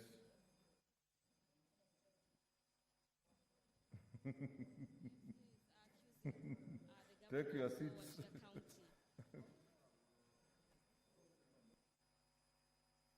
Children do some affairs of the county assembly and also get some of lucrative tenders in what the county members of the county assembly say that the due process was not followed. The governor is also accused of giving people close to him an upper hand in crucial matters dealing with the county assembly and the county government of Wajir County, denying residents of that particular county the much needed services. Matters to do with the way COVID-19 funds have been managed in the counties featured heavily during this afternoon sitting of the Senate, as senators directed and urged members of the county assembly to ensure that future impeachment motions that are going to be tabled before the Senate have evidence that meets the threshold for impeachment. In the event the governor for Wajir County is this evening impeached, or the Senate finds that the recommendations by the committee meet the threshold, the governor will be the third county boss to be impeached from office after the governor for Nairobi County, that is former Governor Mike Sonko, as well as the governor for Kiambu County, Governor Ferdinand Waititu. The Senate has also had matters to do with impeachment in plenary, as well as by the 11-member committee. And among the governors who have escaped the impeachment motions are Governor Martin Wambora for Embu County, Governor Ann Mombi for Kirinyaga County, and Governor Moses Lenol Kulal for Samburu County, as well as Governor Granton Samboja of Taita Taveta County. You are watching the live proceedings of the Senate, being the evening of the 17th of May. The year is 2021. We are so glad you're watching. This broadcast is courtesy of the Parliamentary Broadcasting Unit in collaboration with the Kenya Broadcasting Corporation. You can follow this particular broadcast live on our YouTube channels. That is on KBC Channel 1, on the Parliamentary Broadcasting Unit, as well as the Senate of Kenya and Parliament of Kenya.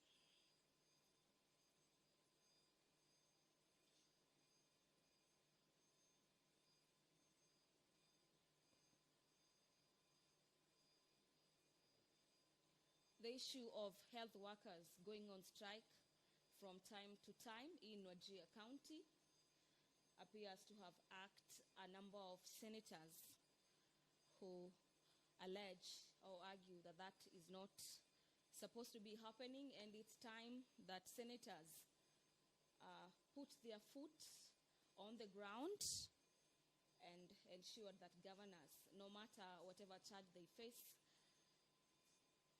they are able to deliver on their mandate. You also remember that among the 4 charges on the grounds for removal, only one particular charge is enough, and upon its approval or whatever evidence is adduced and the committee and the Senate is satisfied with what has been tabled, that particular charge is enough to take the governor home. In the case of Wajir County, senators, members of the County Assembly for Wajir County, based their case on 2 allegations. One of them is gross misconduct and matters to do with abuse of office.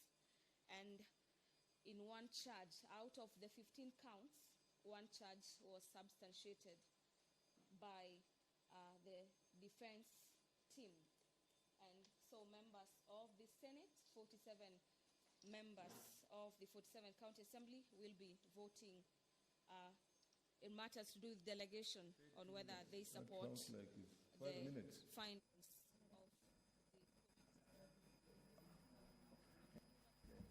Okay, they tell us, take your positions. Okay.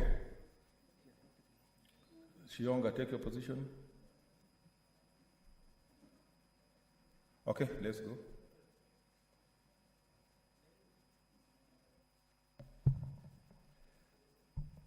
Roll call division. Senator Adan Dulo Fatuma, Isiolo County. I vote yes. Senator Ali Abdullahi Ibrahim, Wajir County. I vote yes. Senator Boy Isa Juma, Kwale County. I vote yes. Senator Cherarkei Samson Kiprotich, Nandi County. Mr. Speaker, I vote no. Senator Cheruyot Aaron Kipkirui, Kericho County. Mr. Speaker, I vote yes. Senator Haji Abdukadir Mohamed, Garissa County. It's online.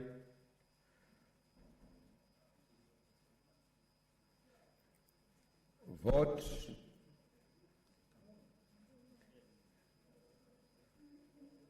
Senator Harugura Godana, Marsabit County. I vote yes. Senator Imana Malachi Charles Ekal, Turkana County. Is he online? We'll go back. We'll come back. Senator Mudama Agnes Kavindu, Machakos County. Senator Kajuang Moses Otieno, Homa Bay County. Senator Kamar Margaret Jepkoech, Uasin Gishu County. I vote yes, Mr. Speaker. Senator Kangata Irongo, Moranga County. Is online. Vote Kangata.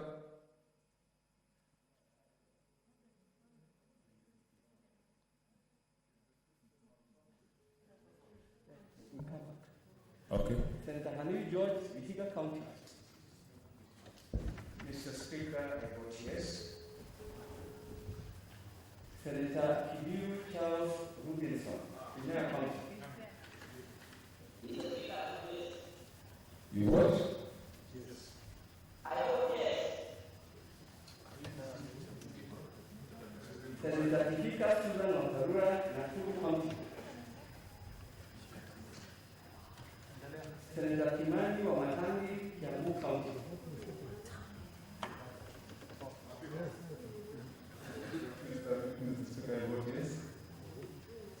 Senator Kizure, Tharaka County.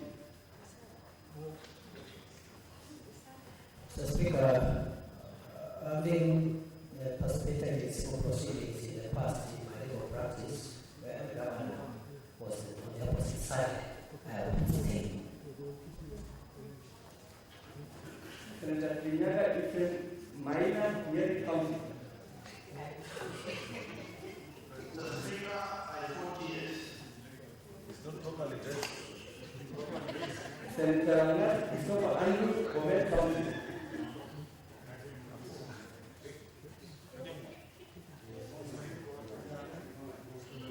Senator Mohamed votes.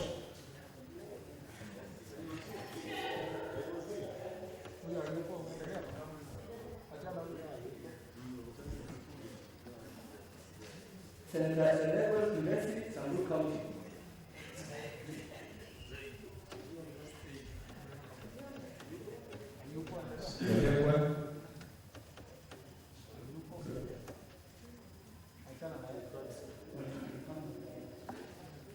Senator Lintui Franklin Kivika, Meru County. Senator Wetiti Anwar, Lamu County. Senator Mazar Tibat Makiu, Kilifi County. I vote yes.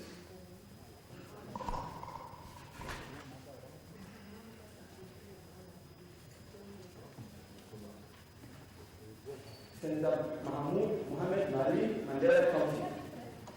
Mr. Speaker, I vote yes. Senator Malala Cleophas Wapungu, Kakamega County.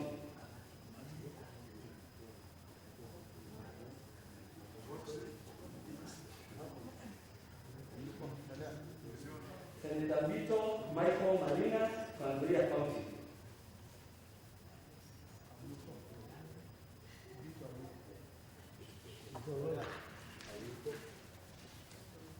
Senator Mbogo George Okilo Ayako, Migori County. Mr. Speaker, I abstain. Senator Mugeri Eric Okongo, Nyamira County. Mr. Speaker, as I indicated, the issue of threshold was a very heated issue, and that's why we brought it to the House. So I abstain and leave it to the House. Senator Moi Gideon Silei Owet, Baringo County.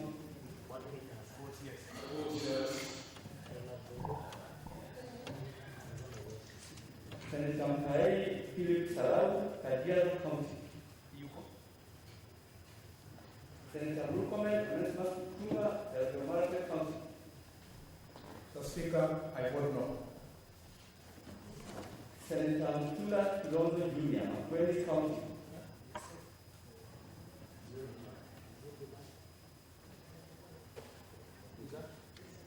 Senator Mwangi Paul Idiomi, Nyandarua County.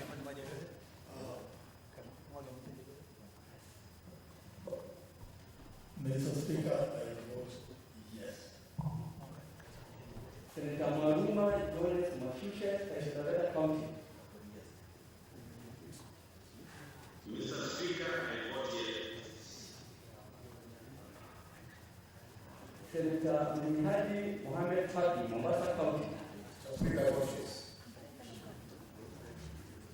Senator Deritu John Kinyua, Laikipia County.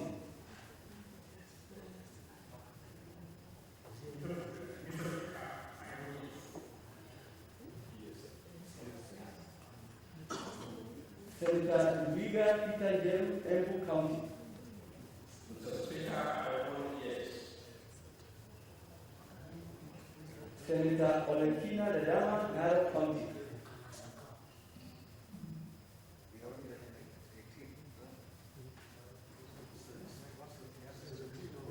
Senator Ongeri Samson Kegengo, Kisii County.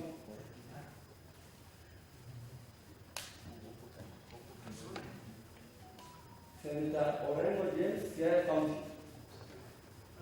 Mr. Speaker, for the reasons I've stated earlier, I abstain. Senator Outa Frederick Otieno, Kisumu County.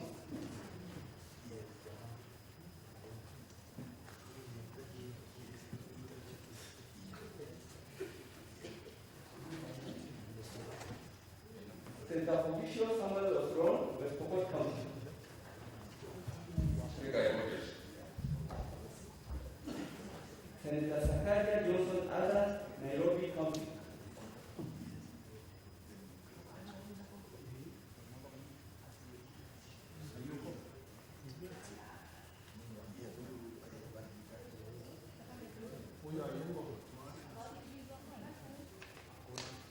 Senator Wapo Sikila Emos, Busia County.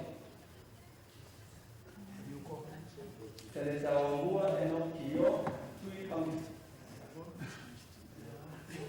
Mr. Speaker, in solidarity with the people of Wajir County and fight impunity in the counties, I vote yes. Senator Wajir Bolich Juma, Tana River County. Senator Wetangula Moses Nasika, Bungoma County. I vote yes.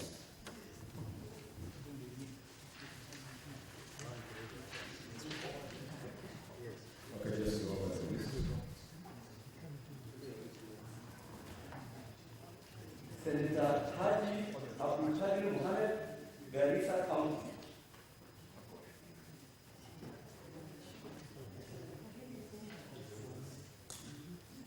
Haji Abdi Mohamed, Garissa County.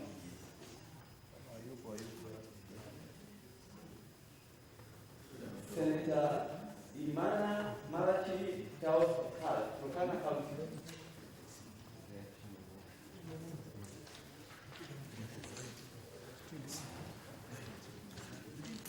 Senator Udama Agnes Kabiru, Machakos County.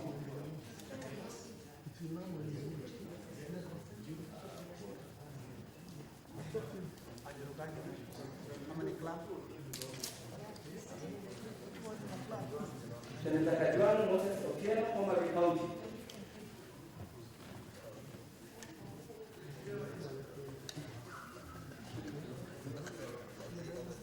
Senator Kanata Ilungu, Murang'a County.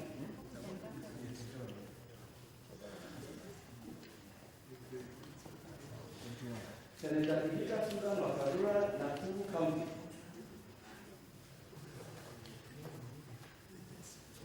Senator Kanat Christopher Andrew, Bomet County.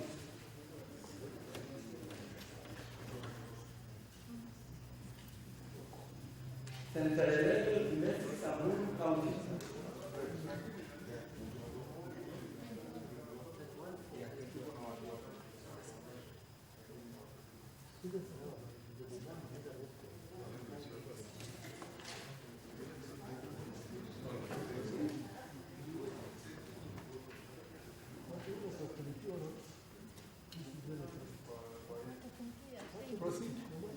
Senator Kituri Franklin Mbika, Meru County. Senator Wekiki Anwar, Lamu County.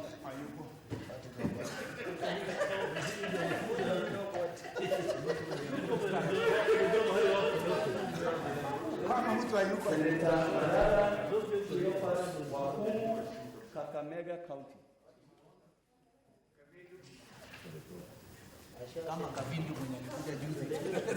Senator Mbito Michael Marina, Trans Nzoia County.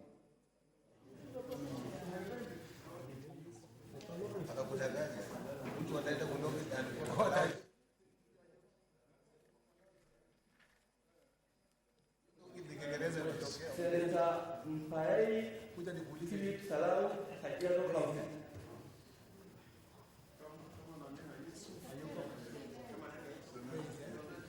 Senator Mutula Kilonzo Jr., Makueni County.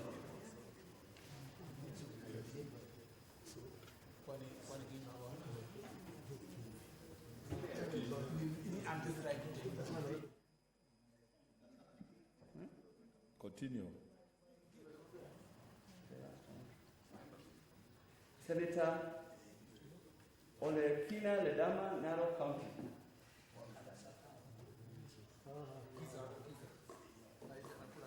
Senator Ongeri Samson Kegengo, Kisii County.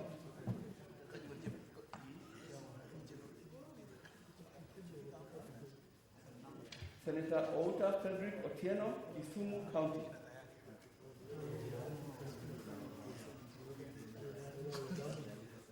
Senator Sakaja Johnson Ada, Nairobi County.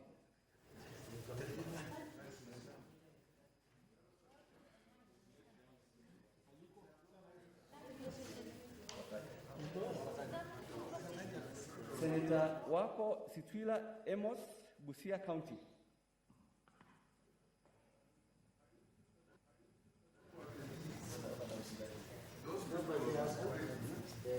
Those are people who are on the stage, you have to vote.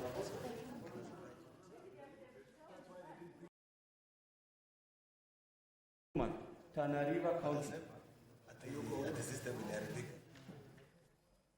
Any, I think Kabindu now is there. Kana. Even Malaya. Can I vote on?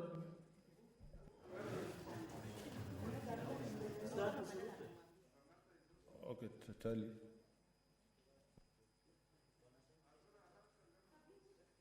Do you hear me?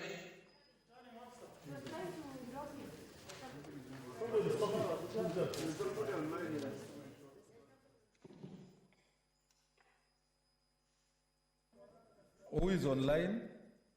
The speaker on put the word of the speaker. Who is that?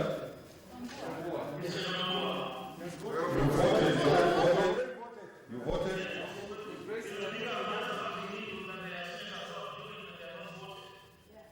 Pardon? They have a reason.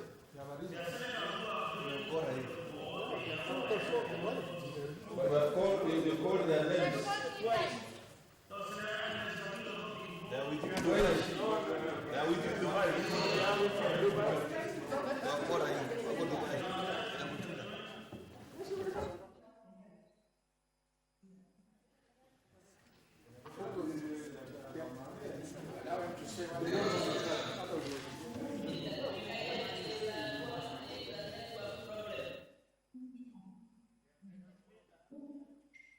Mr. Speaker, could you go round the list again? Kisumu has not voted. Speaker, could you go round the list again? Kisumu has not voted. Lagat voted. Yeah, Lagat voted. Huh? Huh? Can you check that? I have voted him. Pardon? He's voting yes now, the speaker.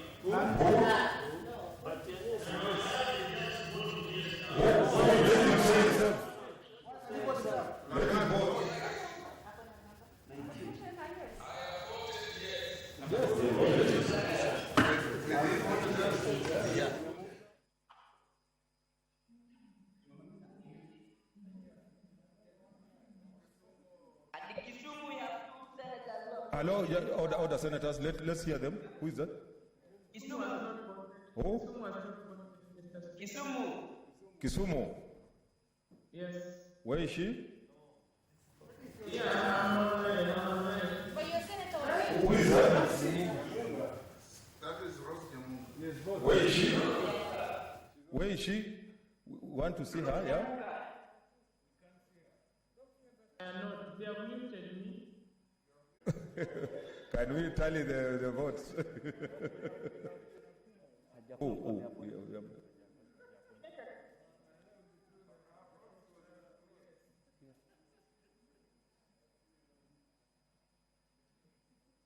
So I think we proceed. Okay, proceed to tally the votes.